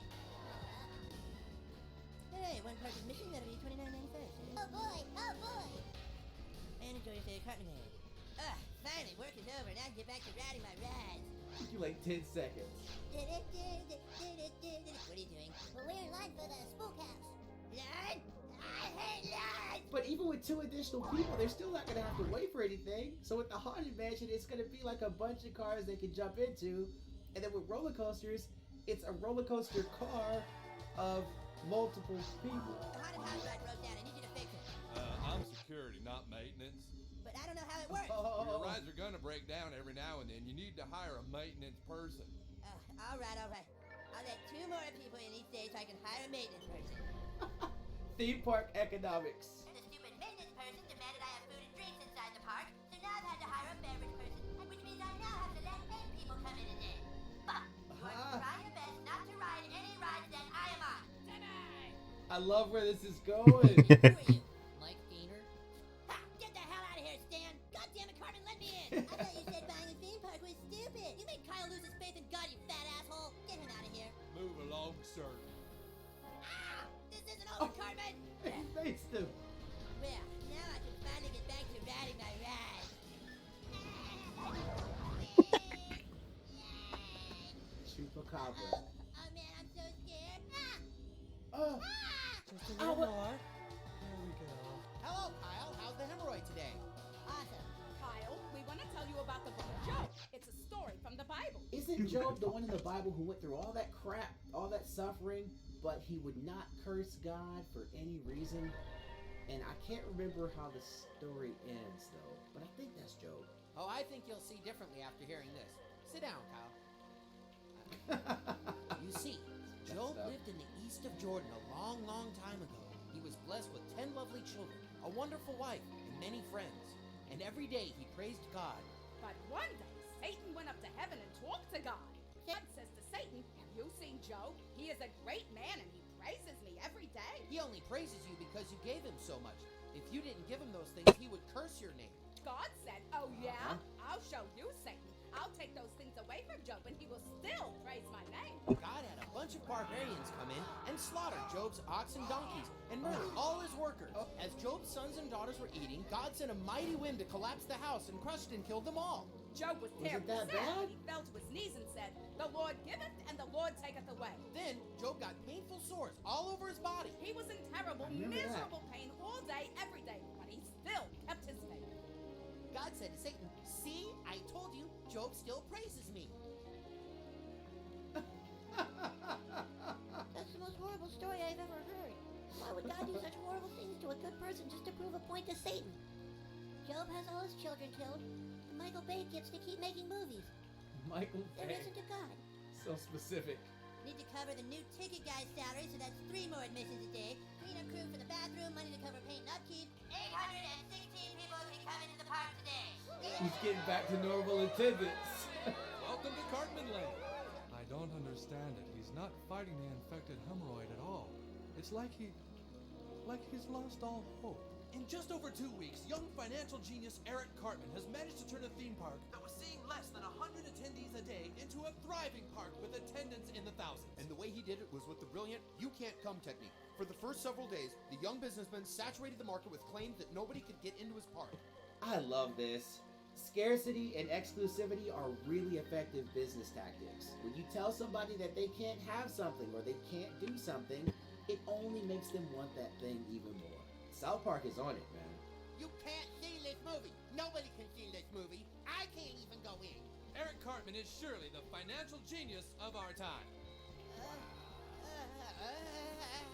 Kyle? Kyle? Flatline over a hemorrhoid? God damn it, stop running into me! It's not what he wanted.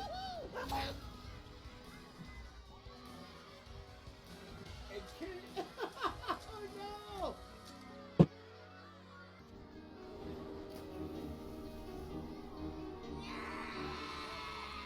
That could completely turn this place around. It sure did. Oh, if I could only have a park that worked like this. Congratulations on your success. I changed my mind, I don't want your stupid park. But it's doing great. You call this great? I call it hell. Trade me back, goddammit! You bet. I'll go get your money right now. Isn't he responding at all, Doctor? I'm sorry. Did he check his pulse from his butt? afraid that the hemorrhoid has spread to his lungs. Normally the body would fight the infection, but he's just given up on life. There's nothing more I can do. Little fella's just lost his will to live. Get rid of you stupid heart. You can all kiss my ass. I'm Frank Garrett with the IRS. You haven't kept records of your income or payout, and there's a $500,000 discrepancy. Seize the assets. Hey, that's my money. There's also the lawsuit of the little boy who died in your park. The family's entitled to the rest of this. What, Kenny? He dies all the time. Hey, Mr. Food, I changed my mind. I need the park to make my money back. No way, Jose. This can't be happening. Ah! Doctor, can we wheel Kyle out of here on his bed with the machines attached? Well, I suppose it could be rigged, but Then damn it, man, do it! You goddamn assholes, it isn't fair! Look, Kyle, gonna bring him look. back. What about my dreams? What about my money? God, Johnny, it's out of the bed! he's coming back. That's it, baby, that's it. Wait a minute. Yes, the hemorrhoid is going into remission. Look, Kyle, They just show his butthole? What? Cartman is totally miserable. Even more miserable than he was before because he's had his dream and lost it. It's not fair, I wanna die! I wanna die! You are up there. That was a really good episode. South Park was spot on about how theme parks run and about some of the things that businesses do. And I really liked it because it shows that when Cartman's not being an a-hole, he can actually make paper. And he could actually be really good at running a business. Just like in Christian Rock Hard or in the Crack Baby Association episode. We're swimming in cash cow. If you enjoyed this reaction, please make sure to give this video a like, comment, share, and subscribe. And I'll catch you in the next one. Peace.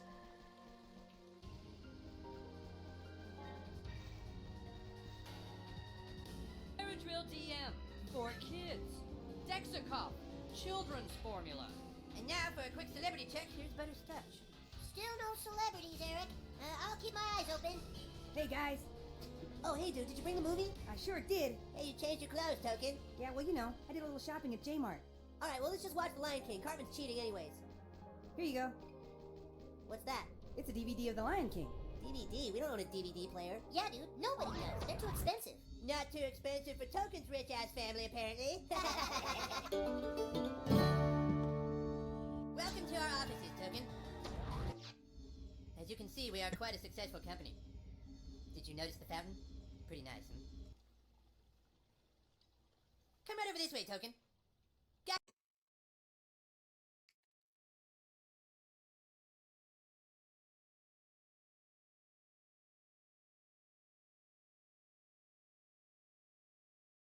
What's going on, everybody? Welcome back to Dash Reacts. And today, let's check out a South Park episode that you highly recommended from season 15. This is The Last of the Mexicans. Let's do it. Welcome to Texas, U.S. Border Patrol. It's a Butters episode. There's a heap of Mexicans out there who want nothing more than to sneak past our border, and we gotta stop them. You want to say hi to Grandpa? Not now, Mom. We're playing Texans versus Mexicans. God. Texans versus Mexicans. You all know the drill. Not one Mexican is to get past this border. Not a single one. Yeehaw! Yeehaw! This time, we're gonna try rushing the Texans from the left side. Can somebody please explain to me why they had to make their faces dirty like that? Do not give up hope, for I am Montequilla. Viva la Mexico! Butters, I think we're gonna go back to Kyle being team leader. You're a great Mexican, Butters, but maybe just not a leader of Mexico. Use the Texans' emotions against them. Scanning for Mexicans. Let me through, he want a treaty! He's trying a simple diversion tactic. Thinks we're stupid. You have to do better than that, Mexican! Better than me, the better Texan! Alright, just because I'm Texan doesn't mean I'm fat. No, you're fat to begin with, chummy! Now you're Texan too! Oh yeah? Oh yeah? Well, you're a fucking Jew, Kyle! Let's just see you try it, Ace! Fly! The fuck are you doing? You just let a Mexican through! I was enthralled with the dialogue exchange. If you let yourself get distracted for even 1 minute, we're gonna be overrun with these jobless, no good base. How did you get past the fence, Craig? I didn't hear him coming while you were screaming. Nobody's fucking screaming, Craig! Wake the fuck up! Big base? Oh, God! Even Jimmy got through. Wake the fuck up! Big base? Oh, God! Base? Hey, I got one. Why do girls wear makeup and perfume? Why? Because they're ugly and they stink. Ah. Joke. foods of pizza. Which pizza delivery chain has the best pizza? Is it Pizza Hut? Is it Domino's? Is it Papa John's? Is it Little Caesars? Or Whistling what do you Willie's. know about? Let me know in the comments. Don't have a slumber party if you're gonna be an asshole all night. At least I have an asshole, Cal. So it's Cartman's slumber party. Oh. Why is I'm really good at this, Ten. They didn't know he was gone? How did I end up getting lost? They're all living a good life while I'm stuck out here in Mexico. I am the last of the Mexicans. That's so silly. Come on, Montequilla. You have to find that border.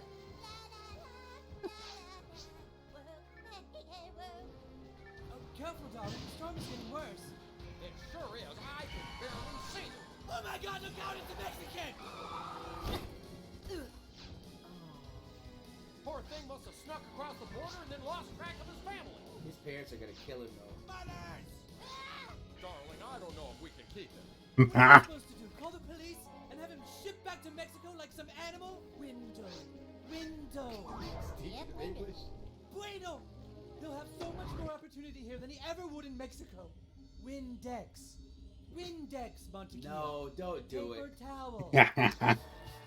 See, Montequilla. Be sure to get the edges.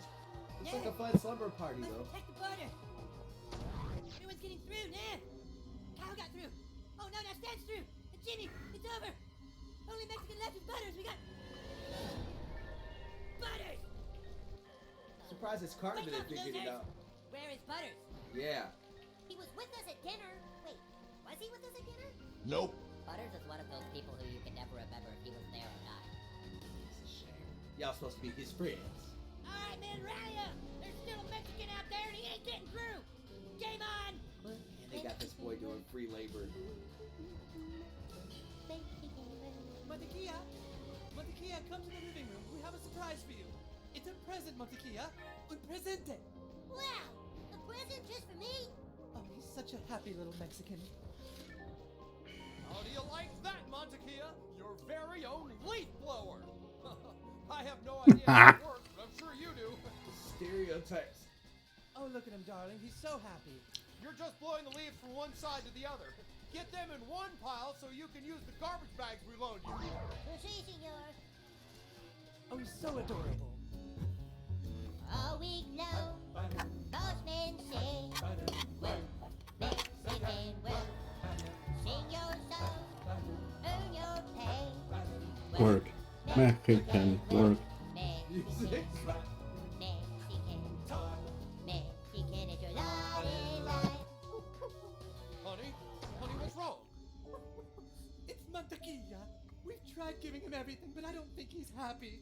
Tonight I told him he could do whatever he wanted before bed. Wash the windows, mop up our bathroom. But you know what he said? He said, I need to go home. I tried telling him your home is here, Montequilla. Tu casa es aquí. But I don't think he feels it. He belongs with his own kind, Brian. He belongs with his own kind.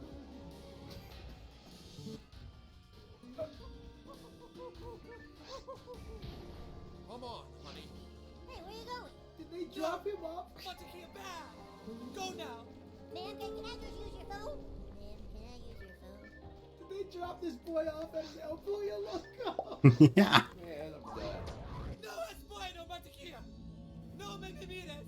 Por favor.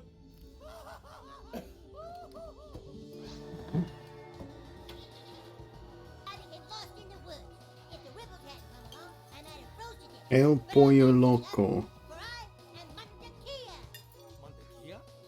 Mr. Well, L. Does L mean the? The crazy chicken? It either means the crazy chicken or Mr. Crazy Chicken. I'm not sure. You fellas think you can help me get across that border? All my amigos are there, waiting for me. A la chingada con esto, vámonos. Sí, vámonos a la chingada. ¡Viva la México! Oye, Jiménez, nos vamos a regresar, hombre. Este lugar es una mierda. Nos regresamos a México. ¡José! ¡Martínez! ¡Nos vamos para atrás para México! Wow. It's the real Border Patrol. Work. Mexican work. Oh, they're out there, Charlie. They'll do anything they can to get into the land of opportunity. As long as this country offers everyone a better life, there's going to be people clamoring to get in. As they rush it out. Success, Charlie. A great and wealthy nation will always be plagued by the needy trying to help. Aren't them Mexicans running into Mexico? That don't make sense. Mass Exodus. You're going the wrong way. Mexican salsa, but Mexican pride? The phenomenon is called Orgullo de Mantequilla, where Mexicans are realizing it actually is starting to suck more here in the U.S. Borders are being flooded with Latin Americans. If the Mexican people feel inspired, good for them. People have a right to go and be happy.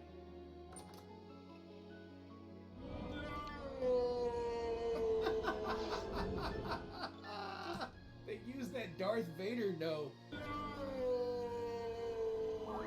We've heard of Mexican ice cream, but Mexican patriotism? Yes. The game is over. Clearly I won. Give it up. Wanted by the U.S. Border Patrol? Permission to shoot on sight? You guys were putting out flyers. I had to put some out too. Butters has been missing for a week. You might have inadvertently gotten him killed. Well, then I inadvertently won the game, didn't I? What? Border Patrol officers are looking for volunteers to help with the reverse immigration crisis. Wait, what? How does that work? At least he's safe. Where are your clothes at, Butters? Oh.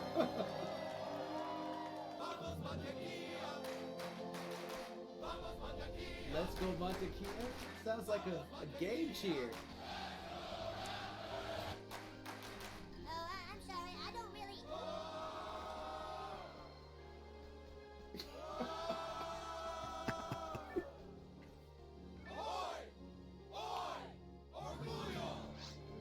Butters has got some power. Easily. Welcome to the U.S. Border Patrol. More and more Mexicans are trying to get past this fence and go back to their homes in Mexico. As Border Patrol officers, our duty is to stop Mexicans from crossing the border. I'm not sure if I'm at 30 or 40 now. Maybe I'm completely lost and I'm already at 50. I don't know. I don't think so. It carries a 4,000-watt charge and is your best option for enforcing Border Patrol law. Mexicans at 2 o'clock! Let's get ready, recruits! Must be a couple dozen of them. This is the U.S. Border How is it so hard to just give me a fucking special weapon, game? Why are you doing this to me, game? Did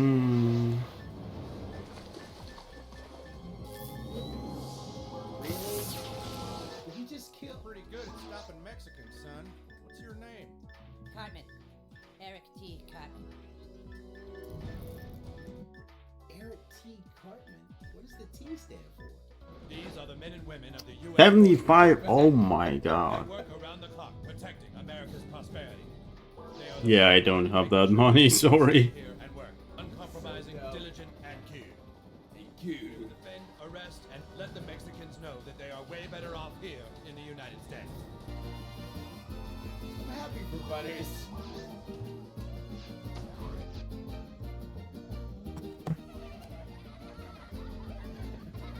Butters pinata. Thanks, everyone. It sure has been great getting to know you all. You've been really great amigos. It's really kind of made me appreciate my amigos back home. I know they're waiting for me, and I'm sure they're all worried sick. Mantequilla, tú tienes que hacer una decisión. Los Estados Unidos está de baja. Y claro, México pronto será el mejor lugar.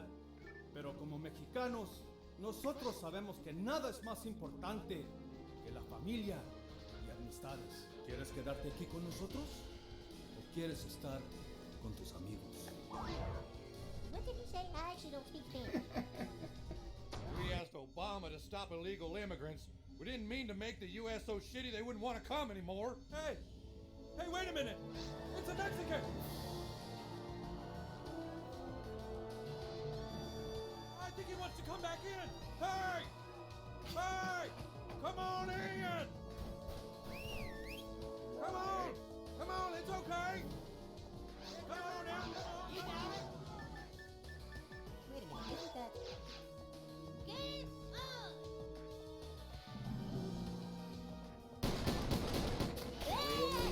What are you doing?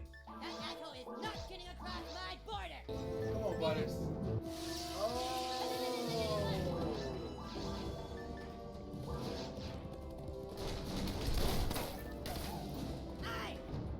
Aquí a ayudar la Border Patrol.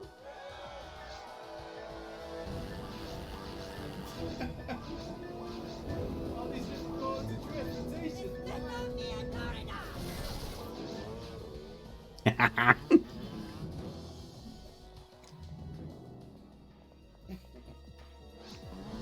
Donkey's hightailing it.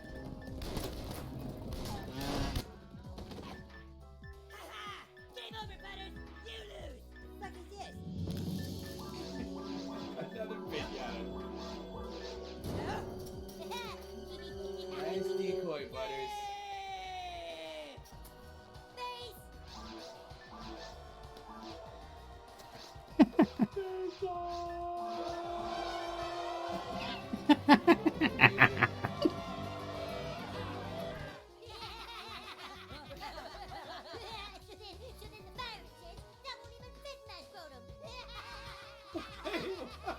What kind of joke? I need to know the beginning of that joke. You made it across the border, but it did take you 2.5 weeks. Yeah, you're a great Mexican, Butters, just not a great leader of Mexico.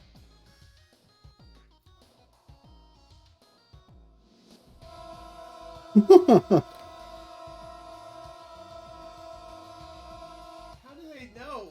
A Baptist priest with a huge boner walks into a bar.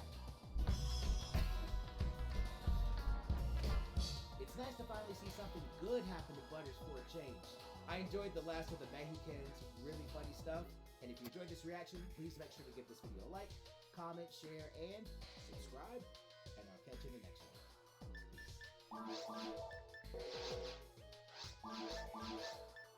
What's going on, everybody? Welcome back to Dash Reacts, and today let's check out another South Park episode from Season 1.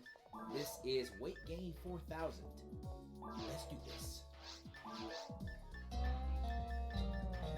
Hey Stan, did you see that rainbow this morning? Yeah, it was huge. I hate those things. Nobody hates rainbows. Yeah, what's there to hate about rainbows? Well, you know, you'll just be sitting there, minding your own business, and they'll come marching in and curl up your leg and start biting the inside of your ass, and you'll be all like, hey, get out of my ass, you stupid rainbows! That's not... Carmen, what the hell are you talking about? Rainbows are those little arches of color that show up during a rainstorm. Oh, rainbows. I don't speak Spanish, so if any of these are wrong, please let me know in the comments. But I think we have suck my boobs, don't touch my balls, and my is ugly and brown? Children, remember the Save Our Fragile Planet essay contest that you children worked so hard on last month? One of our very own South Park students has won the national prize. The winner of the National Save Our Fragile Planet contest is... Eric Cartman. What? Wow. Congratulations, Eric, on writing the award-winning paper. Cartman doesn't know a rainforest from a Pop-Tart. Yeah, I do. Pop-Tarts are frosted. And they taste good. He doesn't even know what he wrote about. What was your paper about, Wendy? My paper was on the suffering of bottlenose dolphins. You shouldn't have written a paper about dolphins. Dolphins are stupid. Fuck you, dolphin! Dude, dolphins are like the second smartest animal on the planet. If they're so damn smart, how come they get caught in those fishing nets all the time? Eric's trophy will be presented to him by Kathy Lee Gifford? Kathy Lee is coming to South Park? There's Kathy Lee Gifford's name again. Oh, I think you should ask Mr. Head. And the presentation will be on national television. Television? Kathy Lee Gifford. This is our chance to show that we're not just some pissant white bread mountain town. It's a chance for you to get some publicity. Yes, if I can show just how much I've turned South Park around, I could become a senator. Maybe even a state senator. I thought all senators in the U.S. were state senators. No? Mm-hmm. We should decorate the town square. Then we should have the chef of the school cafeteria sing a song and play up the ethnic diversity of our town. He's a black guy, isn't he? Black as the night itself, Mayor. Darkness, everybody! Yes. And we Darkness, everybody! South Park put on a little play. Kathy Lee loves children. They're working in a sweatshop, that is. I love Dave Chappelle. Hello there, children. Hey, Chef. How are my little crackers today? Good. Did y'all hear about the news? The mayor just called and asked me to sing at the ceremony. And if I sing to her, maybe I can lure her into a night of exotic delectation. So dirty. Well, 3 times bigger than Frank Giffords anyway. Why are you looking at me like that, Mr. Head? Have you forgotten about all the pain and suffering that Kathy Lee Gifford caused you? Mr. Head, that was a long time ago, and I was only a child. We could have won that talent show. We could have been huge. Knock, knock, Mr. Head. Who's there? So, Mr. Garrison had the same male pattern baldness as a child. Knock, knock, Mr. Hat. Who's there? Orange. Orange who? Orange, you're glad I didn't say banana. Oh, brother, this guy stinks! Kathy Lee Epstein. If they could see me now, that little gun of mine. I'm eating fancy chow and drinking fancy. What all I can say is, wow, we rock where I am. Tonight I love it, pow. Holy cow, they never believe it if my friends could see me now. It wasn't fair. She had choreography. How could we compete with that? I know a way to make it all better. No, Mr. Head, I couldn't kill Kathy Lee Gifford. Kathy Lee Gifford will be in South Park to present the award to some kid for an essay. That kid is me. Whatever. Now, I'm going to have you luscious little youngsters do a play about the history of South Park. That'll be wonderful, won't it, Mr. Head? Kill her. Mr. Head. Mr. Garrison, I'm asking you to direct our little play. Oh, that's perfect. You see, Mr. Head, we don't have to kill her. We can just upstage her. And who's our little prize winner again? Me. And Tommy.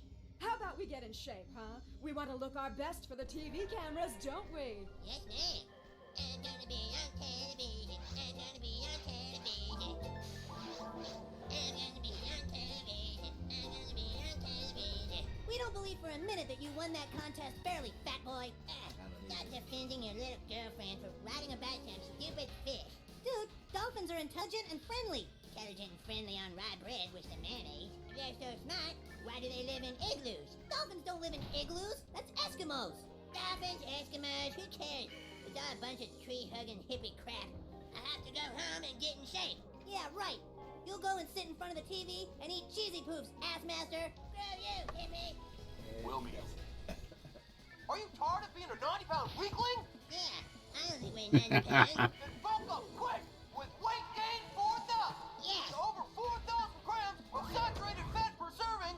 4,000 grams of saturated fat per serving. You didn't say protein, which would still be hard to do. How? One Oreo cookie has just under a gram of saturated fat. So you would have to eat over 5,714 cookies just to equal one serving of weight gain 4,000. Patented formula is designed to enter the mouth and go directly to the stomach where it is distributed to the bloodstream.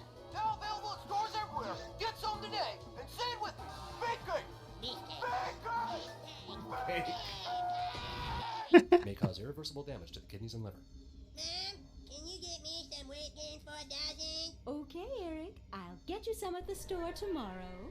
Mom, I need it for tomorrow. Guess I'll be going to the store now then. Kill her. No, Mr. Head, I won't do it. Kill. You're going in the dresser drawer, Mr. Head. He'll make a fool of you again. Well, you can just stay in that drawer, Negative Nancy. Haven't you noticed the 3 feet of snow on the ground? I have a nice body, and I want to show it off. You got that? What? You've got to weigh 90 pounds. I'm up to 94, thank you very much. Yeah, they're almost as big as his mom's. That's all you want. I'm the one who's gonna be on TV, looking all buff. What's that stuff?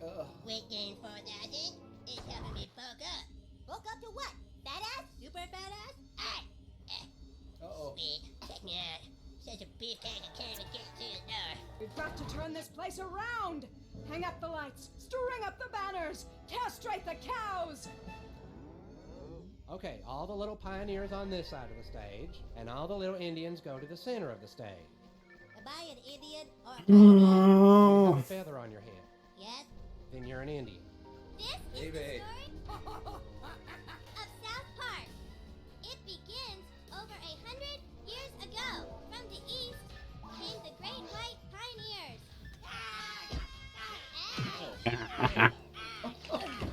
We cannot have our children beating each other senseless in front of Kathy Lee Gifford! To hell with Kathy Lee Gifford! I am dismissing you from directing our play. Now we do things my way. I can't kill her, Mr. Hat. You're gonna have to do it.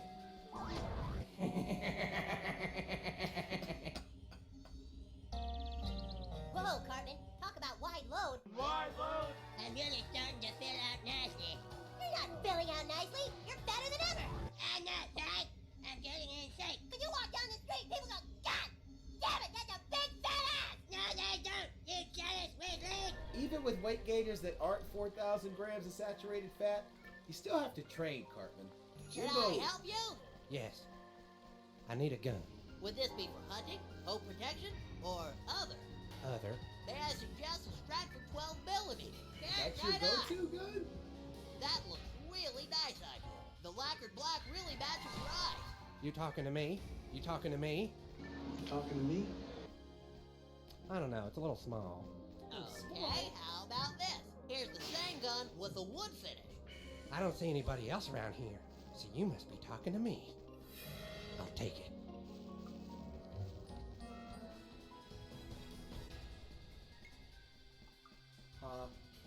My essay by Eric Carton. When I wrote the following pages, or rather the bulk of them, I lived alone in the woods on the shore of... She beat us in the talent show all those years ago, and I think we owe her for that. Ba-bang! Nice gun! Thanks. Is there somewhere in town where I can get a good, clear shot or view of Kathy Lee? You know, I think the book depository would be a good bet. Yes, that might do quite nicely. Thank you, Officer Barbrady. No problem. Ha! Caught you red-handed! No pictures of Kathy Lee! This is sweet. Oh, goodness. Camera crews are setting up, and I'm looking totally ripped. Beefcake. He's going to try to kill Kathy Lee Gifford. Oh, no, you don't. You're not going to ruin my moment of fame. He's got a gun.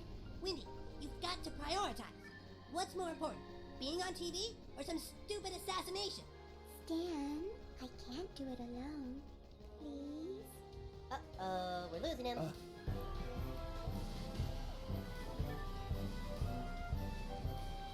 Damn, I guess I'm not the only person in America who's thought of killing Kathy Lee Gifford. Come on, you little bitch. You've got to come out of your precious bubble sooner or later, Missy. I'd like to welcome Mrs. Kathy Lee Gifford to South Park. Our very own South Park elementary chef will sing a special Oh, come song on, in game. honor I of know you Mrs. can Lee do Gifford. it. You did it once before. Oh, Kathy Lee, how I'd love to lay you down and lick every inch of your body with my tongue. What? Kathy Lee, you're my sexual fantasy. What? Oh. God bless you, Kathy Lee. So silly. Here to present the award for the environmental essay to our own Eric Kaufman is your favorite celebrity and mine, Kathy Lee Gifford! Thank you. I love you all. Eric, would you please come up here? My big moment of fame. This isn't the answer. It is too late for me, young Wendy. I've learned something today. You can't win all the time. And if you don't win, you certainly can't hold it against the person who did, because that's the only way you ever really lose. Did she really throw her voice with two dummies at once? The bitch must die!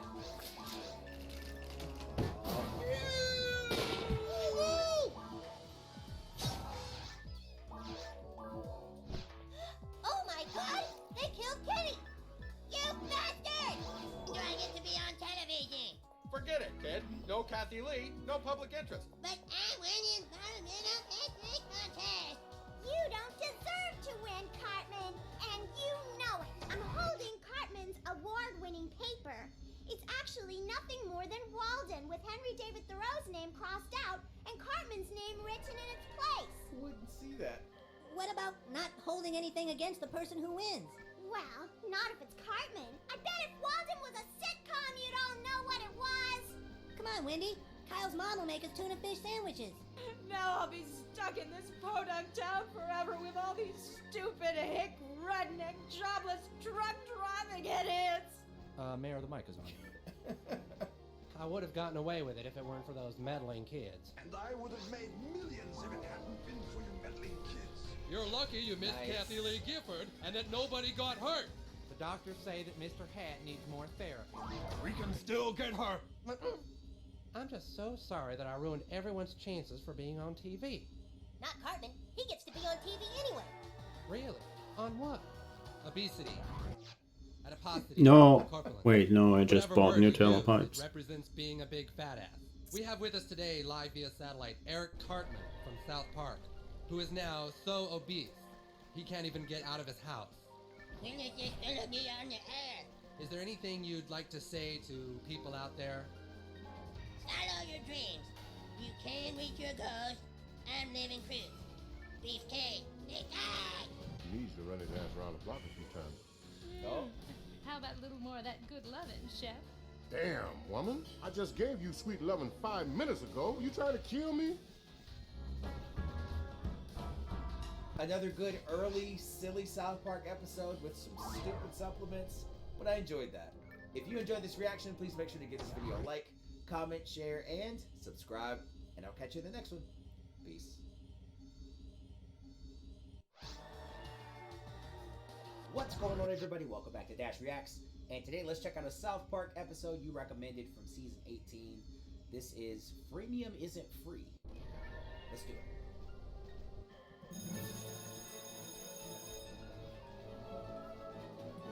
Oh, hey, Kyle. Kyle, hang on a sec. Hey, Jimmy, what's up? Not much. I just wanted to make sure you've heard the fantastic news. There's a new Terrence and Phillip mobile game, and it's so amazing and incredibly fun. Yeah, and the most unbelievable part? It's totally free. Cool. Thanks, Jimmy. I'll check it out. The Terrence and Phillip mobile game. In this game, you are Terrence and Phillip. Can you collect all the Canadian coins? You've collected 10 Canadian coins. Congratulations. Hey, you're really good at this, guy. What? Congratulations, Cal. With Canada coins, you can buy stuff and help Terrence and Phillip rebuild Canada. Buy them in bulk. How many Canadian coins would you like to buy? In-app purchases. I already like where this is going. This is stupid. Well, it's just 49 cents for the cheapest one. You bought 200 Canadian coins for 49 cents. You're amazing. Now use that Canada to help rebuild Canada. Click to build a hospital here. We're playing the Terrence and Phillip freemium game. I played that thing. It's fucking dumb. I ended up paying like $5. Who makes this crap? Okay, Department of Mobile Game with the hockey player skating by. What gives you the right to make a stupid Terrence and Phillip mobile game? Who do you think you are? Oh, I'm only the Prince of Canada, and this happens to be the Minister of Mobile Gaming. We know the game's not great, but who cares? It's free, but it's not free. If you charge 40 cents here and 50 cents there, then it's not free.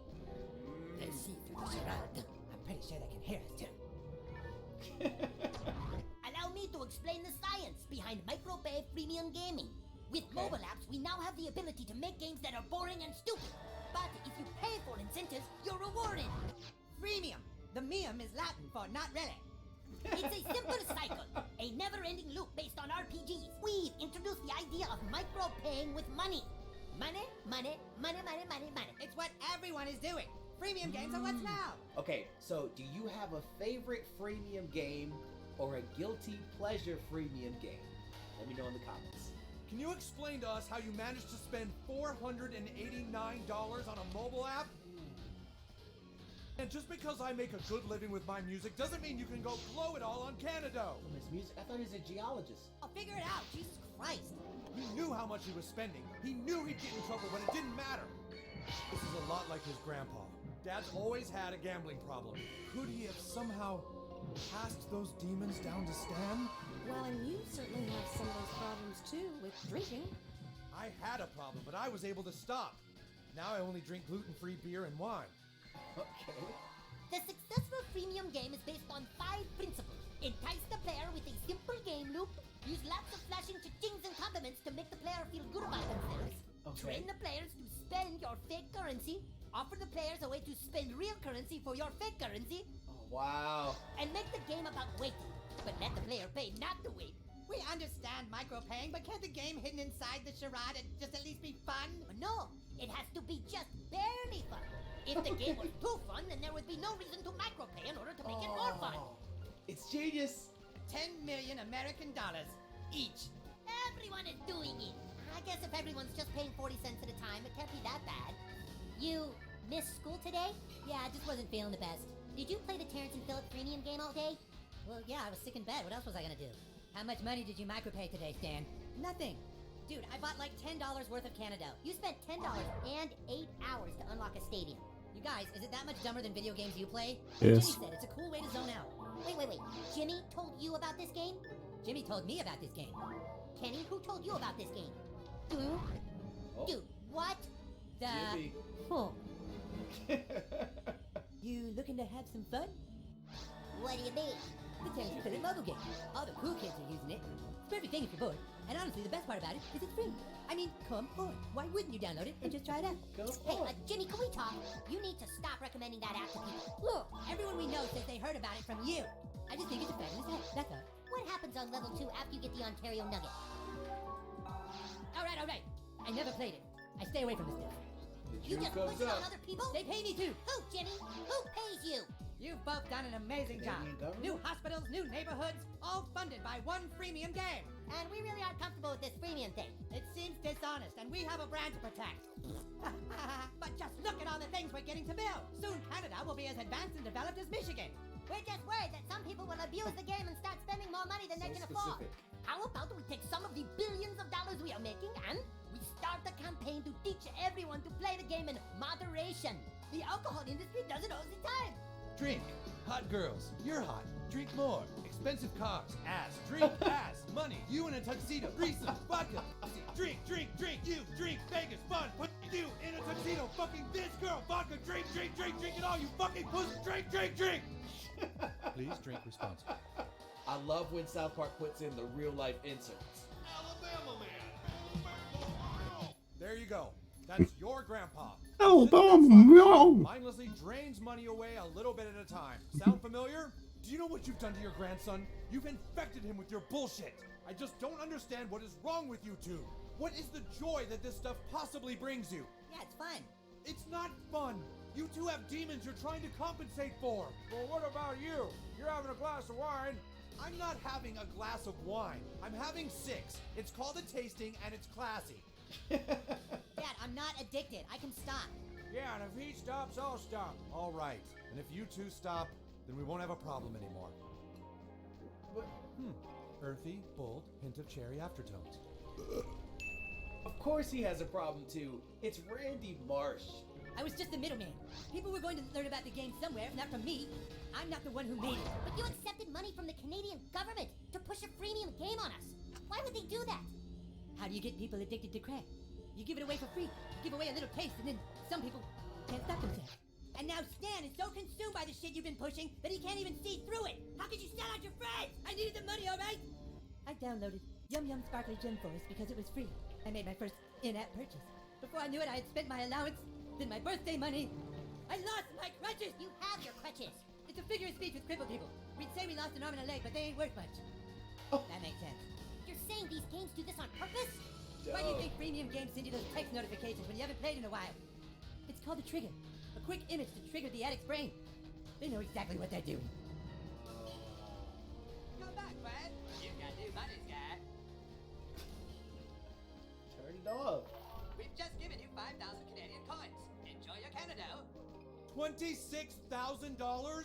Oh, do you know how God. many songs I have to write to make back that much money? One? Oh, it's just nothing to you, isn't it? I don't know how you can say that when you're standing here chugging beer. I am not chugging beer. I'm sampling a flight of gluten-free German lagers with a French wine pairing. It's called a Smorgaswein, and it's elegantly cultural.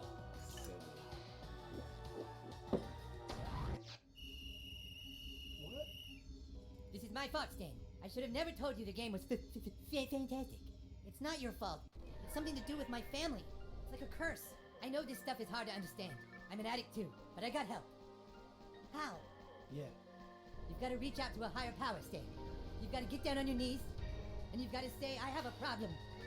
And you've got to ask that higher power. Oh, come on, I just spawned one. People with addiction problems. There has to be a way we can get to the news company and sneak in and somehow borrow their TV signal. Something ridiculous. Okay, it's done. What's done? The word is out. Terrence and Philip hired pushers to make money off addicts. I tweeted it. It's trending.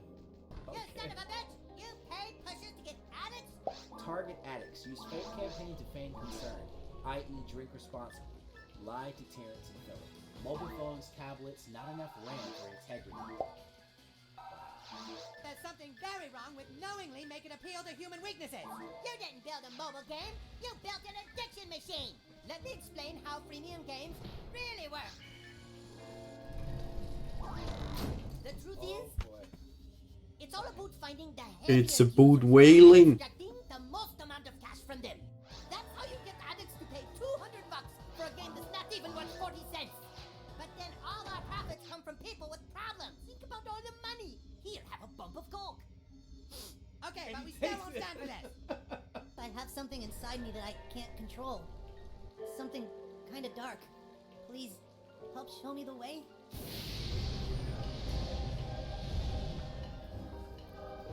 That's the higher power you call it on?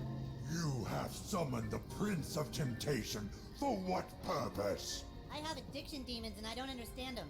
Then allow me to explain the darkness of the human soul. So you've got dopamine, right? That's the chemical that gets released in your brain whenever you do something pleasurable, like eating, sex, and that's just nature, right? Like I love how Satan's giving him the science behind addiction. Like rabbits and fish and shit.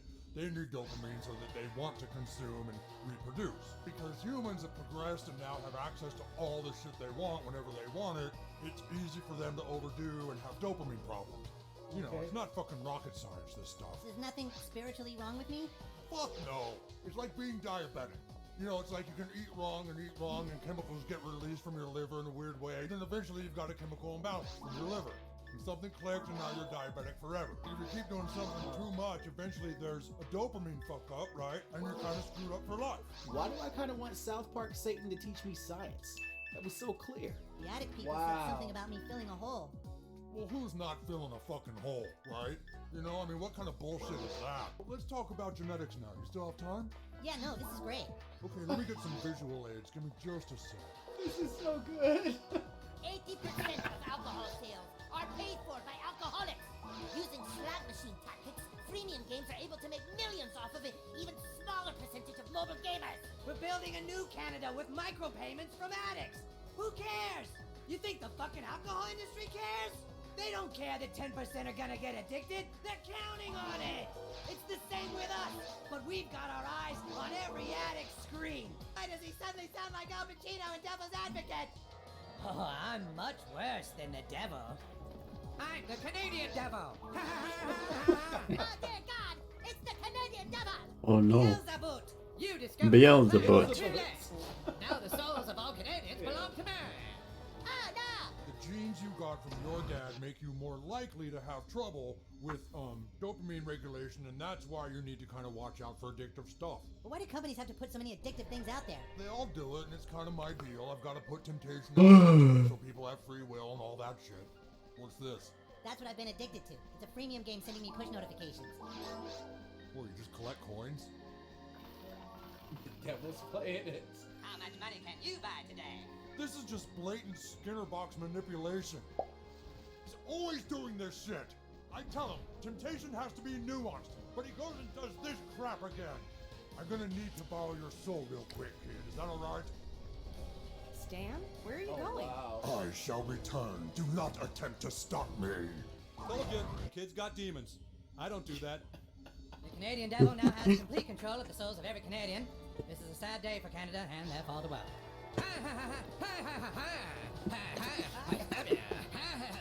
I stab you. Once again, you lack any sense of nuance. Who the fuck is that? My overachieving doppelganger. You're no match for Canadian Satan.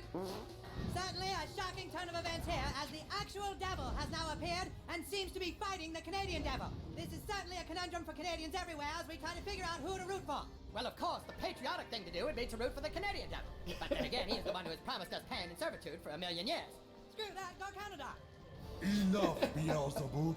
Thy end has come.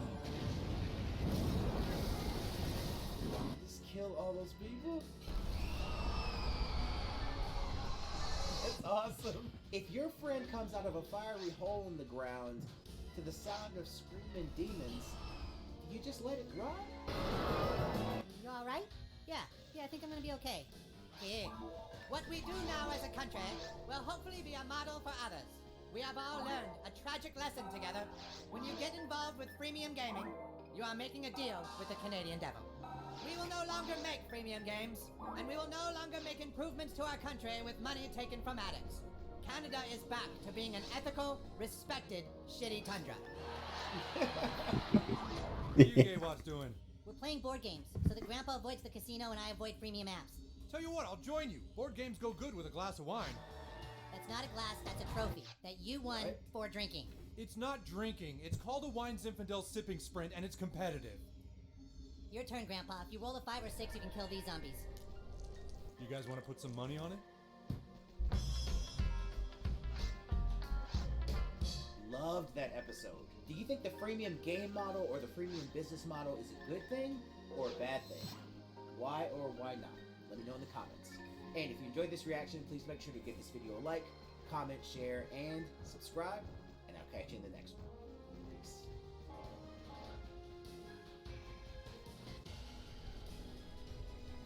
What's going on, everybody? Welcome back to Dash Reacts, and today we're going to react to some more South Park. And I'm just going to say it, it's my favorite character, Randy Marsh. And this is Randy Marsh Funniest Moments Part 8. Let's do it. Alright, that's 2.8 centimeters. Should give us a drag of only 26 milliseconds. Hold the front here, Stan. Hey guys, it's almost 2 a.m. We know! Well, it's way past time for bed. Sharon, Stan's Pinewood Derby race is tomorrow. Do you have any idea how important this is to him? Stan is not gonna lose to the goddamn Hollises again! Wow, the new Margaritaville with salsa dispenser.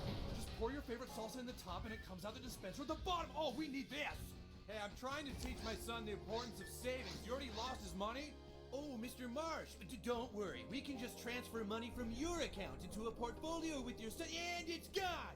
This line is for people who have money with the bank only. Please step aside. Oh my god, well, how is he doing? Yeah, I'm sure. Okay, well, thank you for telling me, Mr. Stotch. I'll spread the word. Yeah, you take care.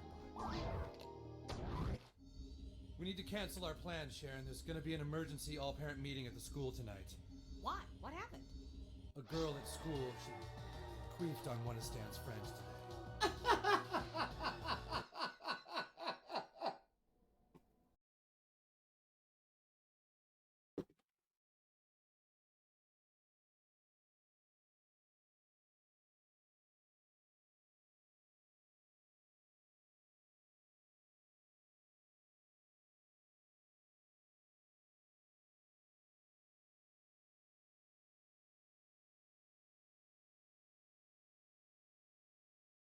The Flat Earth Fail compilations has been a staple on this channel, so much so that we are now on the 43rd episode. So when I saw a Flat Earther come up with Flat Earth Wins compilation number 1, I literally dropped everything I was doing and watched it. Cannot wait for this one.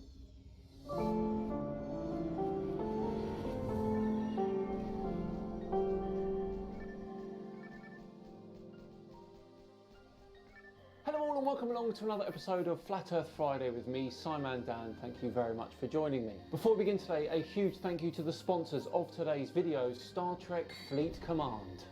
Star Trek Fleet Command is a free-to-play, open-world MMO game in which you command a starbase on the front lines of the Star Trek universe. You can construct fleets of your favourite ships, recruit legendary officers to crew them, and pursue your goals of expanding territories, exterminating your rivals, exploiting resources, and exploring strange new worlds. This month, the Borg are back with new missions inspired by their iconic appearances in Star Trek The Next Generation. The Borg are one of my favourite bad guys in all of science fiction. You can join fan favourite Hugh the Borg and help him stop a scientist's quest for revenge against the Collective, save an eager Packlead from himself as he tries to get assimilated by the Borg on purpose, and prevent the Borg from assimilating your technology behind your AI assistant, Maya. And now introducing Fleet Commanders, a new feature to Star Trek Fleet Command, allowing players to assign well-known Star Trek heroes and villains to oversee strategy from their star bases for increased power and effectiveness in the game. Fleet Commanders launches with 3 choices: Admiral James T. Kirk, Captain Spock, and Locutus of Borg, and build the command centre, a new starbase location in which you can manage your fleet commanders. The Borg are back in Star Trek Fleet Command. Star Trek Fleet Command is available for free on iOS, Android and Windows. Download now by using my link below in the description, or use my QR code to join the fight now. Right, back to today's video, which, as I said earlier, is a new series from Flat Earther The Queens. Now, she's appeared on the Flat Earth Fail compilation before, which I guess is where she's got her idea from. I'm a little flattered. Here we go. But basically, there was a video made by Planner Walk, and it was called Nathan Oakley Has the Saddest Flat Earth Channel on YouTube. Good one, Planner Walk, and very true. Featuring at FTFE Official, another Globetard.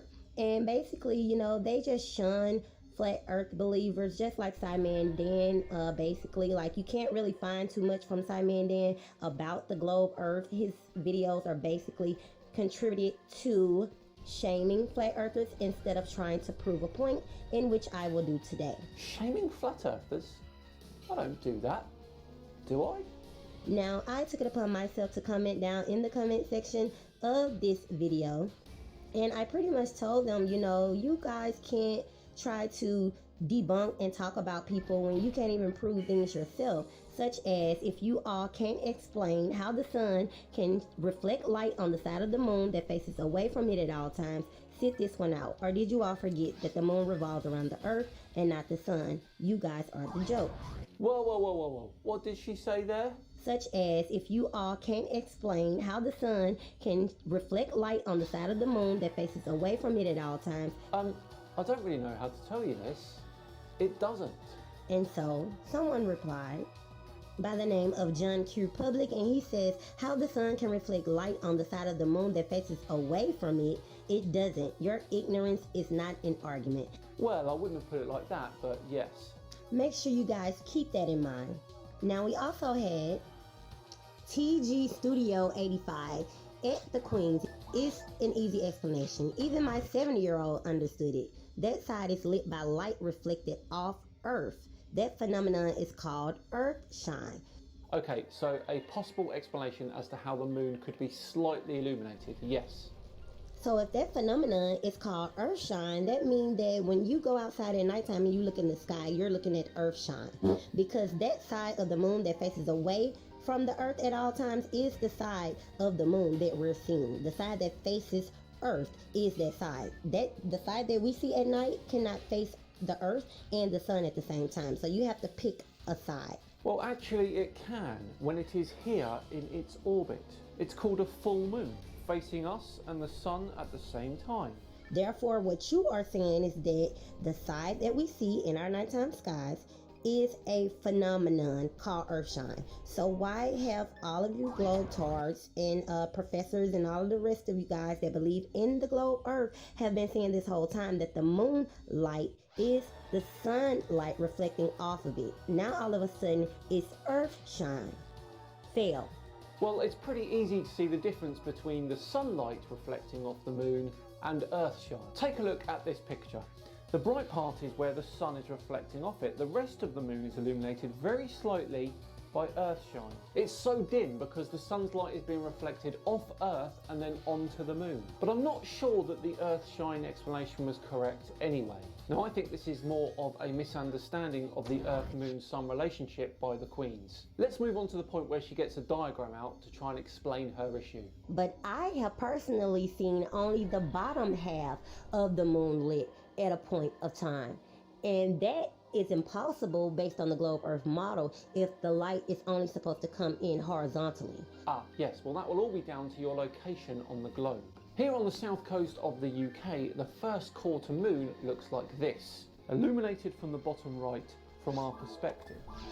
In Australia, it will look like this, illuminated from the bottom left. This is because of our perspective, as I just said. And it's not impossible at all. When the moon is in a position in its orbit that is right angles to the sun, like the first quarter, then you will see that whilst it has a whole face illuminated, we can only see half of that face. As you can see, it's entirely possible. Just the bottom portion of the moon should not be lit, but if you watch the sky enough, you will see that happen. So here in this diagram, we have the phases of the moon. Of course, we have the third quarter, the waning gibbous, full moon, waxing gibbous, first quarter, waxing crescent, new moon, and waning crescent. But the phase I want to focus on is the full moon. Now, HUnewearl stated at the Queens, I just explained to you that the side we can't see will point away from the sun during a full moon. Bang on. The side facing away from us during a full moon is in complete darkness. But Pilo 1408 stated that's a lie. The side we see does face the sun during the full moon. So you see how they can't even come to a common agreement? These globetards fail. The side that we can't see that's facing away from the sun is exactly the same as the side that we can see that is facing the sun. Both comments mean the same thing. How can you not see that? Dear oh dear. Now, Kevin Smith stated at the Queens, the phases of the moon change based on what part of the moon is facing the sun. The sun is not inside the moon's orbit. In about 28 days, the sun will have shown a complete 360 degrees of the moon, just as it does on Earth in 24 hours. We call that night and day. So if you call that night and day, shouldn't there be a nighttime side of the moon and a daytime side? Yes, there is, but the moon takes 28 days to rotate once on its axis. So if you lived on the moon, each day would roughly be about 14 days long. As well, or should I say a light side and a dark side? Fail. What? There is a light side and a dark side. It's the moon's day and night. I think I know the Queen's issue, and it's very common amongst flat earthers. They cannot think in 3D. Look at this video clip here, the Queens. It shows you very nicely, I think, how the moon and Earth are illuminated by the sun, and crucially how we view the moon here on Earth during its orbit. If you watch that, then you should be convinced, although I doubt that she will be. So now we move over to space.com, and of course they're just having on here when the next full moon will be. And the next full moon will be on Friday, January 6th at 6:08 p.m. Yeah, I think that's the last one for Standard today. Time. I'll continue Now, tomorrow. I'm Space.com just says too most of the fucking time, The tired. full moon isn't perfectly full. We always see the same And side pissed. of the moon, but part of it is in shadow due to the moon's rotation. One One more run after this, and then I'm done. Full, and that alignment produces a lunar eclipse. And sometimes once in a blue moon, the moon is full twice in a month or 4 times in a season, depending on which definition you prefer. Well, to clarify here, the moon's orbit is at a 5-degree inclination to our own, which means usually during a full moon, it isn't 100% illuminated, it's over 99%, but we can still call it a full moon, can't we? And yes, it is only truly 100% fully illuminated at a time when the moon, earth and sun are directly lined up. And that is when the lunar eclipse occurs. So that means when speaking about a full moon, a 100% full moon, meaning a real full moon. You can't call something a full moon if it's really not. And a lot of times things with globe earthers, they love to use the word appear. We're going to stick with the definite. So when you're talking about a definite full moon, meaning a 100% full moon, that is what you will call a lunar eclipse. So your eyes can tell the difference between 100% illuminated and 99.5% illuminated. That's amazing. Pretty good trick that, the Queens. Now, they say that a lunar eclipse occurs when the moon moves into the Earth's shadow. This can occur only when the sun, earth, and moon are very closely aligned with Earth between the other two, which can happen only on the night of a full moon when the moon is near either lunar node. So now I'm going to show you all the position of the Earth, the moon, and the sun during a full moon. And this is the lineup of the bodies based on the globe Earth model. So now they're saying that it is the Earth's shadow now that's causing the full moon and the lunar eclipse. They've moved on from illumination to Earth shine to shadow. Someone please tell me, when have you ever seen a light shadow? You haven't. So how is Yeah, whatever. This right now is actually the last try. Oh wow, she really doesn't understand it, does she? Okay, one last time. When the moon is illuminated and it looks bright, then that is the sunlight reflecting off it. When you can sort of see the moon, but it's really dim, then that is Earthshine. When the moon is being blocked by the Earth during a lunar eclipse, then that is the Earth's shadow. During a new moon, when you can't see the moon at all, that is because it is the side not illuminated by the sun, because it's in between us and the sun. I hope that makes sense for her. Right, I think that just about does it for today. Another Flat Earth Friday, all done and dusted. Thank you so much for watching, everyone. It truly is appreciated. If you enjoyed it today, hit that subscribe button. We really are on the march to 500,000 now. Only about 38,000 to go.